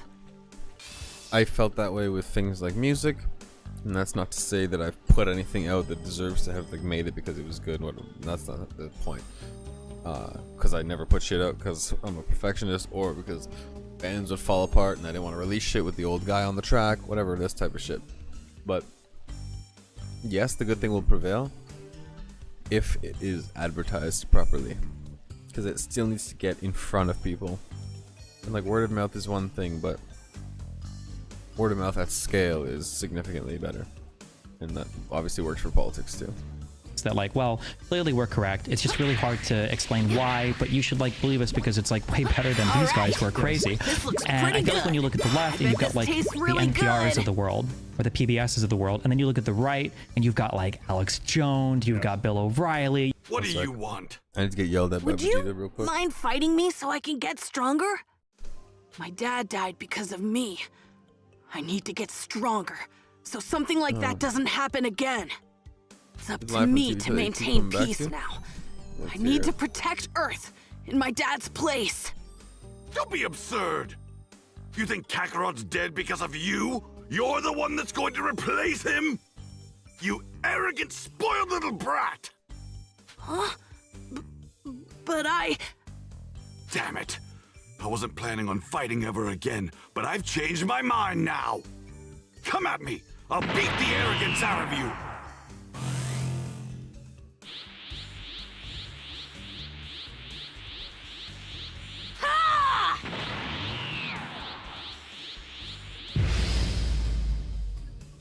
This motherfucker. I'm going to see if you have what it takes to fill in for Kakarot. Okay.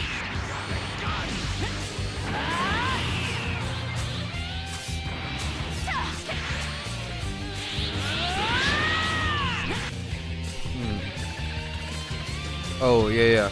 Sorry, the chemistry and the timing. Let's say there's the whole saying of like, luck is preparation meeting opportunity. But I do think that there's something to say about, if you're saying chemistry and timing, which equates to like the vibes of the customer base and coming at the right time. It's like you might even have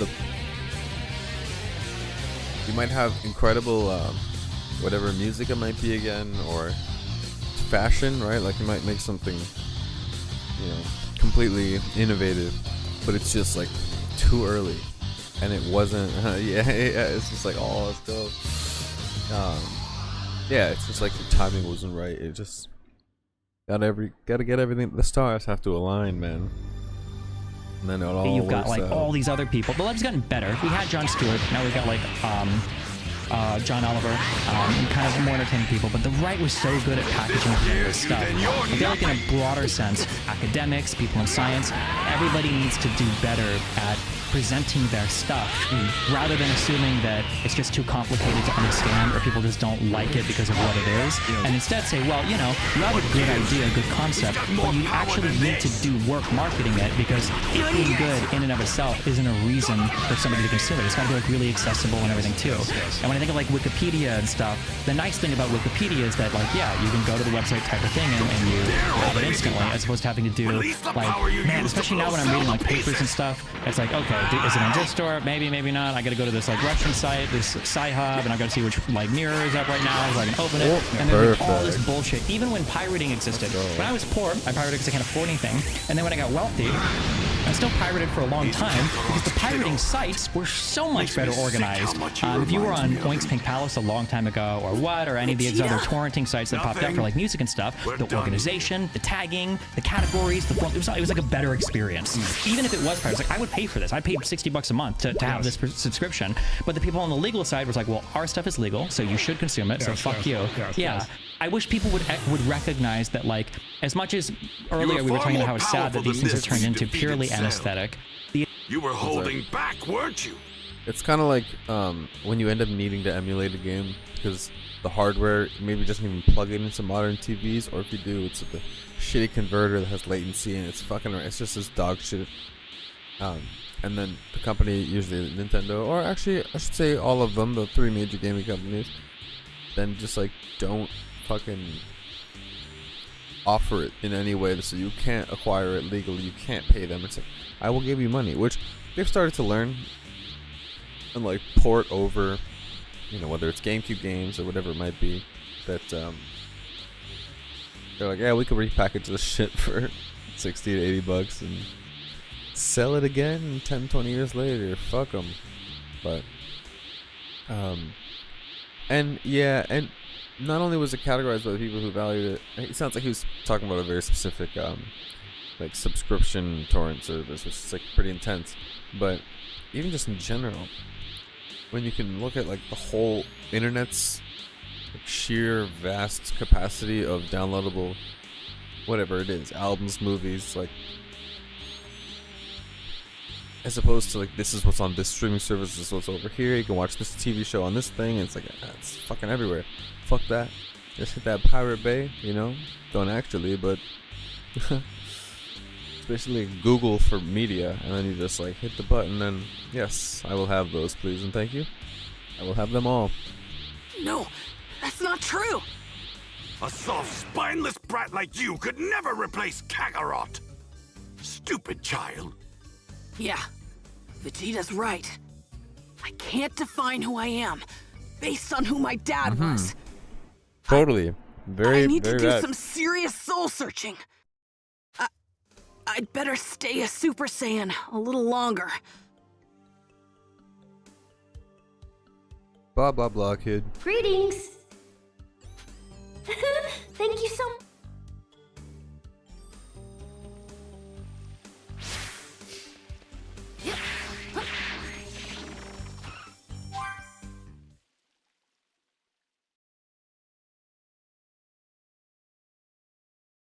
Okay.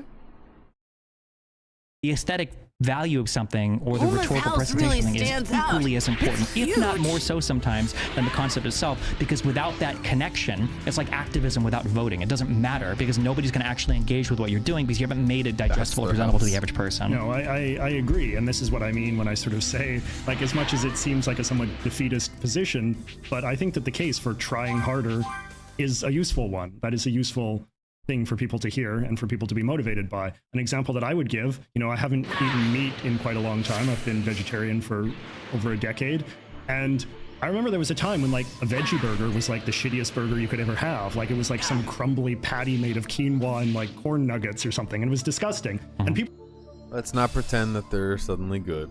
I know people like to say they are. They're lying. Like, no, it's Impossible Meat. Or fucking Beyond Meat.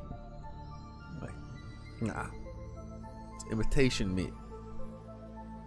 Vegan chicken? Or vegetarian chicken? You mean clump of soy posing as chicken?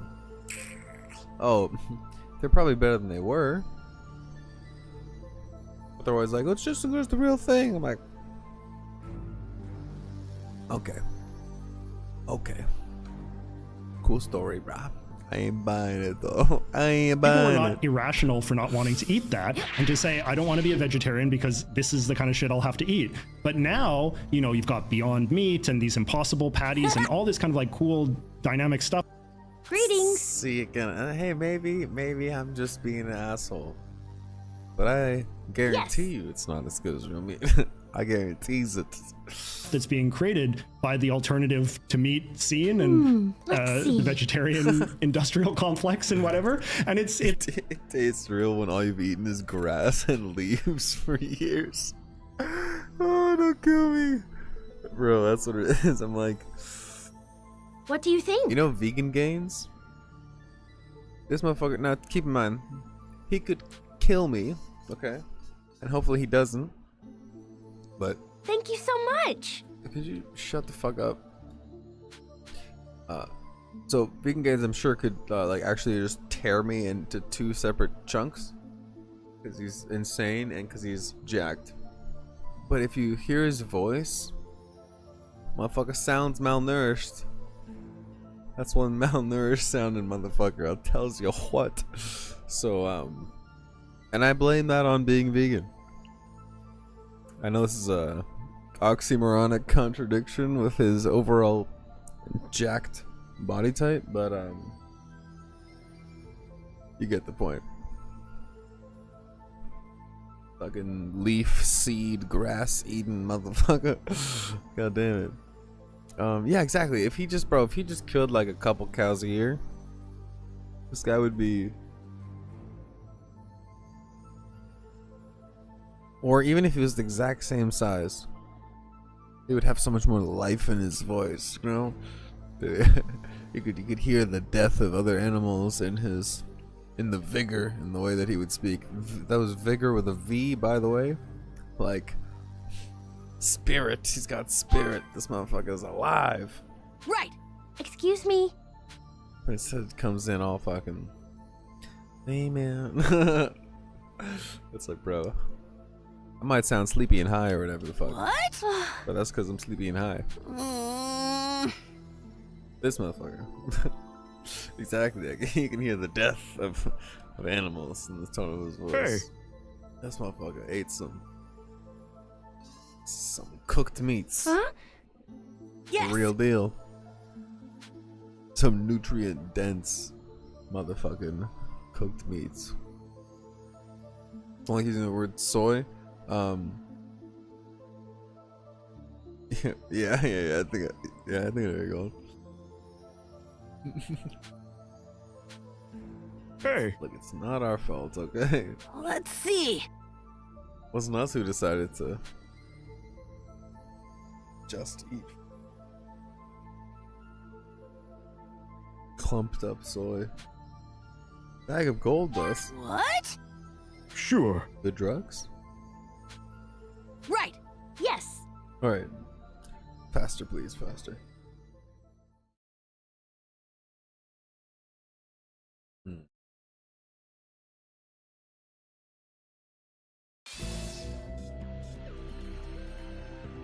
Oh, I'm trying to think. Hi. Timing wise. Very. Oh, rainbow crystals, come on. Right. I'm thinking this might need to be. Actually, wait. Let me see.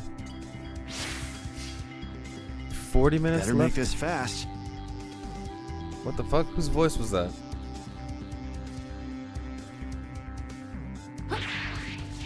Who the fuck just said that? That sounded like adult Gohan. I had to like run that through my head for a second. So.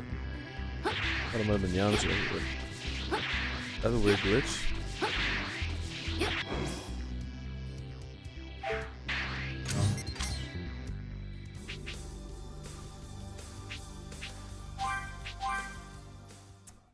Alright, let me keep this going. I was like contemplating. Hold up, what the fuck? Whether I should keep this running or actually call it at this point, but we'll maybe finish up whatever this bullshit is and see if we can do the last 40 minutes of this. It's good. Like, it's so much more delicious to eat. It tastes much more like. That's the thing. I'd like to. I would like to, but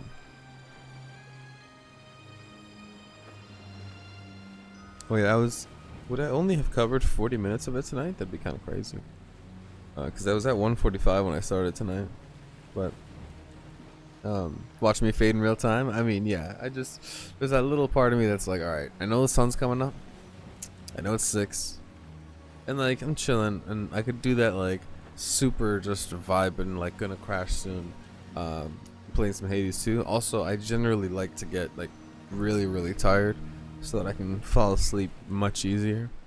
Just because I have pretty bad tinnitus where my ears ring, so it helps to be really tired so I don't really think about it. I just pass the fuck out. But anyways, there's a part of me that was like, I could cut this, leave this on, and then play Hades 2, but we shall see. Like the meat, it doesn't make you feel like we'll go with the flow, you know? Yeah, you know what's up. Yeah, I'm nocturnal as fuck too. Oh, and that was the thing, was that I'm thinking I believe either today, I should probably go today, but I might see what's up. I think Monday's a holiday or some shit, but so either today or tomorrow I'm gonna go visit my parents. Ideally I would go around lunch, in which case I wouldn't sleep so late as I have the last couple days. But anyways, we'll figure it out as we go, you know? Like you're missing as much, and it's all marketing. Like it's all just based on it's like being receptive to why people do not like the alternative. And again, like not just posturing righteously that you should like this because it's better for you. I think that actually, and I could even bring this to the Canadian thing, right? So it's like lots of Canadian media has been very successful. There are lots of Canadian television shows, Canadian musicians, and all sorts of stuff that's been enormously popular, not just in Canada, but around the world. And there is also a lot of Canadian content that has not been popular, and this is the stuff that now wants the laws to be bent in a way that will give them the success that these artists assume that they deserve. When really, you just kind of have to think, well, like maybe your product just wasn't that great. Maybe the fact that it's not appealing to Canadians is not some sort of reflection of the degree that we've been colonized by the evil imperialist Americans.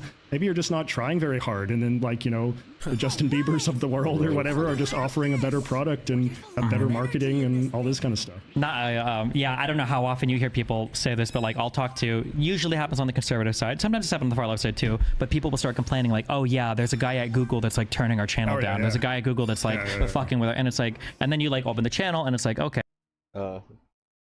Pretty sure when Justical opened,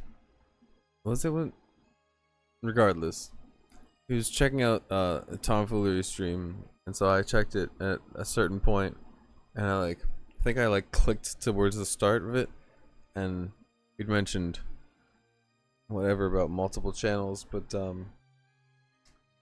saying that like basically saying he was getting shadow banned, right? Saying that his channel wasn't getting promoted, and it's like, I mean, is it shadow banned, or is it just not picking up steam?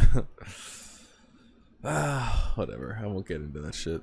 Okay, well, we've got videos from 5 minutes of length to 3 hours in length. We've got like no consistent posting scheme. We've got, I don't even know, like maybe there is somebody at Google turning the thing down, but there are so many other things that you should be doing differently. Like there's probably not a guy that's just out to get your channel. Probably not happening. Yeah. You mentioned earlier the off camera about moving to America. Is it something you've like publicly considered, or is it something that you've ever spoken about before? Like, what would that even look like? That's inconceivable as an American to me to move to another country and leave my eagle-bearing, patriotic 50-star Spangled Banner. Yeah. People. I find Americans that move to other countries like kind of turn off, you know? Like I've sometimes you'll meet like a Canadian or an American who moved to Canada, and those people always kind of like weird me out a little bit. It's like, what, really? Like you had to leave the US? I mean, and I feel the same way about Canada, right? Like I love Canada. I've had a very great life in Canada. Like in no sense do I like want to flee Canada. I would like the experience of living in America. I think that would be very valuable for me as someone who cares very deeply about these two countries and a desire to bring them closer together. I think I'm very jealous of Canadians who have even lived in America for a few years and had just that experience of sort of like deepening their understanding and appreciation. The problem with this continent is that we don't have easy migration, which just makes no sense at all to me. Like if I was ever prime minister, that would be like priority number one, is creating some sort of like free movement of goods and people across the 49th parallel. It is insane to me that France and Germany, two countries that have like twice fought horrible wars against each other in the 20th century, have an easier time like moving between each other than we, Canada and America, like the two most peaceful, similar allied nations in the entire world have. And so anyway, this is just a long way of saying that as much as I might like to have the experience of living in America for an extended period of time, it's just very difficult to do legally, right? Like I would have to apply for a celebrity visa, which I've looked into. That's probably the kind of visa I am most likely to get because I'm famous enough to at least make the case that I could qualify. But it's like, it's a very complex ordeal. You know, you have to get a bunch of letters of endorsement. You know, you have to like provide a very detailed itinerary of everything you're going to do for like the next 3 years or however long you want your visa to. Pretty sick to actually get this many characters to kind of fuck around with. Granted, I'm sure this is kind of like a filler spot. It just like slightly reminds me of I think it's like during the Saiyan arc of the Super Saiyan Densetsu fucking Super Nintendo RPG of Dragon Ball Z with the cards. And you got all those like character icons and shit. Even to have Chaozu there for a minute, it's like, holy shit. Holy shit, he exists. Oh, wait a minute. I can make Vegeta my boy and I can go do the thing. Amazing. Alright, I'm doing those battles. To last. It's complex, and I've looked into it. It is complicated and intimidating, and I'm somebody that doesn't have a great mind for these complex bureaucratic processes and stuff, and I worry about getting rejected. I worry that my case for myself isn't strong enough. I'm just curious. You've never heard of a guy online called Moist Critical, have you? Yeah, I know of him. Oh, very famous. What'd you call him? I guess like gamer, YouTuber guy or whatever. But yeah, just yesterday we were watching a video where he's sponsoring a team for Apex Legends of a bunch of Australian players. Oh yeah. And they like couldn't get through the fucking visa process to just get these players to come to the US and play like a multi-million-dollar tournament. Oh, I mean, like, it's arguable that like I might be breaking a crime even doing this podcast with you, right? Yeah. Because like this might qualify as like I'm working illegally in the US right now. It's quite preposterous, right? Like, I mean, Canadians do break these laws all the time. Like Canadians come across the border and work and live in America for years where they can obviously blend in and be undetected. Blend in, yeah. There's Canadians among us, yeah. There are. You never know, Stephen. They could be in this building right now. But no, it's dumb. Funny. And it like this is another thing that like I really am pissed at Trudeau for, because like Trudeau had an opportunity to negotiate this when he was negotiating NAFTA with Trump. Like Trump tore up NAFTA, which to me, like, I know that Trump was doing it for his own reasons in the context of American politics, but for me, that was a real opportunity for Canada, because Canada has to get more access to the US market on every level, both in terms of like a greater ability to sell our goods across the border and an ability for Canadians to live and work in the US, because we know that that has always been a huge source of prosperity for Canada, right? Like, Canadians contribute. Canadians are great people. We're very intelligent. We have a lot to give. The fact is that a lot of the big centers of economic dynamism are in the US, you know? There is no Silicon Valley in Canada, and there never will be. And it's a fool's errand to try to invent one. You know, there's no Hollywood in Canada. There never will be. You know, there's no Wall. I'm pretty sure Google contemplated, at least. They were like, we had a bid for them to bring, like, was it a new Google headquarters or something like that here? I forget what exactly, but anyways. It would have been to expand and create more of like a tech sector here, but yeah. That kind of free move between Canada and the US would be awesome for everybody involved. I mean, I would assume so, yeah, but also I'm sure they have some reason why that's not the case, or some concern or anxiety. But it would be nice, absolutely. I wonder if it's just Canada that doesn't really want to allow that to be the case. Although no, the States also doesn't like just want to leave the doors open to have that much flexibility for people to come just take the spot, because they're really choosy about who comes in, so it's tough. Wall Street. Having access, though, is nice even for your own country. It's funny because the example that you gave earlier, I don't know if you did this intentionally or not, when you mentioned Justin Bieber, Canadian, right? Yeah. No, exactly, right? So, like, we both mutually benefit from having a free movement of people and goods. And, yeah, Trudeau just did not take advantage to get any sort of advancement in that. I think that Trump would have gone for it, because I think Trump only conceptualizes NAFTA as like some Mexico thing. I mean, this is another sort of like somewhat idiosyncratic opinion I have, which is I think that like NAFTA has been bad for Canada in the sense just in that it ties our economic interests to Mexico's relationship with the U.S. And I think that you know, the Mexico-U.S. relationship is a whole complex bag of worms or whatever, mixed metaphors. But the Canada-U.S. relationship should be a lot better. It should be a lot better, and it shouldn't be dependent on the state of Mexico-American relations, right? But Trudeau did not have any interest in sort of broadening. Maybe it was because like everything that Canada gets, Mexico would have to get, and obviously there'd be zero desire to let Mexicans have free movement and settlement in America. Like the political will for that would never exist. But yeah, there's also probably a bit of the Trump at the time. It's hard even to imagine because everything is like now we're used to it. But at the time, I think Trump was still seen as such an insane figure that the idea of like trying to negotiate something more bilateral or cutting Mexico out of that deal probably would have been a whole bunch of political blowback from all sorts of different sides for that as well. Yeah, it's true. But, you know, I think a good leader who has a sense of Canada's national interest has to think about the interests of Canada first and not think about the interests of, you know, the American political conversation or Mexico's political interests or whatever else. Like, I wish we had a leader who would fight for our interests in that way. But the problem is that Canadians aren't even encouraged to conceptualize their interests in that way. Like, Canadians are told for sort of patriotic nationalistic reasons.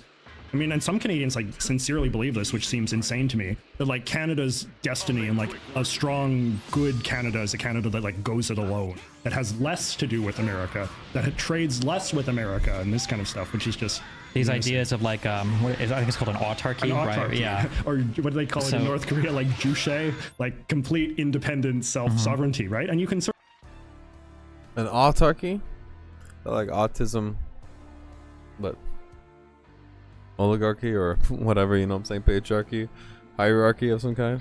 The autism hierarchy, of course. See how of course that sort of nationalistic impulse would have some overlap with a certain faction of the left in Canada.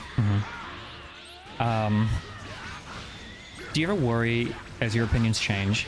I think about this a lot because I fashion myself to be a hyper-logical beacon of rationality and reason. Do you ever worry as you get older that really everything you heard growing up was true, that as a young man you're just gonna have crazy beliefs regardless of what you think, and as you get older they're gonna mellow out no matter what, and you're like, fuck, maybe they have. And then sometimes you see other, especially because I'm in the debate sphere, like I'll see other guys and they'll be people like Sneeko or whatever else, and I'll look at them, it's like, you're like a 22-year-old man, and I totally get it. It feels very condescending, it feels very stupid, and then it feels very dumb, at least to think of myself, like, fuck, am I just mellowing out a lot of shit just because I happen to be getting older? It feels so stupid. You ever think about that in terms of growth, or? I think about that a lot, and I think it's very obviously happening with me. Like, I was much more sort of sure of myself and much more, excuse me, ideological when I was young in a way that... Oh, fuck. Right on, dude. I mean, good call. Hey, nice. I appreciate you chilling this long watching the Dragon Ball, but you got some real life shit to take care of. And also, I appreciate you coming by in general for whatever first time. But oh, somebody to ban on Twitch. Nice. But yeah, dude, that's my pleasure, man. I'm glad you hung out and, you know, kept my chat moving, kept me company. So much love. I hope to catch you sometime soon. But until then, actually, maybe I'll see you in some of the other chats around town, if I'm not mistaken, right? Yeah, you know what it is. Much love. Have a good one. Ban that person real quick. Or it's not a person, it's a bot, but you know what's up. Anyways, Major Lurker, nice. Oh, so maybe I won't catch you in too many other chats, but you'll be around, you know? Fair enough.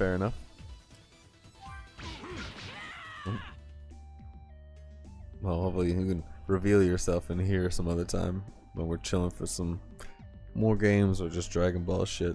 I should say Dragon Ball or more games and shit. You know what it is. It makes me sort of cringe now.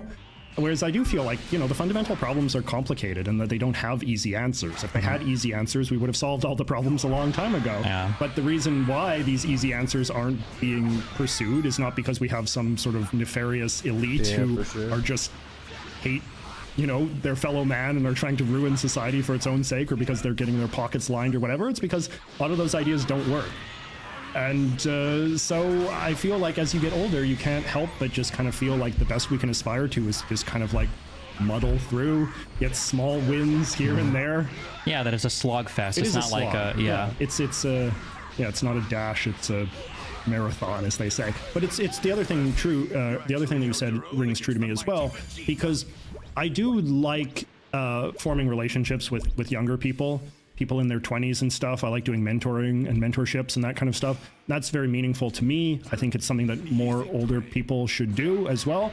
But as satisfying as it is, I do sometimes feel like it's hard to get the right disposition towards it, because my inclination is sometimes to be a little bit condescending, I think, and to not fully appreciate the degree in which being somewhat cringe as a young person, being overly confident, being overly ideological, being a bit of a kind of like self-righteous know-it-all, like that might be an important part of the learning process. There are two things that I go over a lot on stream. Is that one, when we're reviewing like docs that like young kids are writing where they're trying to like me to each other at like 16, and I'm like, one thing I try to remind my audience of this is like, okay, listen, this is really cringe and this guy's acting like it's the most important thing in the world, but this guy is 16 years old. This probably is the biggest thing that's ever happened in his life. Like this guy's breakup or this person's like bad experience. This is probably the most traumatic thing that's happened in their 18 years or 17 years of existence. It's worth like keeping in mind. And then a second thing is, especially when talking to conservatives, but even when talking to the left, people will talk about the radicalization of college kids, that they're super radical and blah, blah, blah. And in my mind, I'm like, you should be.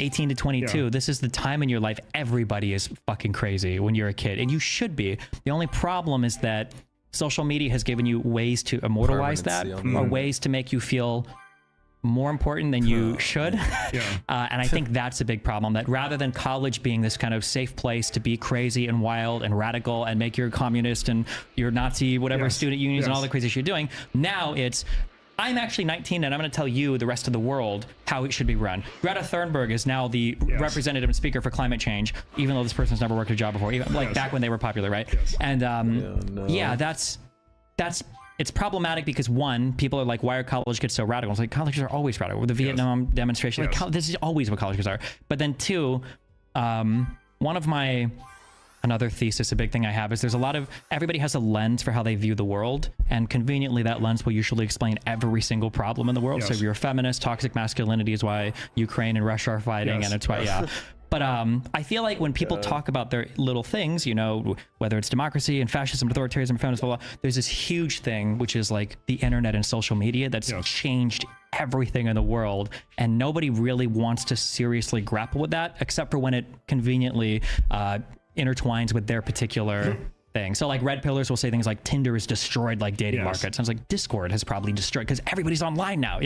You can't, you're just so much more exposed to everything. Like college was always like a very formative experience for people on both the right and the left, but it was ultimately something you left, right? Like you were part of this weird little bubble subculture and then you left it, right? But now it's like, in some ways it feels like you never leave the college campus, because every generation of college student is constantly being bombarded into your eyeballs through TikTok and social media and all the rest of it. So you're always like very hyper aware of what like young people are up to and what sort of like crazy radical kind of people are up to. And those groups have way more normative weight attached to them as well. If you're looking at somebody who's like 17, 18, 19, and they're like, I'm protesting for Indonesia, or like I'm a scene kid or goth kid or, you know, anti-establishment, whatever, blah, blah, blah, it's one thing. But now when a person is like, you know, like, well, I'm a non-binary fighter against racism, blah, blah, blah, it's like, you'll get over it. And it's like, excuse me? Are you being transphobic, and are you being whatever phobic, and now I'm going to destroy your fucking life as a 19-year-old? And it's like, you didn't have a life yet. How are you going to destroy mine? But like, yeah, you're right, because it's harder for them to move off of it. And the positions, I think, because of the social media aspect, have so much more validity to them, way more than an 18, 19-year-old ever deserves to have. That's insane. But like what you said about like the normative importance, I think is a key point as well. Because I think in some ways, like the culture has changed. And I think that like some of the college arguments have won the day. Like you were talking about before, like with the land acknowledgements and all of that kind of thing. Like there's stuff like that that has entered the mainstream in a way it hadn't before, and that there was a sort of sense that like you act like a kind of radical and you entertain these kind of like extreme beliefs when you're in college, but at some point you graduate into the real world and it's time to kind of get over that stuff, and here's how things actually work and that kind of stuff. And so that can be a little difficult too. Like I don't go sort of to the far right and where like, oh, the woke mob has run everything and, you know, this kind of stuff. But at the same time, like it's important to sort of concede that there have been some gains, and that society has been sort of collegeified, maybe because more people go to college as well than they used and also to. because, not to blame everything on conservatives, because like the fault here, I think, is the left people have gotten crazy left, at least insofar as like administrators in colleges and stuff have gone, and some of the DEI stuff for sure. But I think as conservatives, for whatever their predisposition is to just like say this is all bought off, these institutions are all corrupt, to stop participating in them, I think has been incredibly damaging. Like, as much as you might not like a certain person's opinion, it's good to have them there as a grounding force. And there is a tension that should exist, and in that tension you find something better than what either side could produce on their own. And yeah, I feel like it's been very unfortunate that as conservatives have unplugged from more and more areas. I'm curious, actually, I guess for you to be interested in art and that kind of stuff, I feel like you're stepping into environments that are exclusively incredibly far left, or does that not happen to you? Or Yeah, I think so. And actually, that's been kind of interesting in terms of the Gaza thing in particular. You know, like I follow a lot of artists on like Tumblr and Instagram and Pinterest and stuff like this, and it's been wild to see like these artists who just made like, you know, innocuous general art that I enjoyed. Now suddenly like every single second post is like, we will fight from the river to the sea and watermelons, and you know, I've even seen like some of this like, you know, innocent like fan art accounts that I follow and are now like drawing like the Kingdom Hearts characters like waving the Palestine flag and stuff. Jesus. It's there is definitely a cringe aspect of some of this stuff that goes beyond what some of the even the right-wingers sort of fixate on. Yeah. I think it kind of grounds back to what I was saying before. One of the reasons why I like debate and conversation is because to have that, it's forcing both people to at least be in the room with each other, to have some kind of conversation. Because once they become separated, my God, both sides just get incredibly detached from any type of epistemic similarity. The realities are just completely different. It's they very get frustrating. into the purity spiraling, right? Because having lost like a real ideological opponent, they just turn the guns inward, and then they just define... It's a firing squad, like in a circle. And then so left-wingers get more left and the right-wingers get more right because they're fighting each other rather than...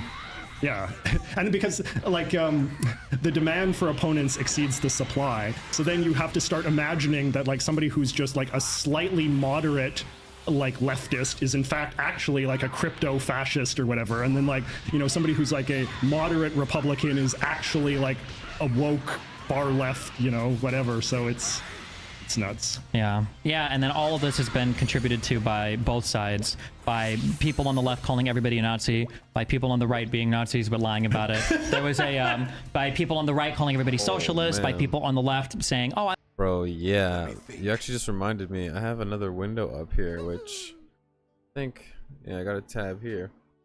I'm pretty sure I watched this already. One sec.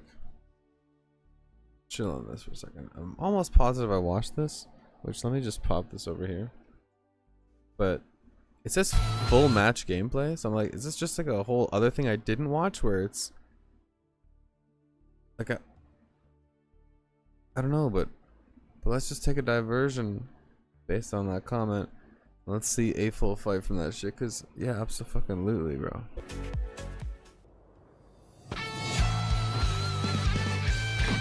Kakarot, I will defeat you this day. I'm almost certain this is like, 'cause I definitely saw this jumping shit, but I don't know if No, I won't be losing this one, Vegeta.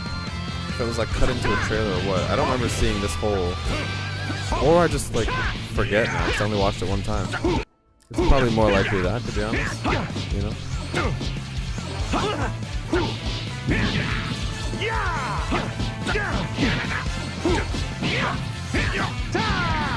Yeah, it's gonna depend on like a little bit of how the combos work.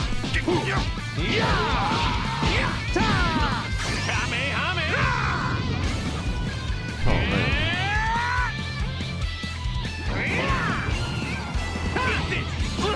Yeah, it's gonna overall feel like the feeling of combat is gonna, hold on.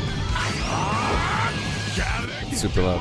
The feeling of combat is gonna really be what kind of decides it for me at the end of the day.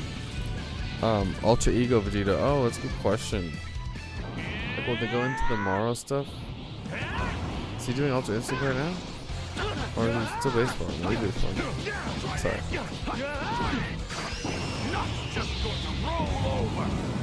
Oh yeah, the impact frames are insane.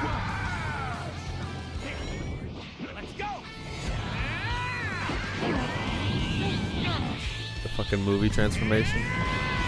Broly. Do you want to see what I'm capable of? Let's go, baby. No hard feelings. Man. It looks so good, bro. It actually looks so good.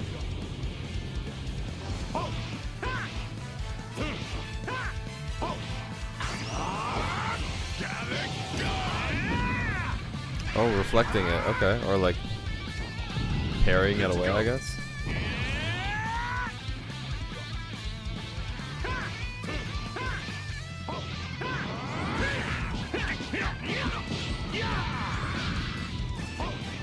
Like, I don't imagine those combos would be very difficult. Probably like a bunch of X's and then Y to finish it.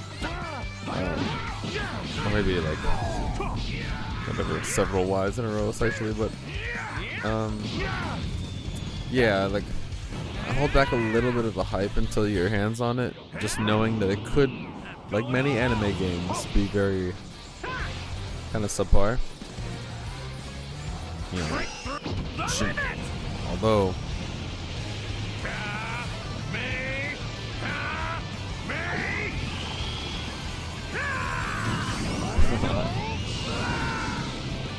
being what we want as Dragon Ball fans. Well, no, I should be more clear. In a 3D environment like this, where you're flying around in the air, Let's go again. That okay with you? I think it's incredibly hard to make a game in a 3D spherical, like 360 degrees, X, Y, and Z axis, but complete flight. Because when you think of all the more serious fighting games, you're dealing with a 2D plane, right? All of like your classic Street Fighters and that type of game, or even as much as it's like debatably whatever, having a Smash Bros style game where you're not doing quarter circles and all this, or yeah, even like Mortal Kombat. It's just, I know there's some like Soul Calibur where it's like 2.5D, you can kind of sidestep or like have like a diagonal where he'll like sort of sidestep and attack at the same time, and I do appreciate that as well. But that wasn't the question I kind of always had to people with like actually Kakarot. When Kakarot came out, people were like, oh, the combat's really simple. It's like, okay, you tell me how you would design good combat where you can fly around in 3D space, and how are you gonna like give me Dragon Ball Fighters style combos or Mortal Kombat style combos or any of this type of thing in a way that it would then feel like it's good combat to you. I don't really know what they're looking for, or like I get what they're asking for in a sense, but I don't know that I super hold it against developers when a game like this is like slightly less competitive, because it's not conducive to like competitive control schemes for a game like that. Now that's not saying that you can't make that game competitive and then it's just still two people competing with the tools that are available to them, and they're not like traditional other fighting games. But in a way, it's like maybe it doesn't need to be like Dragon Ball Fighters. It just needs to satiate, and like it's gonna cover from Raditz to at least Broly, which is insane. And they have people like Birder and Ginyu Force type of characters, so it seems like they're putting like everyone in this fucking game. But I don't know who's potentially missing or what, but yeah. I'm a sock down, but in reality they were fucking tanky, and it's just like this crazy world. ContraPoints had a line, I'm sure you're familiar with her. Yes. In one of her videos that I vibed with super hard, that was really funny, where she Is saw my an mic really- advertisement Alright, on there we go. Twitter, and it was something along the lines of like, we need to take care of our future, and it was just like a white mother holding a white child, and her mind immediately went to Nazi propaganda, and she was like, and she looked at it and said, well, it's not anything like that at all, but like her mind was... Yeah, so I actually have, I think Naruto Ninja Storm 3 and 4. I could be mistaken, but and I remember vaguely, I only played a little bit. I think it was like around the same point of where I was watching the show where the game was, so I didn't want to spoil it or whatever. I was like, I'll come back, but I did play some matches and I remember having fun with it. Again, not necessarily feeling like it was a quote-unquote competitive experience, but it was fun. But yeah, I feel like the flying, because it's like you can't do things like quarter circles. I mean, like maybe you could, but it would be weird. You can't have the types of control schemes that I've seen in most fighting games, and you're dealing with such a unique style of movement that having that work well, combos connect and feel good, and then also being able to connect and use like beam blasts and shit and teleportation, and yeah, it's just, I don't know. Oh man, this game, I mean, Sparking Zero though, even just the way they kind of like do these like mini air dashes. There's a tiny little nitpick I have about how the feet sit sometimes, but I'm not gonna go on about that shit. I feel like the combat is gonna be quite insane, seeing people like just bouncing into each other and fucking going nuts. I think it'll be an insane cinematic experience and insanely thorough in terms of the full canon and like having every option of character for the roster. But we'll have to see how it goes in terms of like the integrity of battle. So predisposed to seeing that because of like people accusing everybody of doing things and people hiding about what they actually have, and like and then we talked about earlier, I think this was off camera, but it was like I like to consider myself like relatively nonpartisan, relatively like reasonable, but like the biggest red flag to me is anytime you see a channel that's like, you know, Veritas, logic, reason, centrist, these are always the most partisan, hacky, fucking yes. You know, it's such a trigger, when somebody, because I feel like the same way. Like I feel like these days I like to sort of say that, like, you know, my beliefs are kind of a mix and it's hard to put a label on me or whatever, but that's such a horrible triggering phrase as well. Yeah, no, we need to reclaim some of that language, I think, because you can't let your enemies own all the good terms, right?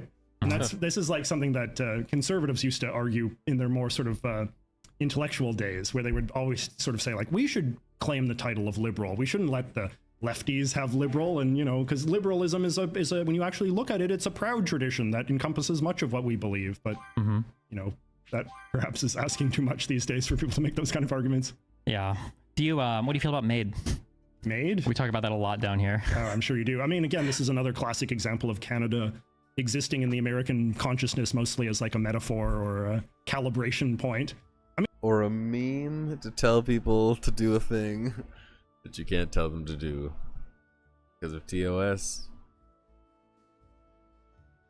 But you could imply some things and probably get away with it. And I do think that Canada's Made policies are a calibration point. Like from what I understand, we do have one of the most extreme regimes as far as medical assisted death goes. The difficult thing, and like I'm not a big supporter of the regime that we have in Canada for the reasons that I'm sure you're well versed in, but the difficult thing is that in Canada, our Supreme Court has ruled that this is basically a constitutional right. And so it is difficult to come up with a Made policy that is constitutional. And that's why sort of the Trudeau government has been sort of trying to, they've now actually, because basically the big fear in Canada now is that everybody could just get medically assisted dying for any minor mental health issue, right? And the Trudeau government has asked for an indefinite extension on that, or is asking for an indefinite, or not asking, but I should say, is going to take like an indefinite period of time to come up with legislation to do that, because they're so worried for the obvious reasons that this would be overused and too easily taken advantage of. But that delay unto itself is probably unconstitutional, because the only reason why they're being forced to entertain the creation of a mental health process at all is because the idea that excluding mentally ill people from employing this would be unconstitutional. Because if you're saying that there's a constitutional right to end your life on your own terms, which is what the Supreme Court of Canada has ruled. That's wild. Yeah, well, I mean, and it's crazy too. I mean, it's even more insane because the Canadian Constitution says that every Canadian has a right to life. Like that is the language that they uses. And the Supreme Court has said that a right to life is meaningless unless you also have a right to control the circumstance in which your life ends. right? To control I think the exact language they use is like the passage into death is like bound up in the right to life, to control the passage into death. And so once you have that as a constitutional right, it is... I don't think the passage into anything is guaranteed. Life is like the luck of the draw, and then you get to play out an experience, and how that experience goes, and especially how that experience ends, is very much not in your hands. That seems like a strange thing to... It's like your life is something you can preserve, but like you're only really able to choose this one. Everything else is fluke and or sketchy. Hard to come up with a regime that is not discriminatory. Like if you say, well, okay, you can, because this is what happened, right? It's like initially the legislation that was passed in the aftermath of the Supreme Court ruling says that, okay, you have to have a terminal illness, you have to get like a bunch of doctors to sign off on it, they have to say there's no reasonable expectation of recovery, blah, blah, blah, blah, blah. But then in subsequent litigation, you know, people that want to commit medically assisted dying have said like, what right does the government have to infringe on our rights, you know? So... And that makes the conversation just very different than the conversation in America, because there has been no right to death.